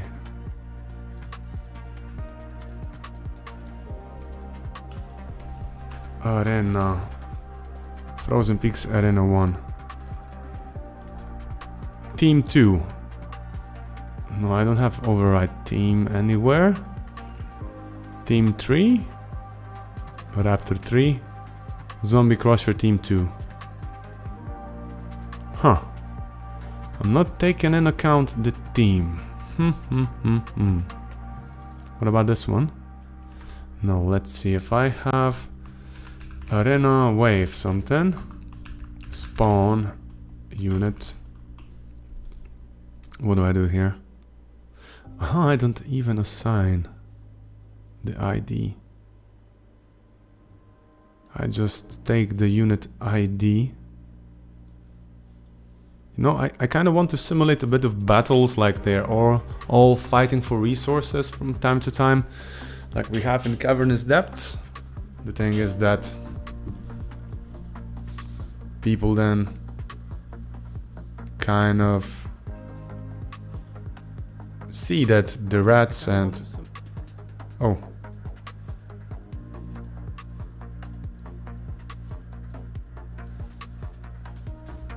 Let's see.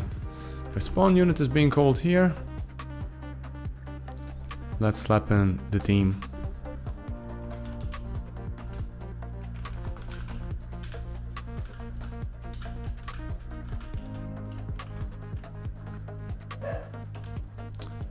And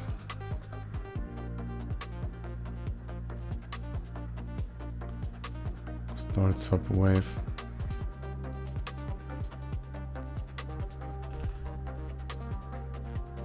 Know what? Not gonna do it now, because I see that the underlying problem is bigger.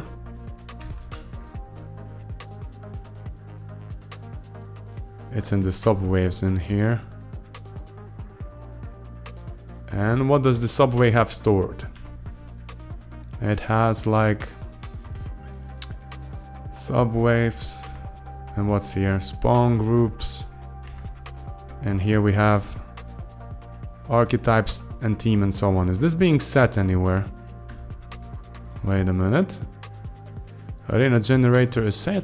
Oh, it's setting the meta. Then let's go, buddy. Let's implement it. Why the hell not? Let's try it, and then we're gonna cry about it when it's not working. And team. Subwave data. Or unit spawn group. Team. Here we go, we have access to it. My golly. And here we slap in level, I mean team. And team. Okay. It should work. Probably. I don't know. Maybe. We'll see.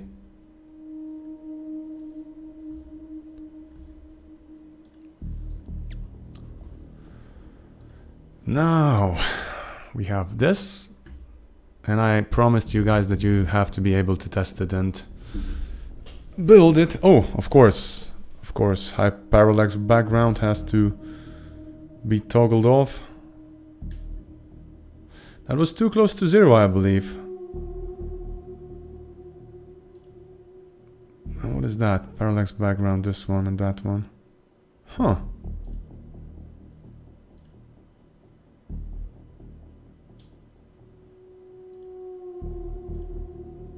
I have 2 of them. How convenient. Okay, this is the default one. Let's make it accessible as unique. And where do you belong? You belong under game menus, huh? Alrighty, let's see. What is it called? High sky parallax background. Do I get references to these things anywhere? Game menus. Parallax. Uh-huh.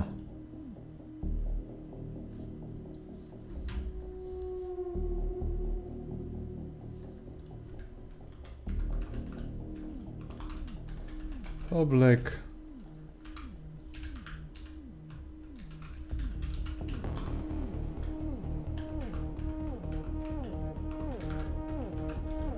Okay, that's the first one.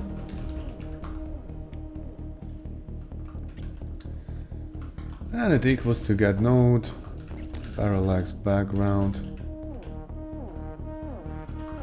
It's obsolete, but I'm still using it.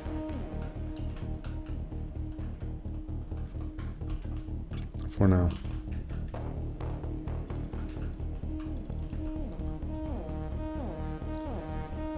Okay. Visible false.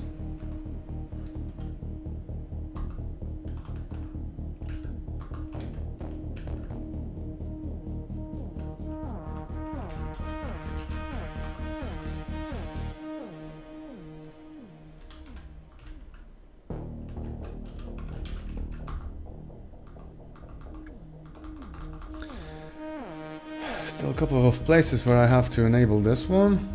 Pause menu, default visible to true.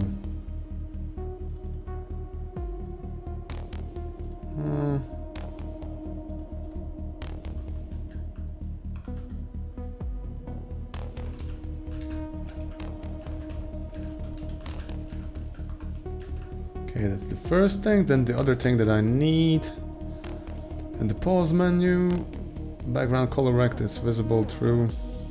What's the background color rect? That's this one. Okay, okay, I get it.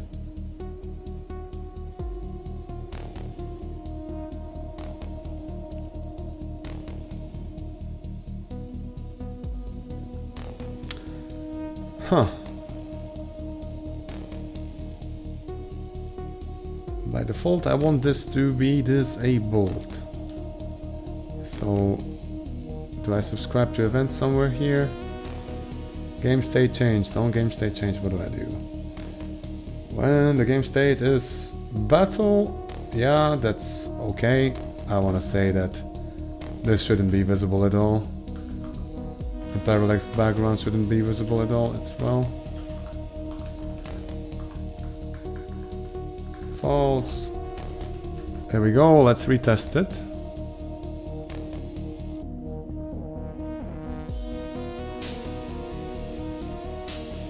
Again, too serious music.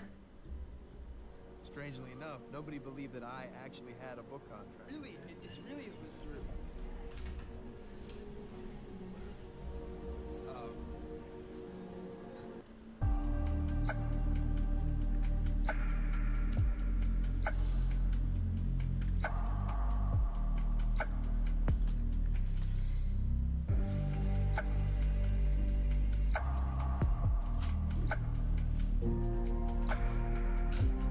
Okay, if I open the menu, options, everything is still okay.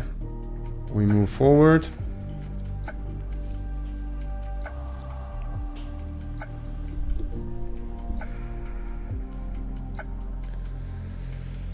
Whew.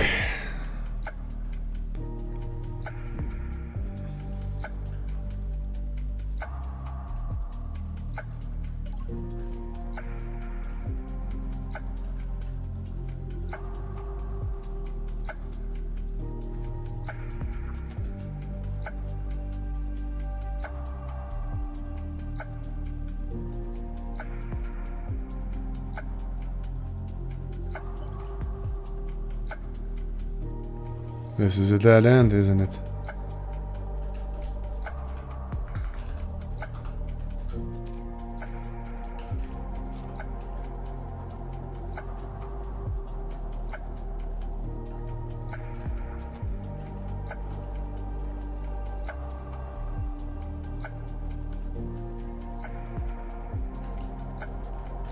Okay, something should open. Challenge room. Aha, challenge room is looking kind of like a challenge room. But do I really mind? Not so sure, I just want to start it. I think we had an error back then. It's bunnies, right? Yep.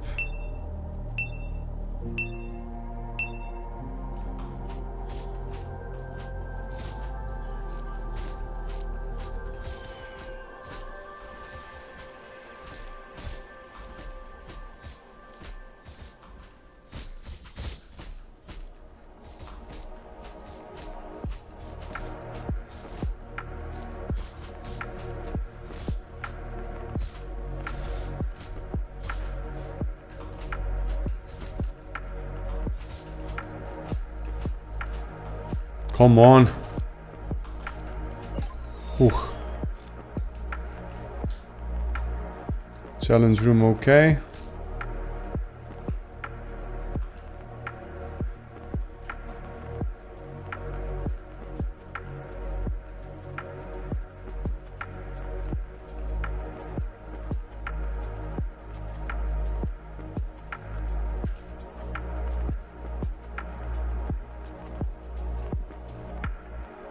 Oh, here's the bird. Yes, we did it. That bug is fixed. It is snowy. That's good. Only thing, yeah, the only thing missing is challenge room wasn't reapplying the biome, I'd say. Let's see if that was a level room. Biome something. Apply. Biome tiles, not really. Because I was applying this somewhere here now. I'll leave it. Challenge room is challenge room, I don't care. For now. Some variety added.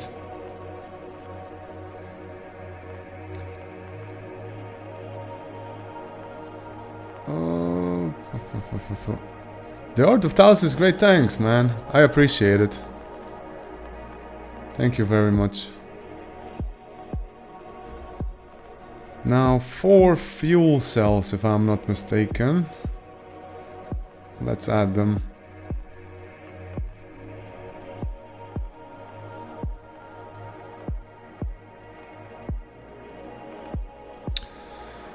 I wonder how can I add them.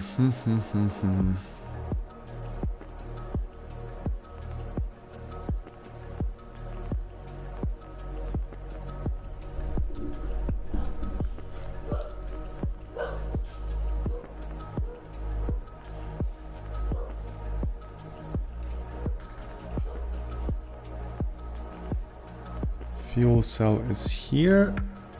Now either this can be spawned like from a breakable crate. The crate doesn't make really sense because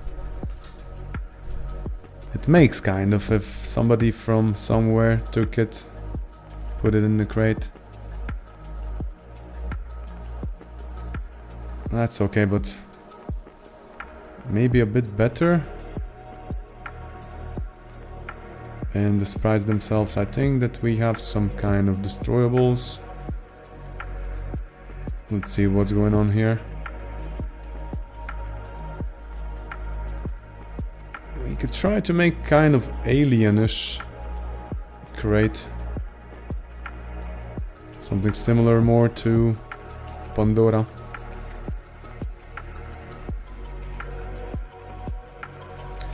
Interactables, items. Well, it should be here.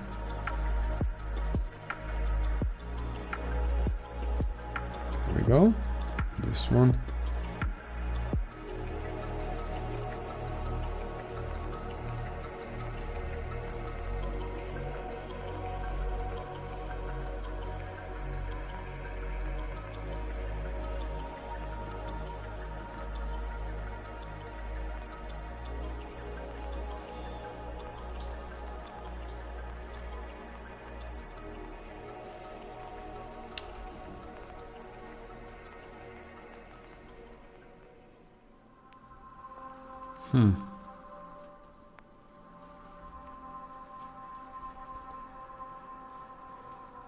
Well, I don't want it to be like exactly the same like Pandora, because that wouldn't make sense.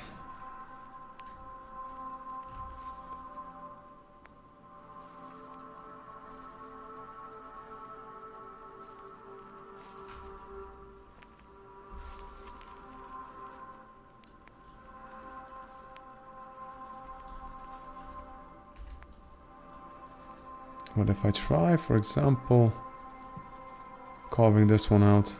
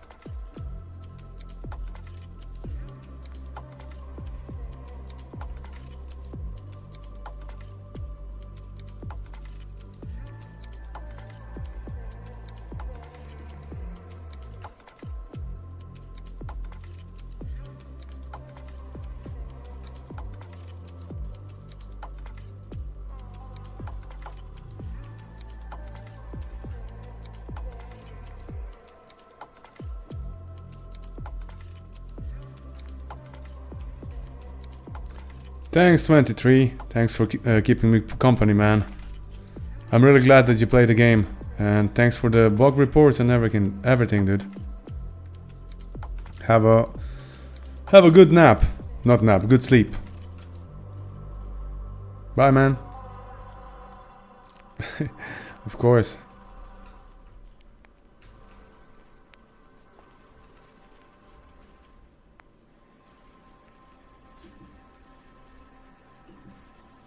It looks like a container a bit. Doesn't look too bad. So we're gonna break it, and then the fuel cell will spawn out. 1, 2, 3, 4, 5.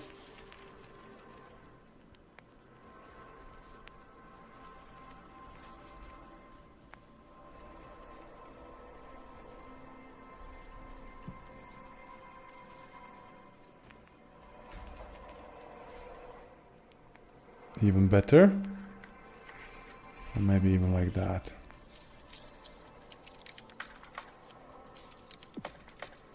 Okay. Saving it, saving it, saving it.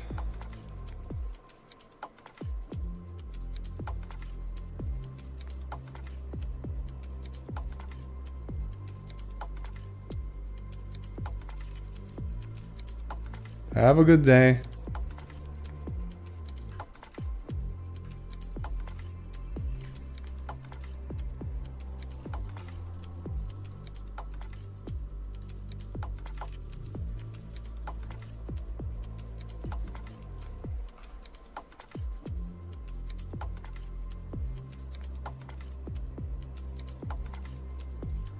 There we go.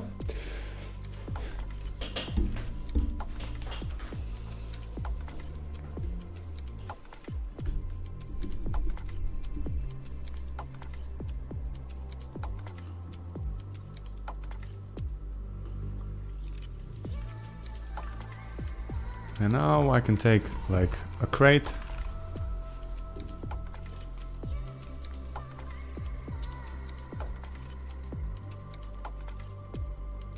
This one, duplicate it, call it fuel cell crate.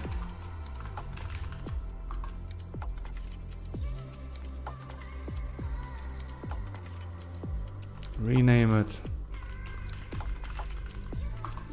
like this. And then here what we're gonna say, this is going to loot drop. And we're gonna simply just remove the loot drop context here. It's gonna have like direct item drop. Will not generate anything. And where's the item ID? I know that I have to have it somewhere. Come on. Context resource? No. Loot table. Aha.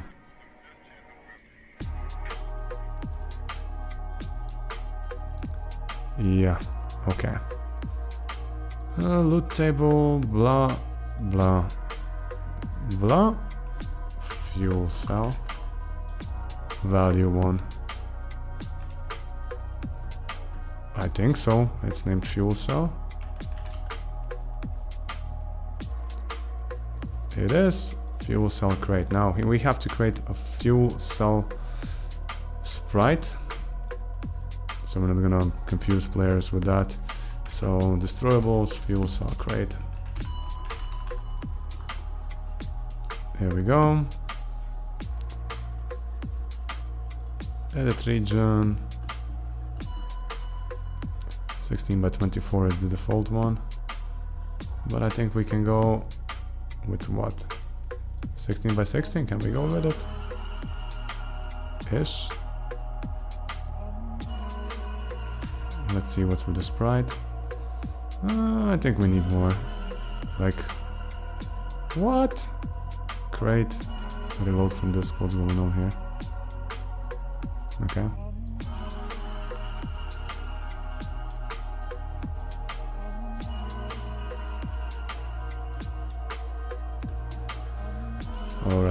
Alrighty. Fuel cell. Not this one.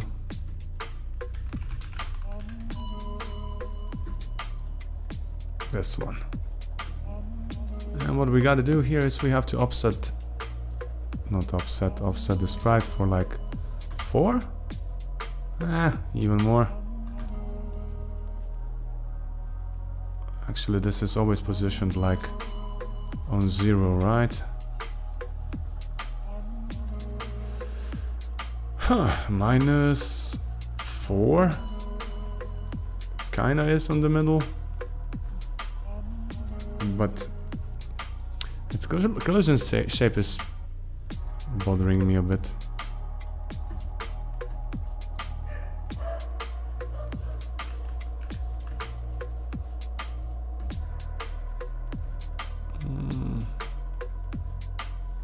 What's the size of it? 16 by 16. You know what?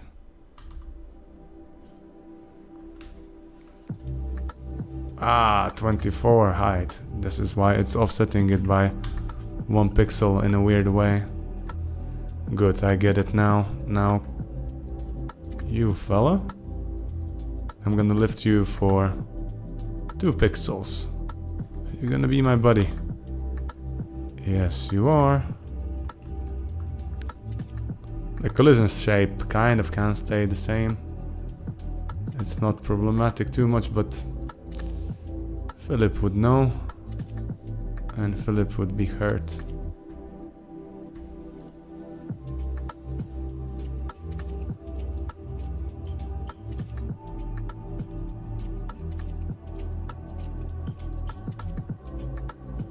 What is that? That's like 9. Come on.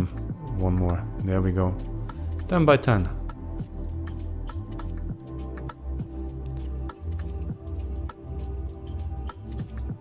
Good. That's the fuel cell, and I think we didn't modify the base crate, did we? No, so far so good. Fuel cell crate. Now we gotta create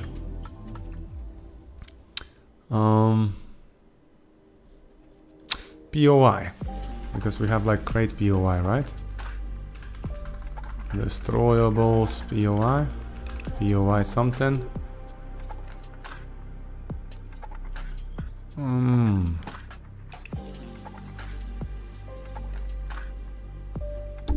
Sorry about that. Bunnyden POI. Okay, I'm gonna duplicate this one and call it fuel cell crate POI.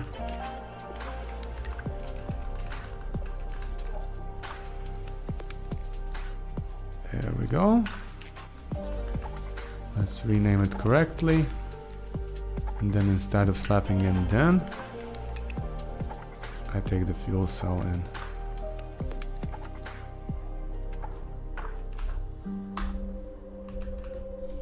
Here we go. That's the one. And I think that we can make the POI area a bit smaller. Currently 64 by 64, that's like huge. Even 32 by 32 could be good enough. Yeah, 32 by 32. Now we gotta create like placement rule.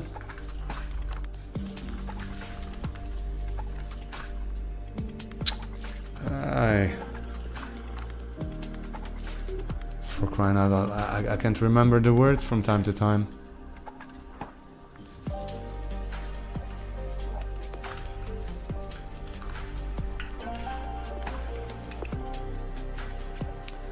One second.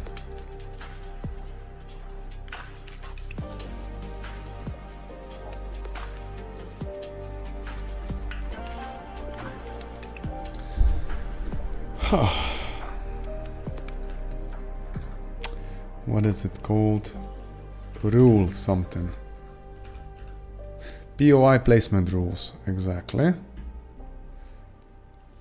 And I'm gonna copy and paste one that I'm using somewhere else already.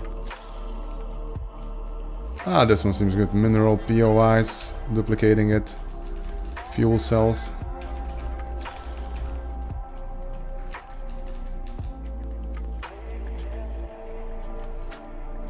Okay. And by default, this thing is only gonna have like fuel cell POI. Single one. Object. Fuel cell POI. Crate. Value 1. Max count 1. But global count 4. I think we need 4 of them. For now it's gonna be 4 so that testers can finish it. Super important. 500 tries if needed. Fuel cell. That's okay. And now we go to, what is it called? Frozen Peaks. Oh. And in the level, when we place these things down, fuel cell POIs. And this is super important, so I'm gonna lift it on the priority list. 4 of them, 500 retries, random in sector, non-player sectors, definitely. Okay. Let's test it out, make a build, commit it, post it, available for playtesters, and yeah, that's kind of it.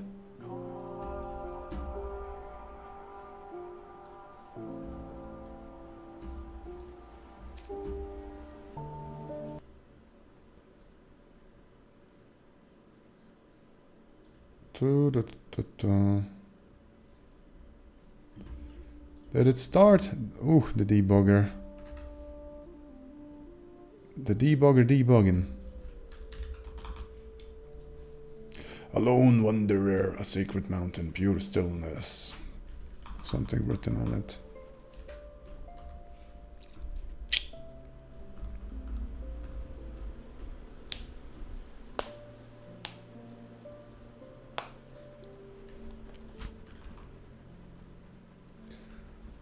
Frozen peaks. Here's one. Yo, I forgot it has to spawn the fuel cell. Hey, it is. Good. That's one.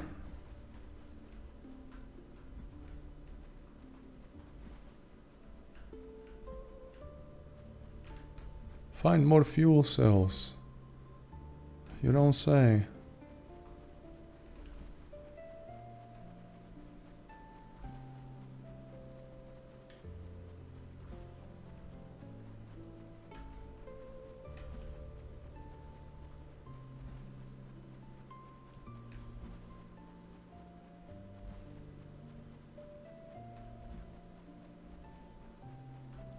So that was one. We're looking for 3 more. Quite interestingly, I didn't notice any...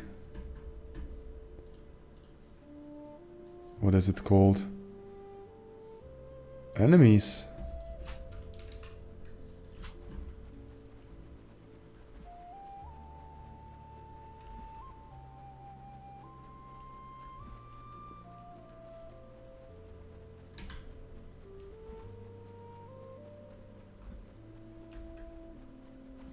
Here's another one.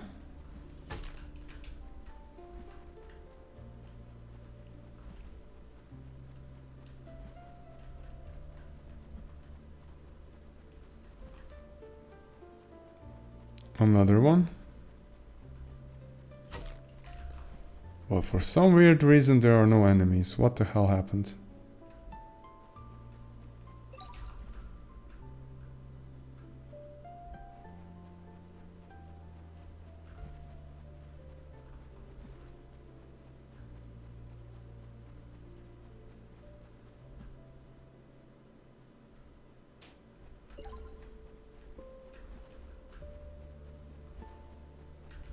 The place I came from.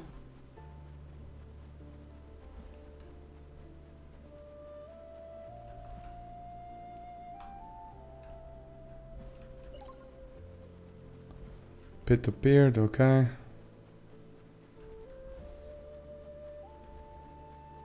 But okay, where's the freaking fuel cell, guys?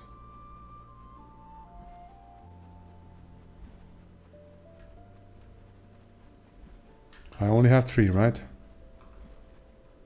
Did I set it to 4? I did, probably. Max global count 4.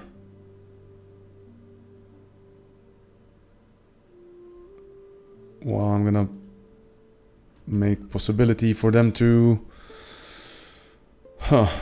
spawn anywhere, almost.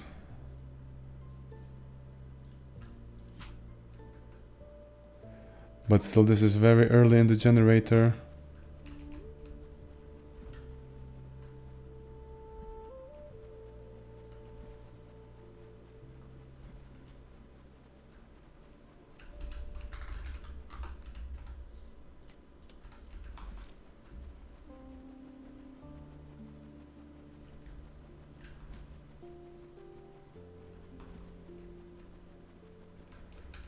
Yeah, I'm sure here we explored everything. I see it on the minimap. Trying to find some kind of an unexplored patch.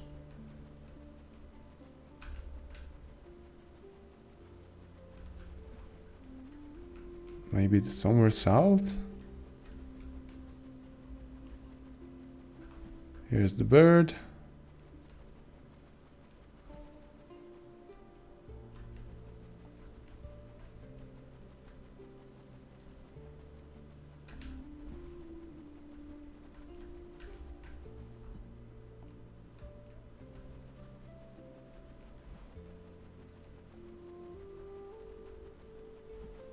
also everything explored? Don't see anything.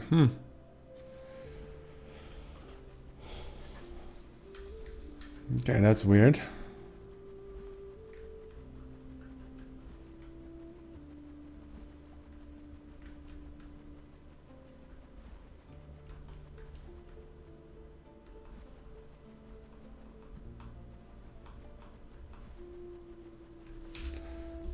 Alrighty, just a second. Frozen Peaks guarantee is what? That, okay. A random in sector, minimum count 1, max global count 4.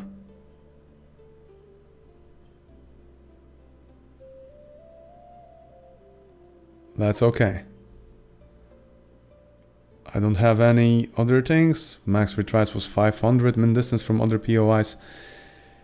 That's okay, otherwise then hot path or something else that was excluding it was a problem, but not so sure. Just a second. Gonna try it again.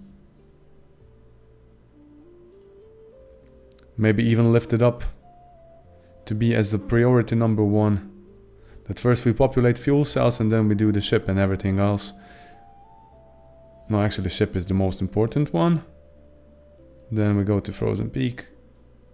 Guaranteed. But yeah. Okay, let's try it again.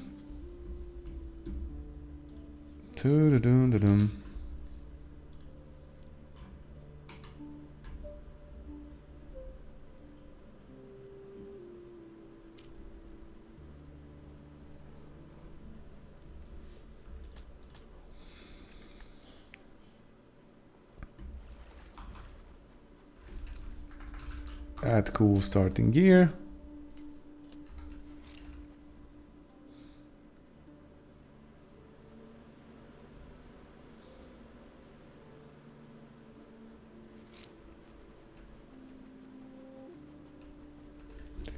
Any significant errors? Debugger 404.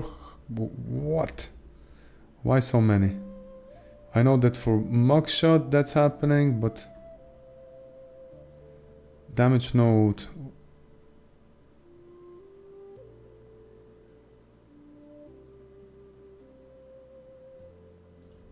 This is something new, I believe.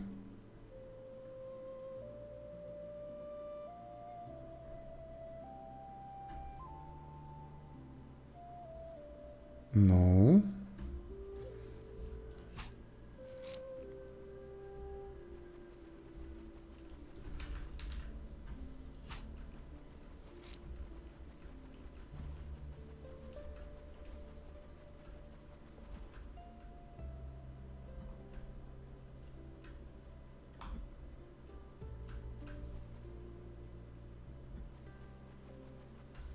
First grade.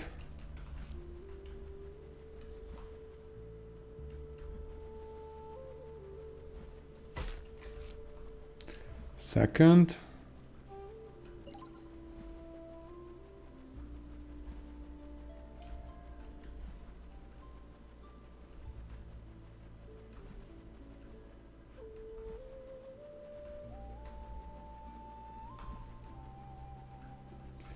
Third.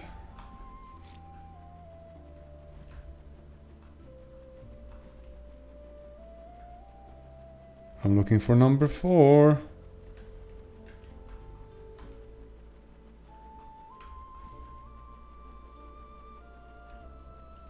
Why don't I find it?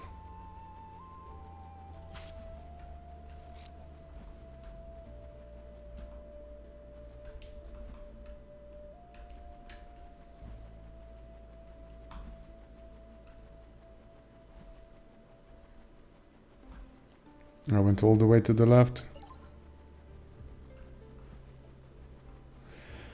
And all the way to the right, and there's no 4th one. What the hell? What the hell? What the hell? What the hell?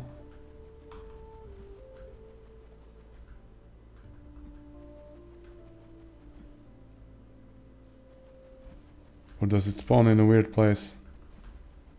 Impossible. Impossible, impossible.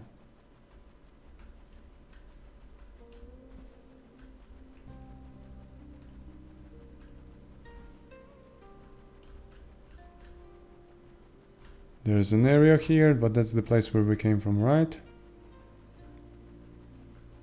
Oh, Anna is here. Nothing wrong.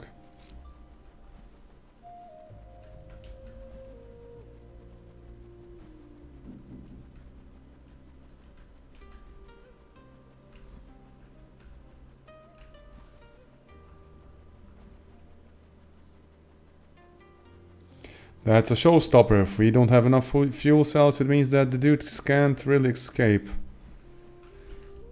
Huh. But Frozen Peaks, I have fuel cell POIs. Random in sector, non-player sectors. That's okay. Min count and max count. Chances 100%. Max global count.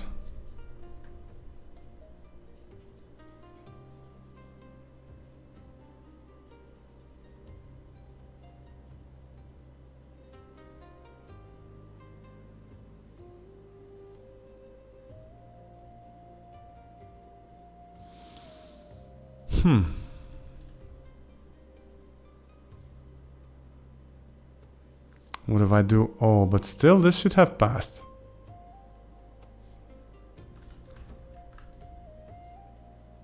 It's one.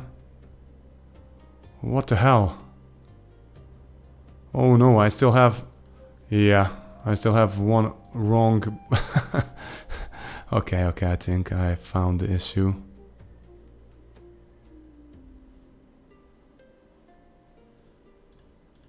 Non-player sectors. Where is it? Random in sector.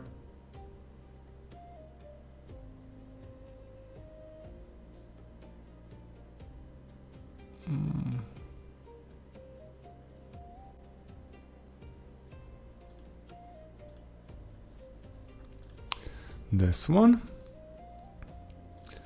And this thing here, cavernous depths mineral. I shouldn't have this one in here as well. I forgot to remove it.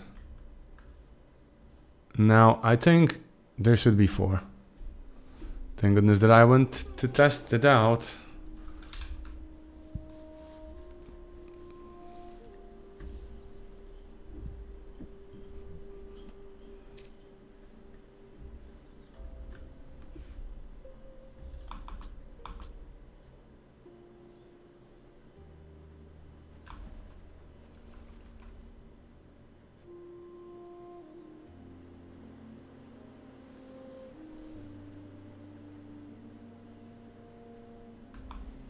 Okay, they're back.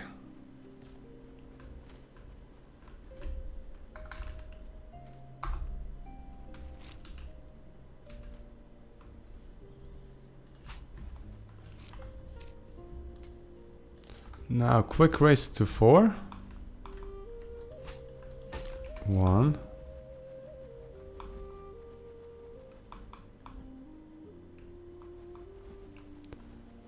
2.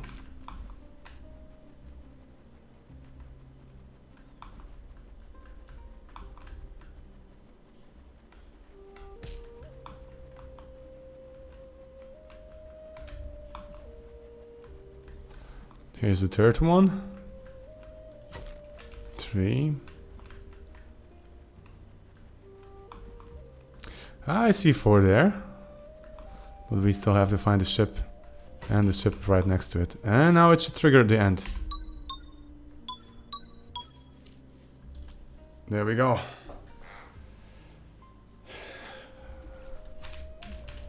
That's some progress today.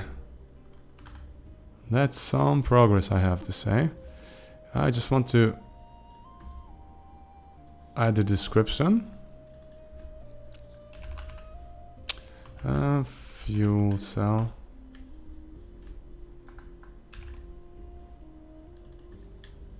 Item name, fuel cell.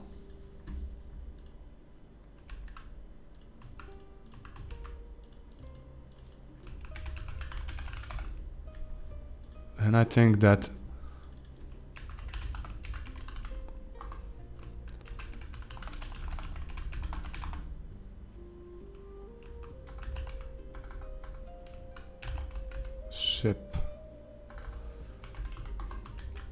Logan sent me earlier also a couple of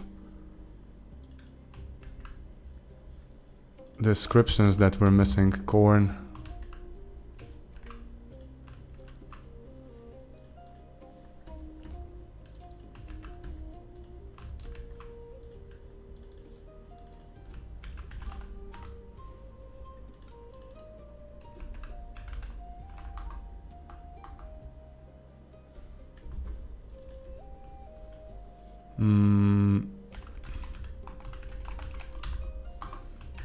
Boars love it. That's okay.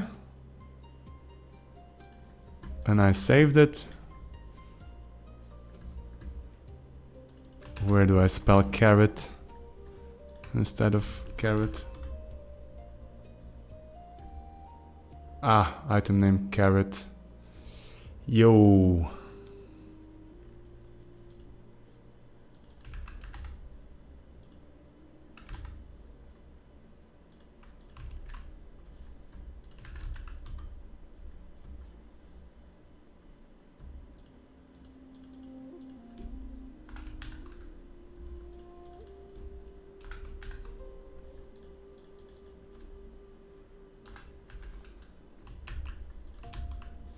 Okay.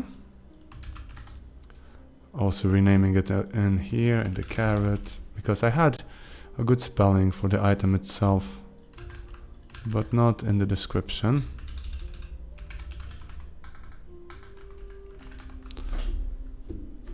Okay. So far so good. Now let's prepare the build. Elder Glade. And we gotta change it that the forest should be first. Then it's Rainy Road, Cavernous Depths, and Frozen Peaks. That's good. Saving it. Let's see what's the version of this one. General 5.2. We're going to 5.3.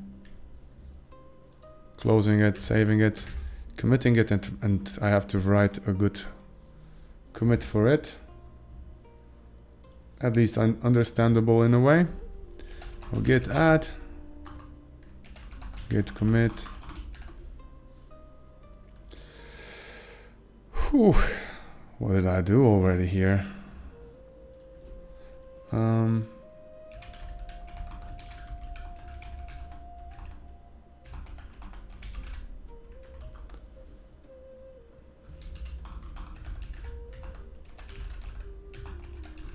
Snowy grounds, etc.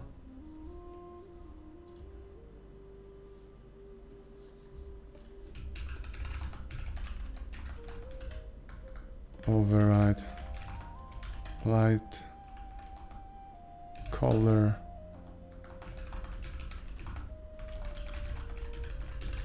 okay. The game can be finished by obtaining the cells now. What else? Terrain config? No, not here. Fixed some missing texts and spelling. Carrot. Etc.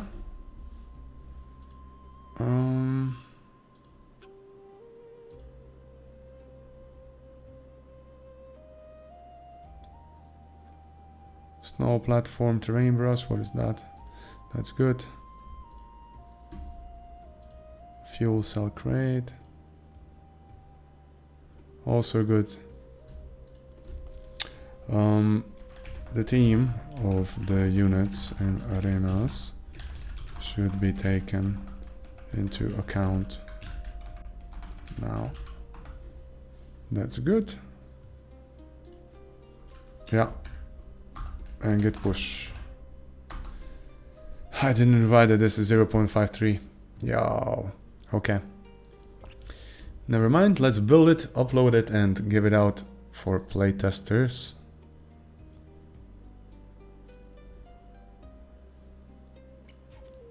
Let's see.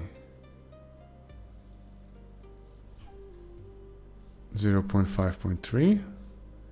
Project, export, desktop full.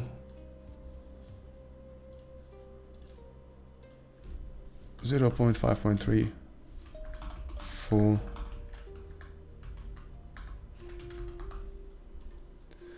There we go.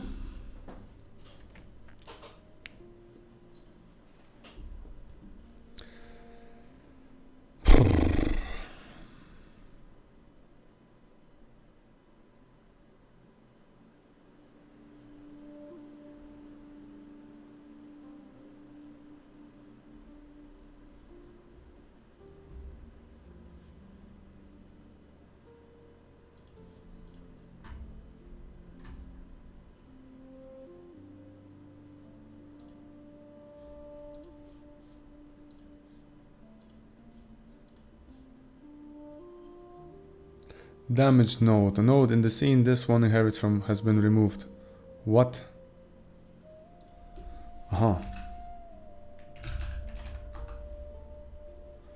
Probably, yeah, lights.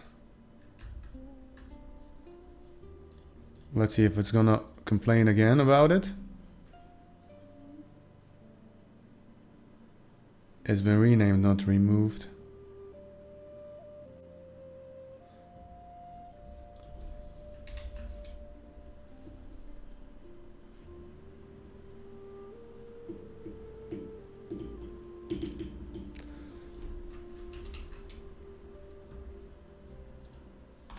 $205. It stays and 220. That's okay.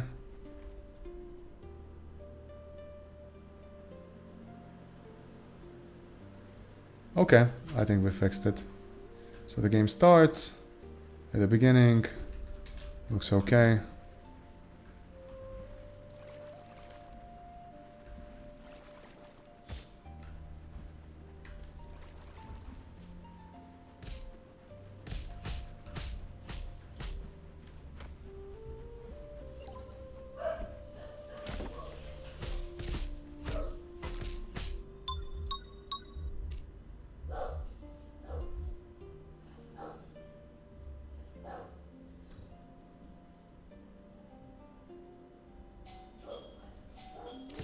Be right back.